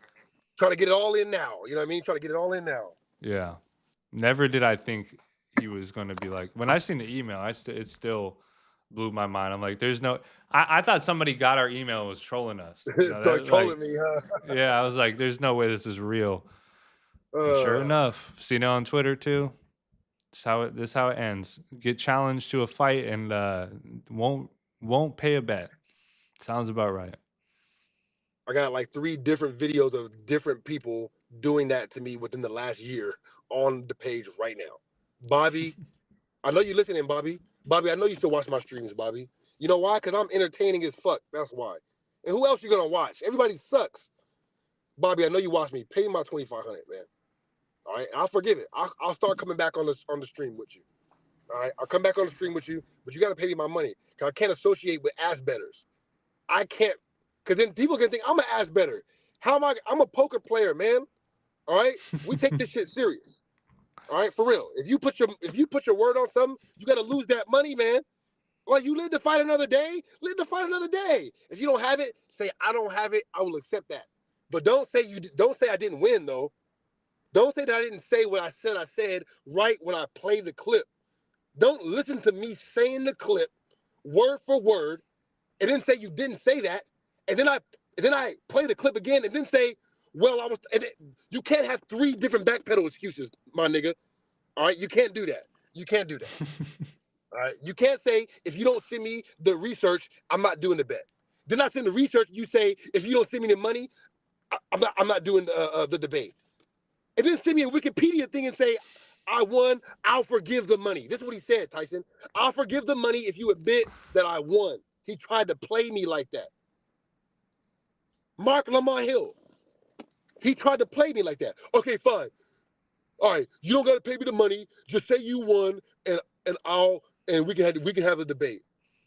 Say you won, bro. The facts of the matter is he agreed with you, and then couldn't figure out that he agreed with you. He said it like 4 times. I agreed with what he said. Because people in the comments or his chat was trying to compare you to another incident I guess they had. And he was like, yeah, it's like that, but it's not the same because I actually agreed with what he was saying. This is his words.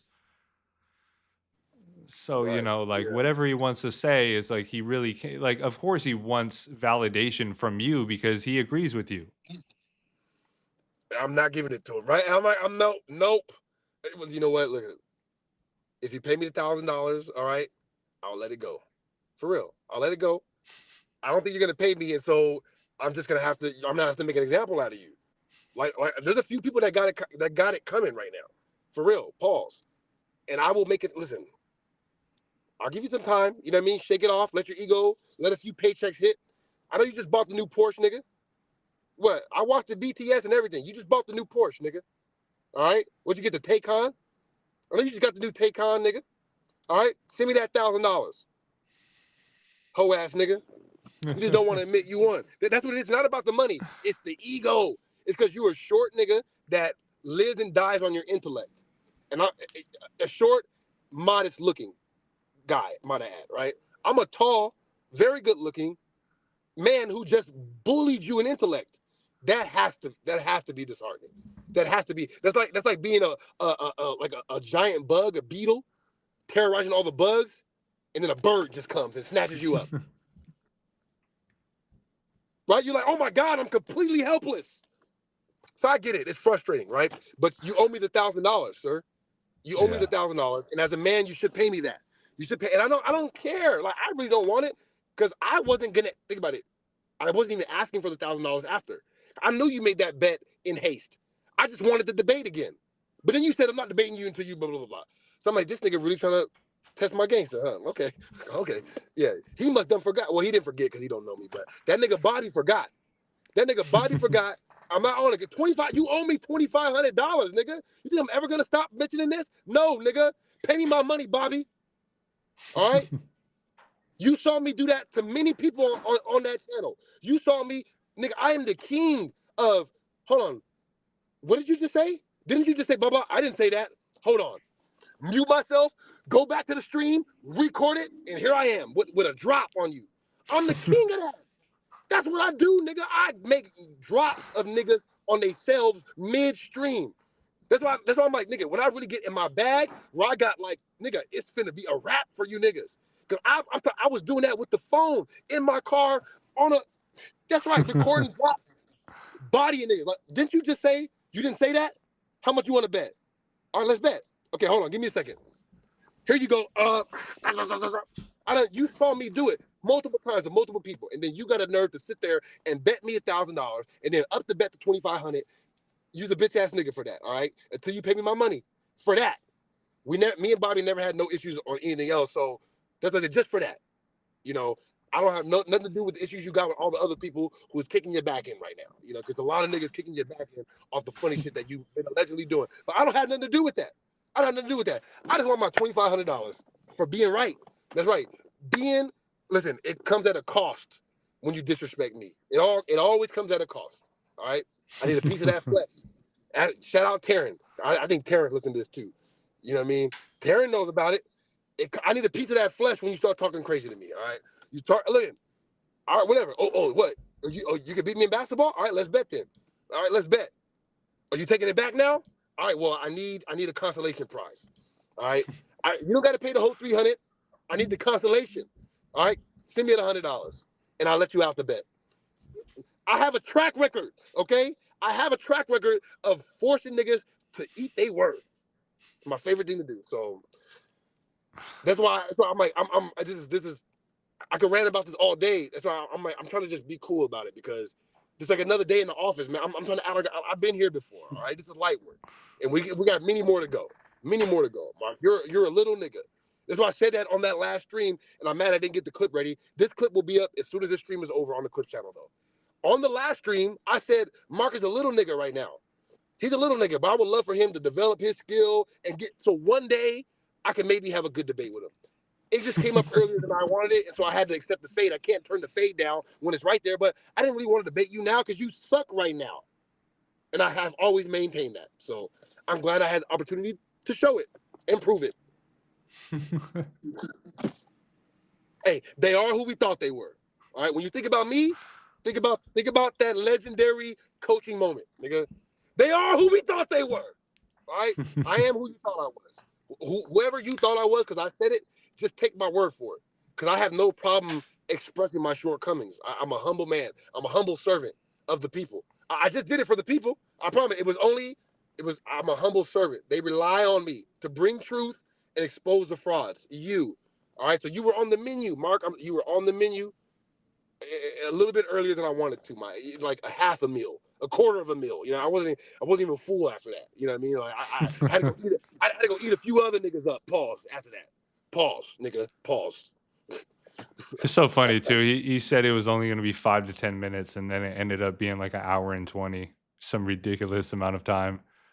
You could tell he was enjoying himself. And I set out to have that too. I'm like, I want Mark at the end of it to want the debate to keep going. I physically said that, right, to myself. And so at the end, he was like, I'm going to get you out of here. I'm going to get you out of here. And then after he said it 3 times, he's like, so is there anything else you want to talk about? And that's when I brought up the kid thing. Because I was like, okay, I mean, all right. I'm like, you just said we're not friends out of nowhere. So fuck it. You know what I mean? So like, because I told myself not to bring the kid thing up. At the very end of our debate, you'll notice that I brought up the parenting thing because I know that's a sore subject for him because he brings up his kids a lot. So I know it's a sore subject for him. I told myself physically not to bring it up. The only reason why I brought it up at the end because he wanted to keep the debate going. You know what I mean? So rightfully so, like you saw that. You could tell that he was having a good time because he was finally getting some competition, you know. But, you know, I look forward to his ego recovering and him coming back for the round 2 that he knows he owes me. Because he said because verbally he agreed to that. And then he owes me $1,000. So I look forward to his ego recovering. If it doesn't, then you'll just be ahead on my victory wall forever.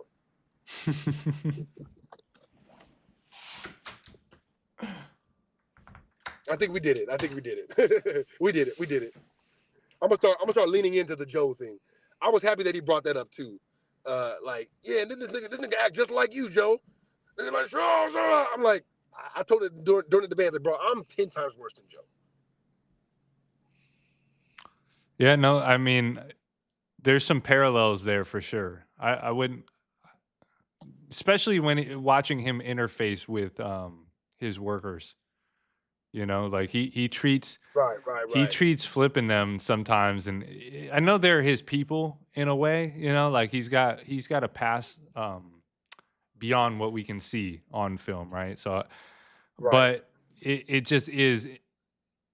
it would be a nightmare to work there, I guess is what I'm saying. I couldn't deal with that level of hostility, even if it is coded in friendship, I guess, or me being paid. I just like when the voice starts getting, I watched a clip where him and Ish were arguing with each other, and then Ish got on his scooter and scooted off, and I was like, this is the fucking greatest thing I've ever seen. It is the greatest thing, and like that's crazy because this is why me and Tyson are friends, right? 'Cause we have almost the exact same sense of humor in certain cases, where it's like we see the exact thing that's funny right there. And I've been sending him a bunch of those behind-the-scene clips of them just all out screaming about water. That one went viral, like arguing over the water, arguing over do they talk to each other's exes? You know what I mean? And so it's like the water one was a scooter. That argument was over water. It's an argument about bottled water, guys. That's right. It's a bet. It was a bet, but still, the bet was over bottled water. How hype could a man get about bottled water? Like, I can't even imagine getting that mad. You know what I mean? Like in a lot of areas, Joe has me beat because he could care about shit that just don't matter. Yeah. If I'm getting upset about something, it'd be science and religion and shit. You know what I mean? Like shit that matters. So that shit was so hilarious when I saw that, though. It's like, that's why I'm like, this is like some of the greatest moments I've ever seen in podcast history. Honest, homie argument about water, which could have happened, and then, you know what I mean? It's like, like you said, it's just scooting off like, man, I'm out of here. Bro, and then the fact that, like, if you add all that in, this is why I say it's like a streaming soap opera. Because if you add all that in to how he broke his leg, like flashback to how he broke his leg in the midst of that clip. It was another bet, right? Essentially. I don't know if that basketball thing started as a bet. I have to go back. I don't know if it started as a bet, but it did start something like that. Like, no, what you mean? Oh, I'm way better. No, I'm hooping. Mark, like, no, I hooped 3 days a week when I lived in LA. Right, like, boy, Mark. You know what? I know they're not gonna do this, but I just have to put it out there. Like, Mark, I would love to play you one-on-one in basketball. Like, are you serious? I would love. Like, I'm like, if you want to fight, Mark, if you really want to fight, I'll put up any amount of money in the basketball. I'll put up all of my channels. I'll put up me never showing face on the internet again in a one-on-one basketball game with you, Mark. And that's kind of crazy, but I really would do that. Let's bet. And you don't even have to put nothing up. Nothing on your end. Only I'm putting up, I will never show my face on the internet again if you beat me one-on-one. I would take that tomorrow. That's what I'm saying, Mark. Just chill. We saw those clips, man. I'm pretty confident in what I've seen. I don't know. Like, when they start talking about athletic anything, I'm like, how are you guys even, like, I get this is part of its showmanship and it's entertainment and content, but it's like there is some form of validity and like people watch you guys because they believe in what you're saying. And then to be just completely the opposite of that, everything you stand for seems fraudulent then. Like, if I can't do something, I'm just going to be like, hey, I'm not that good at that, but I'm still, like, I'm not a fucking fantastical basketball player, but I'm 6'6" and I'm athletic. I'm pretty certain I could do better than whatever the fuck was going on over there. Right. It's like, if you're not an average basketball player, at least you're going to lose to a 6'6" athletic D1 athlete, no matter if he's rusty or not, you know? It's a funny part about, like, I have to bring this back up. Shout out Taryn, but we're using you for content right now, all right? There's a young man that we know that worked with us a while back that was caught in a situation just like this. We're talking about basketball, and for no reason at all, motherfucker starts bragging on skills that he does not have, obviously. We're looking at him like, Taryn, we saw you run earlier. If you run like that, Taryn, you can't play bad. You can't hoop, bro. No, I swear I'm better than you. Long story short, right? Me and Taryn bet $300 that he would not beat me one game in a best of 3 series. I mean, I'm gonna win 3-0. That's what I told him. So Taryn, I'm gonna beat you 3 games to 0. Bet $300 on it, right? After 24 hours, when his senses got to him and that check hit and he realized he gonna have to give up $300 of his hard-earned money, he's like, can we call the bet off? I'm like, Why, Taryn? Why? Why you want to call the bet off? Yeah, honestly, I never really played basketball before. Okay, so why do you have to? Okay, so listen. So that's why I said I allowed him to call the bet off for $100. All right, it has to cost you something. You need to remember next time you think about opening your mouth and just talking out of your ass. You can't do that here in America. That's not what we do. People get checked. All right. You guys see the Wallow, Gilly, and Wack episode? Wallow and Gilly called Wack all the way to the studio just so they could try to check this nigga. Right? And Wack was checking him back. It's two niggas looking at each other, checking each other. That's what we do out here. What'd you say, nigga? All right, so you got to be, man, I'm the great equalizer. I know y'all get on the internet, you can say whatever you want. I got receipts. What is this that we're looking at? My bad. Oh, well, I thought that was Mark after the debate. You were talking about people without athletic prowess, and then whatever reason, PlaqueBoyMax, a clip of him, I'm assuming him setting up some kind of clip farming situation. You know, shout outs to them. I mean, like, I'm not 12, so like none of this ever gets past me mentally, but I do appreciate the idea of living in a WWE universe for money. Like the idea of just being a wrestler full time is hilarious, and I give you the credit. Like, I'm gonna be a character. I'm gonna do goofy things. I'm going to be kind of a locale, if you will, but I'm going to profit off of it. And that's what Shaq's whole career is outside of basketball. Yeah, the general. Yeah, he does stuff like that. Not to cut you off. Go ahead. Not to cut you off. Go ahead. But yeah, so this just came across. The title of the clip was like, PlaqueBoyMax on a hike in LA runs from goons, right? And it's like, of course, goons aren't hiking. So like automatically I'm like, this is bullshit. But I like the idea of being bullshit sometimes for a character.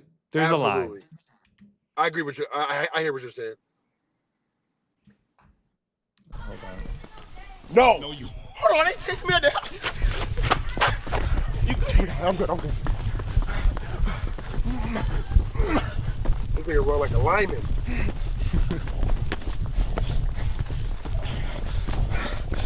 You ever seen the big race in track? He looked like the shot putter race. But this is what I'm saying, man. I was explaining this to somebody the other day. Like, a lot of my actions throughout the day are predicated upon the idea that a zombie apocalypse is not a non-zero chance in hell. It's very slim. It's like 0.1%, 0.001, whatever you want to call it. But there is a possibility in which I'd have to run away from some raving lunatics, right? This dude made it about 15 seconds up the hill before it was guts for him, you know? And he broke rule number 1 or 3 in Zombieland. I don't know which off the top of my head. But I'll tell you right now, every real nerd on the planet, Zombieland is one of their favorite movies, top 10, has to be. Yeah, like, I mean, I just don't see a more perfect movie for people like us. That's how we think. That's how we think.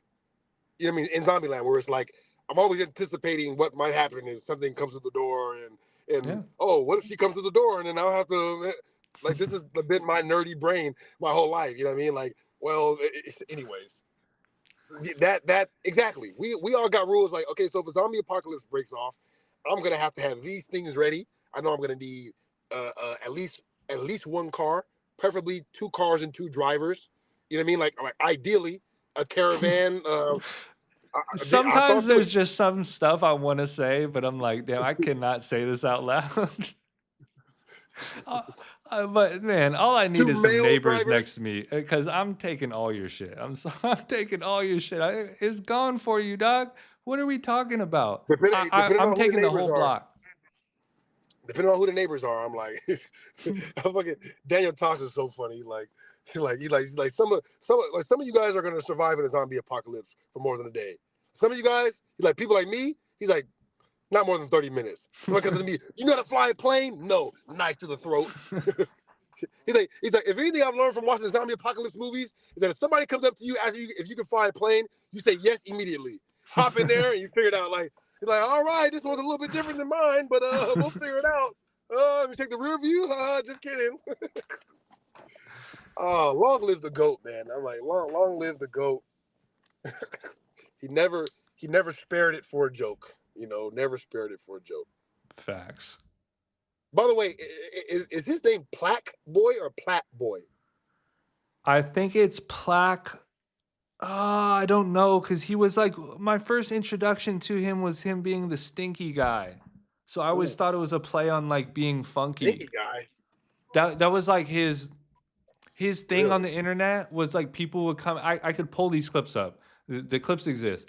He would walk into the room and people would cover their nose. This is prior. They'd be like, this nigga stink. Yeah, this is prior to him doing the music streams and stuff. Before he had clout. Before people actually respected him. So he learned how to shower now. He learned how to Apparently, I think it was some kind of clip farming thing. Like that's what they do over there. Nothing is reality on that side of the internet. I mean, that's pretty genius, then. Yeah, I respect that. I respect that level of intellect. To be like, I stink every time I come in. Like I was doing it with the mask. Like, listen, you do have to have something. Yeah. So this is why I do.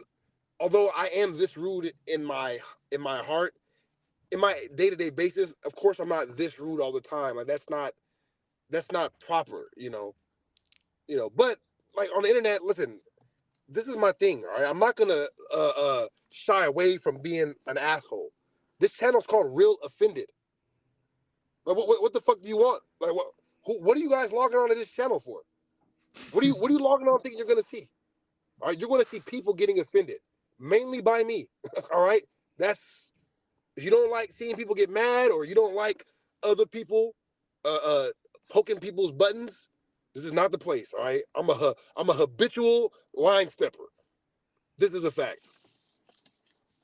I'm just gonna cerebrally fuck with you until you give up, but I'm gonna act like I wasn't doing it. So if you figure that out, but I never said this either. Yeah, no, I'm gonna tell you right now. Listen. We got a list of a few people right now that, trust me, you're gonna want to figure out how to say sorry quick. What was it? One dude that you said that we gotta expose his face. The dude that Too Lazy to Try. So we're gonna expose Too Lazy to Try. Somebody else whose name I'm not gonna mention right now. You got Marc Lamont Hill just bought you about 2 weeks. You know what I'm talking about, Tyson. You just got bought 2 weeks by Mark. You know what I mean? Because I got other shit to do. So you got about 2 more weeks to come back and rebrand yourself mine, or it's finna be a wrap for you. Mark is on that list until he sends me that $1,000. I'm letting Bobby live because we never had no problem outside of the 2.5K. But you do owe me that 2.5K. But I'm not gonna do Bobby like that though. Yeah. Because Bobby, as far as I know, he's a stand-up guy in the other areas, the other ones, but. I'm not gonna be kicking it with niggas who owe me money long enough to find out. That's a fact. Yeah, for real. Yeah, I'm like, that's a fact, bro. You owe me money, bro. I can't even look at you like that. You know what I mean? I mean, I think we handled it pretty well today. I think it was pretty calm for, being, our manhood being in question by the JBP. Right, the entire JBP staff wants to fight us. What the heck? And I didn't even do anything. I mean, like I know they're talking about you specifically, but I feel the need to. It was like 5v1. I'm like, man, I gotta at least come in and shoot some bail. If my homie's getting jumped, you gotta shoot in the air at least. Listen, man, we're not gonna talk about that because I done lost some friendships with people over that. But what he's saying right now is true. I'm like, if you see a man, you feel me, and you don't at least thump, that's not your man. All right.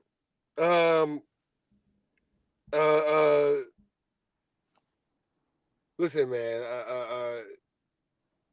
I look forward to being able to live life peacefully and not need to be in a negative place where we're putting our foot on people's necks. But you guys need to learn how to show respect, Like, when shit comes up, if you don't know shit, just say, I don't know. All right? Don't bully people when I'm watching the show. Find a way to find out if I'm watching. And don't bully while I'm watching, because Because look, it's gonna be like that every time, and you're gonna be contemplating blocking me, but not doing it because you know what it'll look like if you block me. That's literally the only reason why he hasn't blocked me yet, because he knows what it'll look like. Like, wow, you baited somebody into doing some research. You countered his research with a Wikipedia search, and then claimed that you won a bet and then blocked him. You're not a very intellectual And person. it's documented on their pod too. So like, unless they scrub the whole history, but it's gone now. I mean, we have it too. So We have it now. That's what I'm saying. I'm like, it's here. You know what I mean? That's why I'm like, look, we got time. I could bring this up a year from now. You still gonna owe me $1,000, nigga? What? That's why. In the beginning of that clip that we didn't play, before we went to the bet, he tried to hit me with the time limit on the bet. Oh, all right, fine. I'll bet you $1,000, but you gotta pull up right now. Like, where do y'all live at where they allow you guys to do this type of stuff? Where you make a bet and then there's a time limit on it? No, you made a bet about what's reality. All right, I'm gonna show you reality. It don't matter if I can wait 100 years, nigga. If I pull it up and I'm right, you owe me $1,000. So I'm like, listen, bro, we'll get to it. You know what I mean? I'm like, I'm gonna let you cook. I want you to get bigger. You know, like Vlad does a flashback when somebody's in the news again. You know what I mean? Yeah. I want you to. I don't want to be the one that destroys your legacy now. That would be a waste. I described this on the last episode. I really did. Not even knowing that this was gonna happen, though. Vlad is a cold dude. Vlad will wait till your whole life is crumbling and then bring a flashback about exactly why your life is crumbling. Right. That's what I'm waiting for. I'm waiting for you and your wife to get into it, or your daughter to expose you, and then I'm gonna drop it. You know what I mean? Yeah. Oh, by the way, I was killing him too. That's what I'm like. I could do that. You know what I mean? I don't, bro. I'm doing my own thing right now. All right. Since that debate happened, we posted 10 clips about 10 other subjects. You know. So yeah, I don't. You're just on the list until you pay me the $1,000. All right. You're on the list with Too Lazy to Try. Too Lazy to Try, Mark, and a few other people whose name we're not mentioning right now. But you know who you are. You better hurry up because we're going like this. Yeah, right? I need to do my due diligence on Too Lazy because he's just doing something that's egregious in a way that, like, I don't feel like he should have the credit that he has. Even though sometimes I do find I'll watch his videos, but I feel like it's like filler content. Like I'm like obligated to watch it in order to keep abreast of the latest like Joe Rogan content and what's happening on Two Bears, etc. Right. I'm not watching it because Too Lazy to Try is informative or in any way fun to watch. I'm just like, okay, well, he's keeping me abreast of things that I probably should be knowledgeable about if I'm going to speak on it. That's literally it. So from a knowledge standpoint, he's doing an okay job, but his channel is indicative of somebody who wants to tear down and or like critique. And he has a lot of negative things to say about people who have built their careers over time. And I guess it's low-hanging fruit to attack people and then have no type of content that you put out as well. Like, what are you doing because we're all in a big pyramid scheme of slop, a big content slop pyramid scheme. And the React content is at the very bottom. People that literally do nothing but transform. I'm very aware that paradigm. It's the low-hanging fruit. Yeah, you're doing something that anybody could do essentially. Putting out original content that makes you think and is thought-provoking and or pulls in unique perspectives that nobody spoke about before. That is a difficult thing to do. That is extremely hard. It's exactly what I wanted to discuss with you off camera, which we discussed it in our messages a little bit. Yeah. Where I was like, we could pull back on the tabloid shit, me and you, because like other people are gonna do it, and because they're always gonna have a wider reach, right? But what we actually have the ability to make stuff that makes the news, like mine and Mark's debate, you know, like other people had to react to that because I'm gonna come with a perspective because we don't mind getting on niggas' asses. We don't mind taking whatever backlash we're gonna get. You know what I mean? Because we're real people in real life. So it's like we know this is the internet. None of you guys are gonna see us ever. So we don't care. You know what I mean? Like, I don't mean see us like eyes on us. Yeah, you'll lock eyes on us, but y'all never see me though. Y'all never want to see me ever. In any reason, in anything, sports, basketball, comedy. I will do a comedy set against you niggas. You know what I mean? Like, that's what I'm saying. Whatever you want to do. So because we know that, we will always be willing to go out on the limb and say what needs to be said or discuss this or go there or whatever it may be. And so at a certain point, when we get to a certain level, like, yeah, we're on the side of the people that have the ability to make something newsworthy rather than need to react to shit all the time, which we can. And I like, you know, I like doing it, especially people like John Bravo, because there's a lot for us to learn from him, you know, quiet as kept. So, you know, I like watching it, you know what I mean? So, like, you know, on the playback, if I get to get the dual use of cutting up a clip and re-examining him, that's how I look at that, you know? Yeah. So, other than that, I'm like, bro, if we just talk about what we already talk about in our daily lives anyway, you know, it'll get there to where people are reacting to what we're going to say. You know, I view us like that rather than we need to, you know. That's how I felt about the ham and bean soup story inside baseball.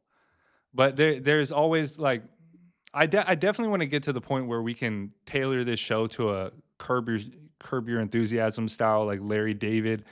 This bullshit happened to me today, and I need to talk about it. I just want to come out here and I want to go off on this stupid bitch shoot. Now I'm getting mad about some stuff that happened a month ago. I was just about to go into a tirade about some lady who touched my groceries at the store. Oh, out of character, right? Crazy. Yeah, just reached over and grabbed my groceries and was like, "This looks interesting." In line, bro. No! Yeah. Oh my God. That's crazier than the other story you told me that we're not gonna get. That somehow I'm like, hold on, what? But I mean, it's the area though. I guess the area a little bit, right? Like there may be a higher percentage. No, it's I was in an affluent supermarket, and it was an older white lady, and she just turned around, didn't say a word, grabbed my food, looked at it. Oh, this looks nice. And I was like, I'm gonna put this in my fucking mouth. That's crazy, dude. You know, I'm such an OCD individual too that right there would make me. Oh my! I couldn't even imagine that, bro. No, I really couldn't. I'm like, cause I don't touch. Like, if anybody has seen The Aviator, you know, I reference that movie a lot because of what it takes for people. Like, if you're meticulous about one thing, you're meticulous about everything. You know, so I know Tyson to be a detail-oriented person. I'm a detail-oriented person for the most part, but I see him as more detail-oriented than me, right? So I'm so detail-oriented that like I wash my hands like 11 times a day, right? It's like if I'm in the bathroom, I'm thinking about where people touch in the bathroom. I'm like, oh, he definitely touched here, here, there. You know what I mean? So I was like, you know what I mean? Little shit like that, like, is in my mind all day, you know? So I couldn't fathom somebody touching my groceries. Like, that would be, I would instantly. Bro, I almost flashed on this lady in the middle of the grocery store, and the only thing that stopped me, the only literal thing was me rationalizing, going, look, the lady in the actual cashier needs to touch my food as well. So I'm like, okay, this is just in my head. I had to tell myself this is another cashier and she works here as well. But I'm telling you, I wanted to conk that bitch over the top of the head for just to let her know, like, yo, this is not an acceptable thing to do in society. And I'm like I'm always gonna say I'm a peaceful. I want to be peaceful. Let me say that I'm a peaceful, wanting to be nonviolent individual. But for whatever reason, people do things. And the first thing in my head, I was like, man, if this person just got smacked in the back of the head, hard enough to understand I'm serious, but not hard enough to actually cause damage, they would never do this again. Because they would just have that fucking memory ingrained in their head, like the hawk and the puppy. Just, it knows the hawk is waiting for it. Yeah, no, can you still hear me? Yeah. Okay, you're 100% right. And I just realized that I have two different set of notes. So before we get off, I want to look at my other set of notes real quick because something that you just brought up is on my notes, bro. And I didn't catch it when you said the Larry David thing, like coming on and explaining something that happened to you. But I actually have that written down. Like, okay, we need to start a segment where we're just like going over like different things that happen throughout the week, like that. And something happened to me this fucking week Hold on real quick. I'm gonna airdrop this note to my other phone real quick. Gotcha. So I can look at it. Just give me 10 seconds. No, you're straight. Okay. All right, so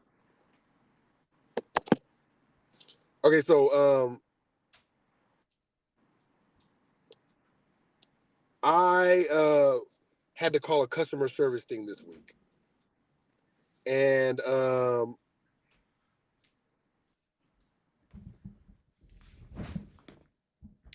had to call a customer service thing this week. And of course, an Indian guy, right? On the other end. I'm not gonna get into the details about what the conversation was about because I don't think it's relevant. But we were going back and forth, and I told the guy specifically what happened. I said, "Listen, I do this all the time when I call customer service now. I map out 3 stages of the conversation in my opening statement. That's what I do. I'm like, listen, my name is this, right? My ID number is this. My blah blah blah is this." I swear to God, I like it. It's just. You know how much I hate talking to people, like, and so it's like even less. So I'm listening. This is my name. This is my address. This is my account number. Right. This is the password. What I want is this. You know what I mean? Just like that. And so he gets it all, and he's like, "Okay, so you want this, right?" I'm like, "Yes." So then he goes into the speech that I know he was trained to give, right? Before nigga, I'm like. Listen, I covered that already, right? So I'm like, I say it again. I'm like, "Sir, I know that. I covered that in my speech. Listen, this happened to me, all right? I know this happened because sometimes this happened. I want to know why and to prevent it." He's like, and he goes into speech again, right? So long story short, I'm like, I flash on him like you would expect me to, right? Flash, like you... everything but curse, everything but like I can't give him I flash. I'm like, "Sir, do you speak English?" This dumb idiot foreign Indian trying to race bait us ass nigga gonna say, "Sir, I find that to be racist." Nigga, you know what I did, Tyson? I said, "What the fuck did you just say to me, nigga?" I think I start cussing at this point. I said, "What the fuck did you just say?" I said, "Racist?"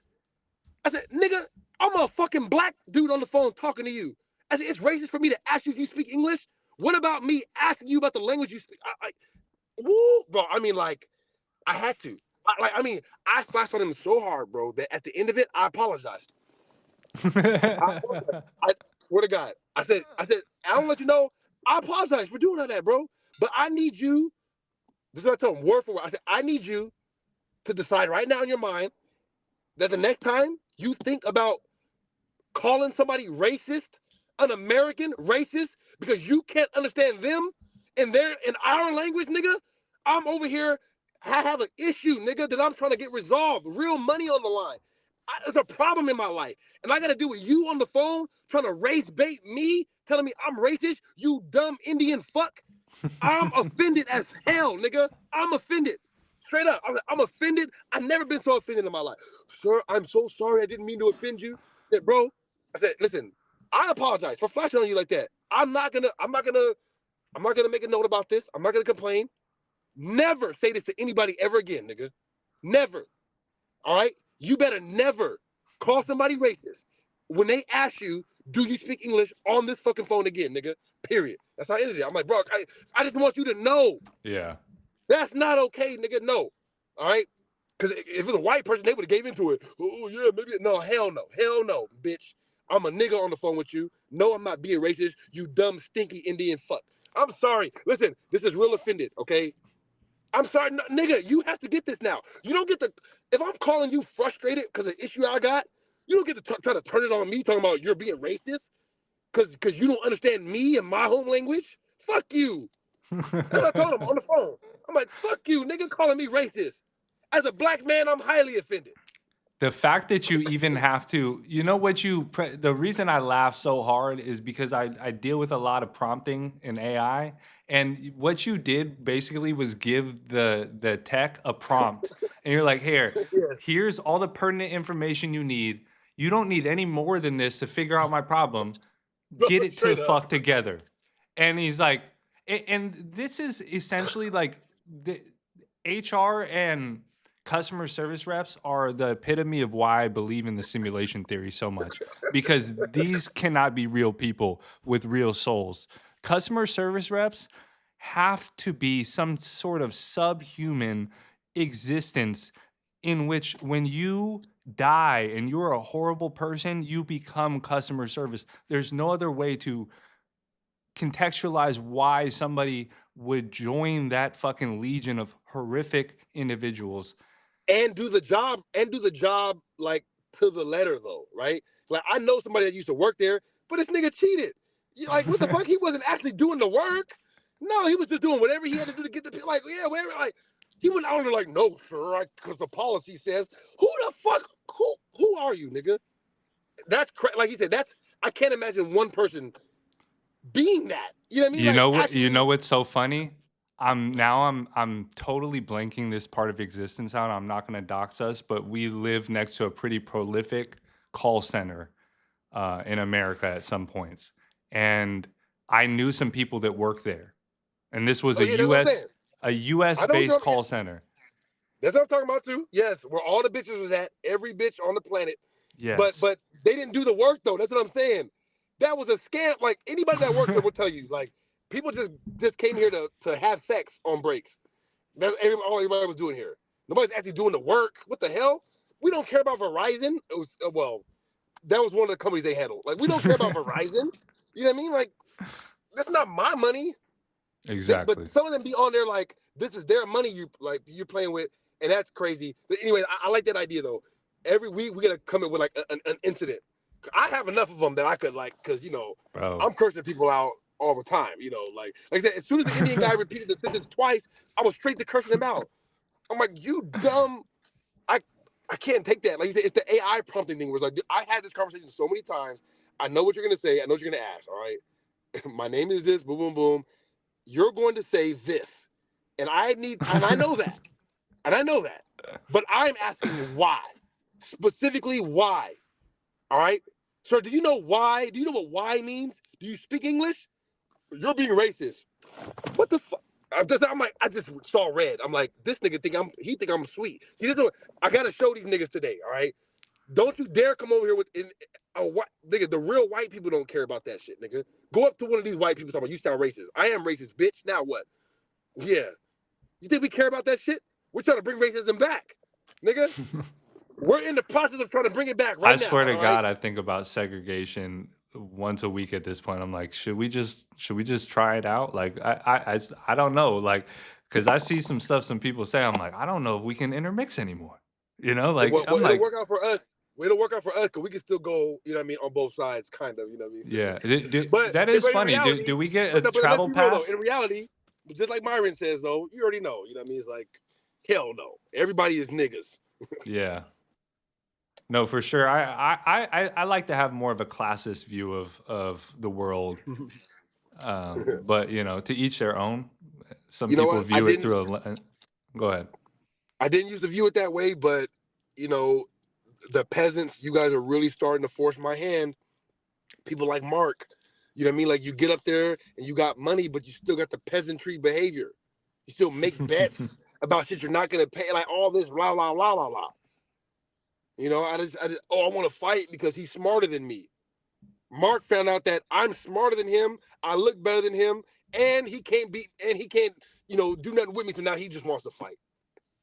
What happens when he finds out he can't beat me up? Then what is he gonna do? Nothing. He's just gonna accept that I'm his lord. We're having fun. Yeah, it was funny, man. They were definitely loving you in the comments. It's so funny, man. I ended up just like watching the comments more so because I love to see how people interface with the content, and people just most people understood what was going on, and I look forward to seeing where that plays out. It's going to be fun. That was I guess this week was just a testament. We talked about the will to power last week. We talked about it a lot today. But that really, I think that's like going to be the epitome of the show, is like how much you can force your will upon people until they submit. Yep. I agree 100%. I don't have nothing to add to that specifically, but just, I appreciate the people that rock with me, for keeping me abreast and like in the zone, because I didn't read any of those comments, which is rare for me. Usually I'm all in the comments, but I kind of already knew, like, at least in my mind, I kind of felt like, it's not going to be a good response on his side, because I'm Beerus the Destroyer, like I'm blowing planets up, and so that's just what's going to come with it. So as confident as I am, I'm still a human being at the end of the day. Even though I know I'm right as it relates to me and Mark, I always contemplate whether or not I did the right thing. Did I need to go that hard? Did I need to like disrespect him like that?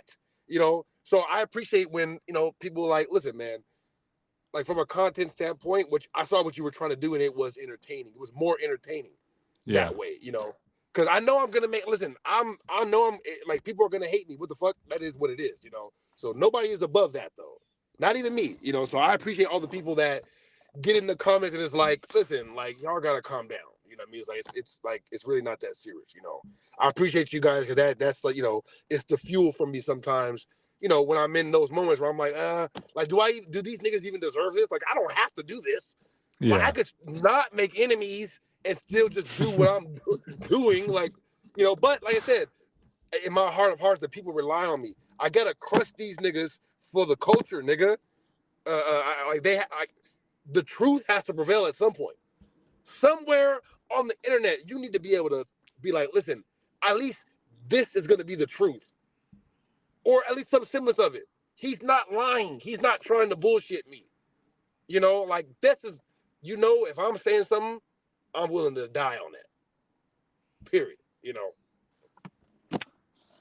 I think it couldn't be said any better, honestly. That was that is what it is. Just bringing an unfiltered perspective. Right. And if you could maybe take us out again with the Mike Tyson, you know what I mean? Just to that's great. Like we were already playing this clip at the end, right? We're already doing it. So I'm not doing this because this is how I felt after Mark, or this is what I did to Mark. I did this. We're playing this because I knew this is what I could do to Mark if he ever gave me the opportunity. So yeah. Praise be to my children. I love you. Oh God, man. What? Is this your shortest fight ever? In any time, amateur, professional ever? Assalamu alaikum, Maida. I don't know, man. Yeah, Lennox Lewis. Lennox, I'm coming for you. Mike, is it frustrating to train like you did and then have this in 7 or 8 seconds? For this fight, I only trained probably 2 weeks or 3 weeks for this fight. I had to bury my best friend, and I dedicated this fight. I wasn't going to fight. I dedicated this fight to him. I was going to rip his heart out. I'm the best ever. I'm the most brutal and vicious and most ruthless champion there's ever been. There's no one can stop me. Lennox is a conqueror. No, I'm Alexander. He's no Alexander. I'm the best ever. There's never been anybody as ruthless. I'm Sonny Liston. I'm Jack Dempsey. There's no one like me. I'm from Nairclaw. There's no one that can match me. My style is impetuous. My defense is impregnable. And I'm just ferocious. I want your heart. I want to eat his children. Praise be to Allah. Are you saying now, Mike, that Mike? Praise be to Allah. You did all that praying to Allah, Mark. You went to that celebrity Muslim convention just to let Allah put you on the stake to get skinned alive. All right? You heard what I said, Mark. All right, praise be to Allah. Shout out Mike Tyson. Shout out Floyd. I don't know if Floyd is really broke, but I just refuse to look at any of those videos. I refuse. I'm just going to put it like that. I refuse. All right? I haven't heard him come out and say I'm broke, so I don't trust you niggas. Yeah, I'm err on the side of I doubt it. God, come on now. Maybe he ain't giving you the money. Like when 50 filed bankruptcy, was 50 broke? No. No, he just wasn't going to give it to you. He made a decision. You feel me? I'll keep it. Yeah, I'll keep it. Anyway.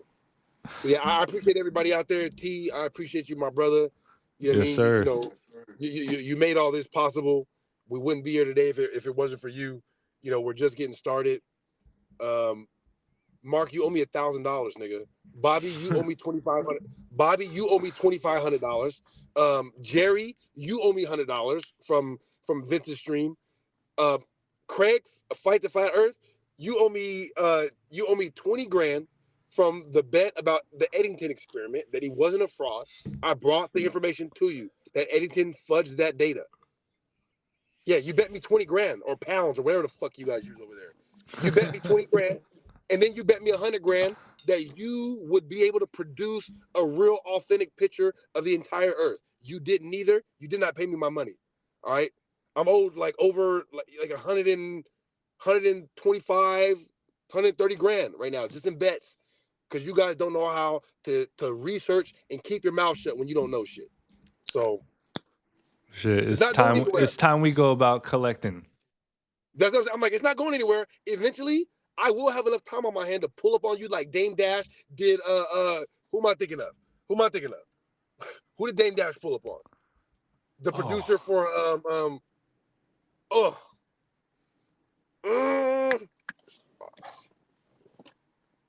sorry, I'm gonna cut this up, so it don't matter how much time is in here, because all this time will get cut out. Dame pulls up on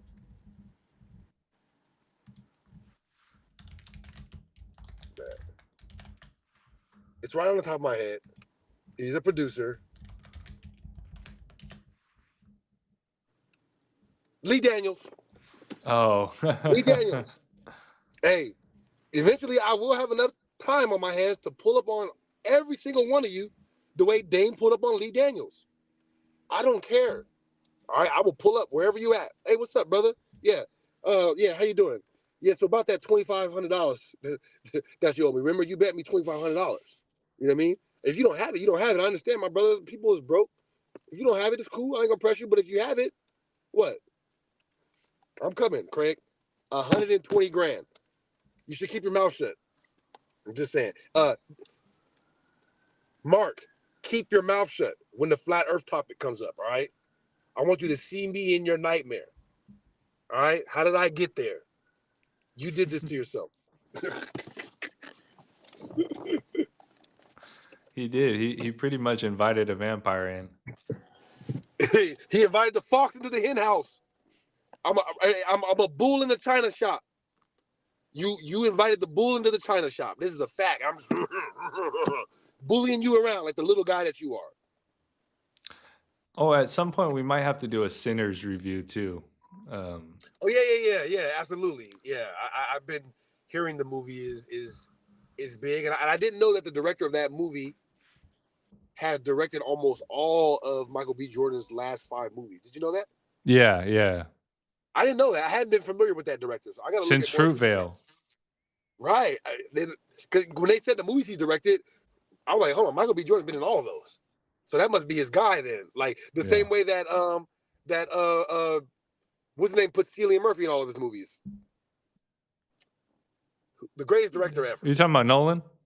Yeah, Christopher Nolan. How he had Cillian Murphy in like isn't he I never thought every one about of his that. He's in Inception too.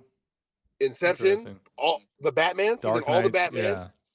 Yeah. He's in the new one he did, right? He was the main character in Oppenheimer. Yeah. Oh, that's true too. Yeah. No, that's his guy. Yeah. I made it through like an hour of Sinners, so I'm not all the way through yet, but I want to say this. It's really good so far. It is. So all right, so we'll plan on coming back to do a Sinners thing for the next episode, you know. Especially if nothing else happens, you know, we can jump on that. It's worth it, and it's got enough people care about it. It's important to people. So I like how everybody now is coming out saying that Jordan Peele sucks. we were the earliest on that topic. We got to frame that video for posterity. I mean, that was right.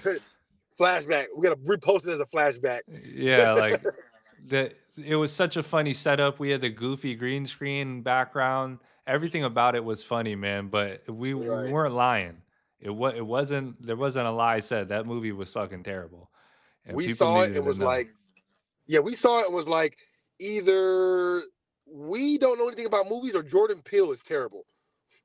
I can't tell which one it is, but we're just gonna go err on the side that everybody is drunk right now. Sure enough. Yeah, no, this Sinners is not that. Especially with the whole Michael B. Jordan as a twin thing, you can always get lost up in that, you know. So Yeah, when I heard that, it made me instantly think that he was doing some real acting, because it does take acting chops to be able to do a dual role like that. So only the best is the best. It's solid. I was actually watching the movie and not caught up in what was like the meta of it, you know. So it's worth watching, I guess is what I'm saying. But I haven't finished it yet, so who knows what happens in the latter end. Yeah. So shout out Josh Hutcherson. You know what I'm talking about? Yeah, Josh from Hutcherson. Future Man. Genius actor. You know what I mean? Genius actor. And like that, those were the moments that really turned it on for me in Future Man, where he was like playing, a few different roles of himself. And you're like, oof, yeah, he is putting it in right now. Where it's like, you could tell that it might be hard for him to lose himself in this type of acting. You know what I mean?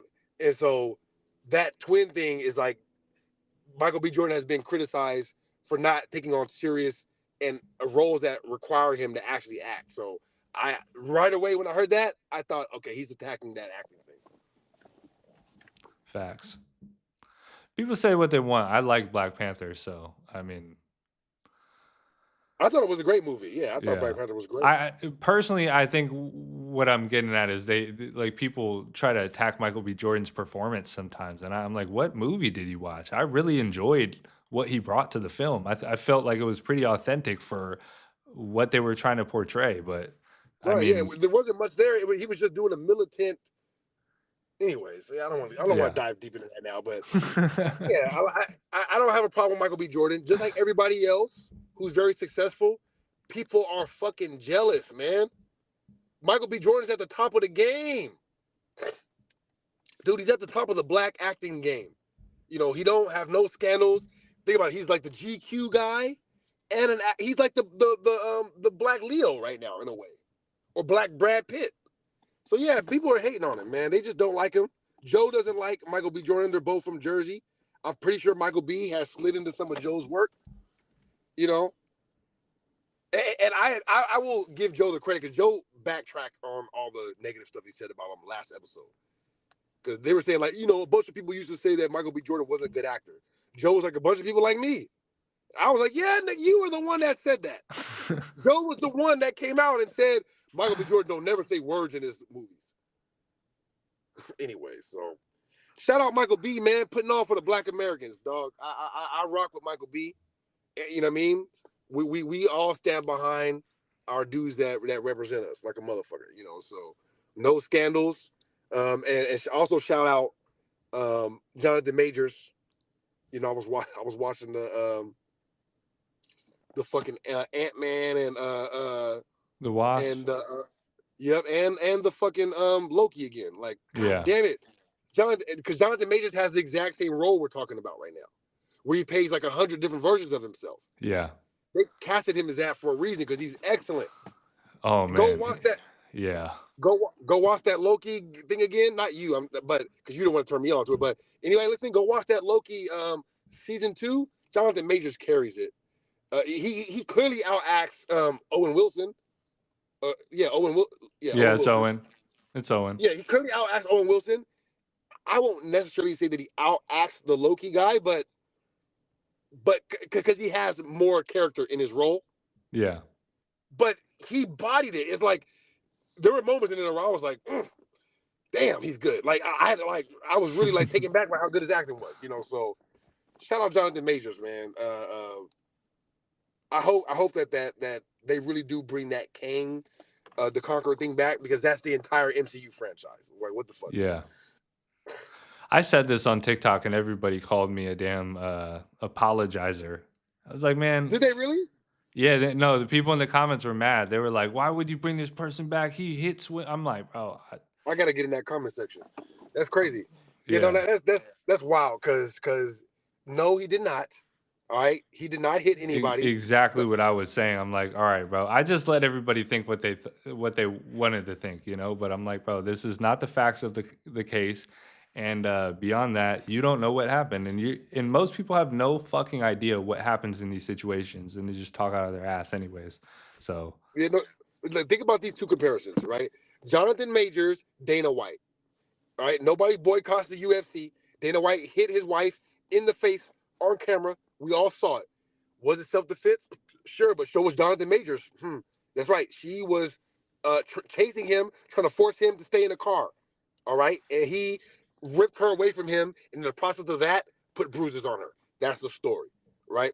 Okay, fine. Self-defense, but battery, whatever. Dana White, exact same thing, worse, on camera. Nobody boycotts them, right? Just think about those two comparisons while I bring up another comparison.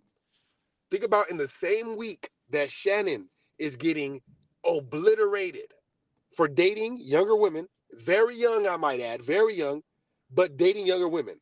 When last week, everybody was praising who? Tracy Ellis Ross. Tracy Ellis Ross comes out. Guys my age just don't, and so I have to date only younger men. Nobody has a problem, right?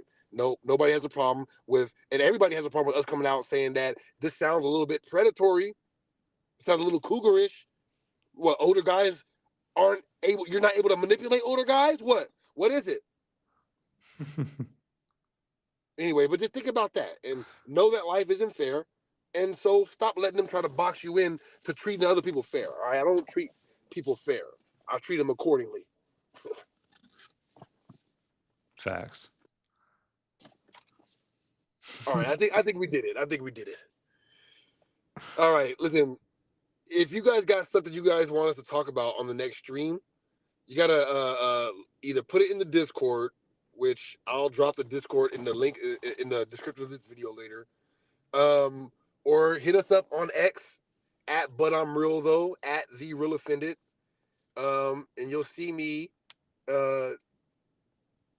making people mad. I don't know, but we're gonna try to get away from the tabloid topic. So if you guys want us to deal with the stuff that's in the news, then you're gonna have to bring it to us. So. No, yeah, of course. I'll have some random stuff occasionally. I find myself rambling sometimes if I don't have a little bit of structure, so it just needs to be there. But yeah, sometimes I just want to talk about some nonsense that happened in the week, or Right. this week. Everybody was talking about Shannon this week. I don't really want to pile on. It's like it just seems kind of redundant after a while, and everybody's had the same take, which is like, y'all don't know shit. So beyond that, man, everybody be safe out there. I appreciate the returning viewers and the new viewers, man. Right. I do. Shout out all the first and the last time listeners. I like when Joe said that. For real. Shout out all the last time listeners, because there will be some, right? Shout out you. But hell yeah, y'all have a good rest of your night, man. We're gonna be safe out here, and we're gonna chop this shit up. If you didn't catch the full stream, and you want to check out some of the clips, we have the clips channel, and we're gonna clip this stream up as well and push it out across everything. So, yep, and then. The last clip that I was talking about me addressing how I felt about Marc Lamont Hill before the debate, I'm going to post that right now on this channel, I think. So you'll get to see what I mean. At the end of that clip, watch what I say about Marc Lamont. Watch what I say about him. That's literally how I felt, So Rel, Trip, and all the Ghost Watchers, we love you guys. We appreciate you. Listen, go troll this nigga Mark on X and tell him to pay me my $1,000, please. All right? I want my money. I want that book.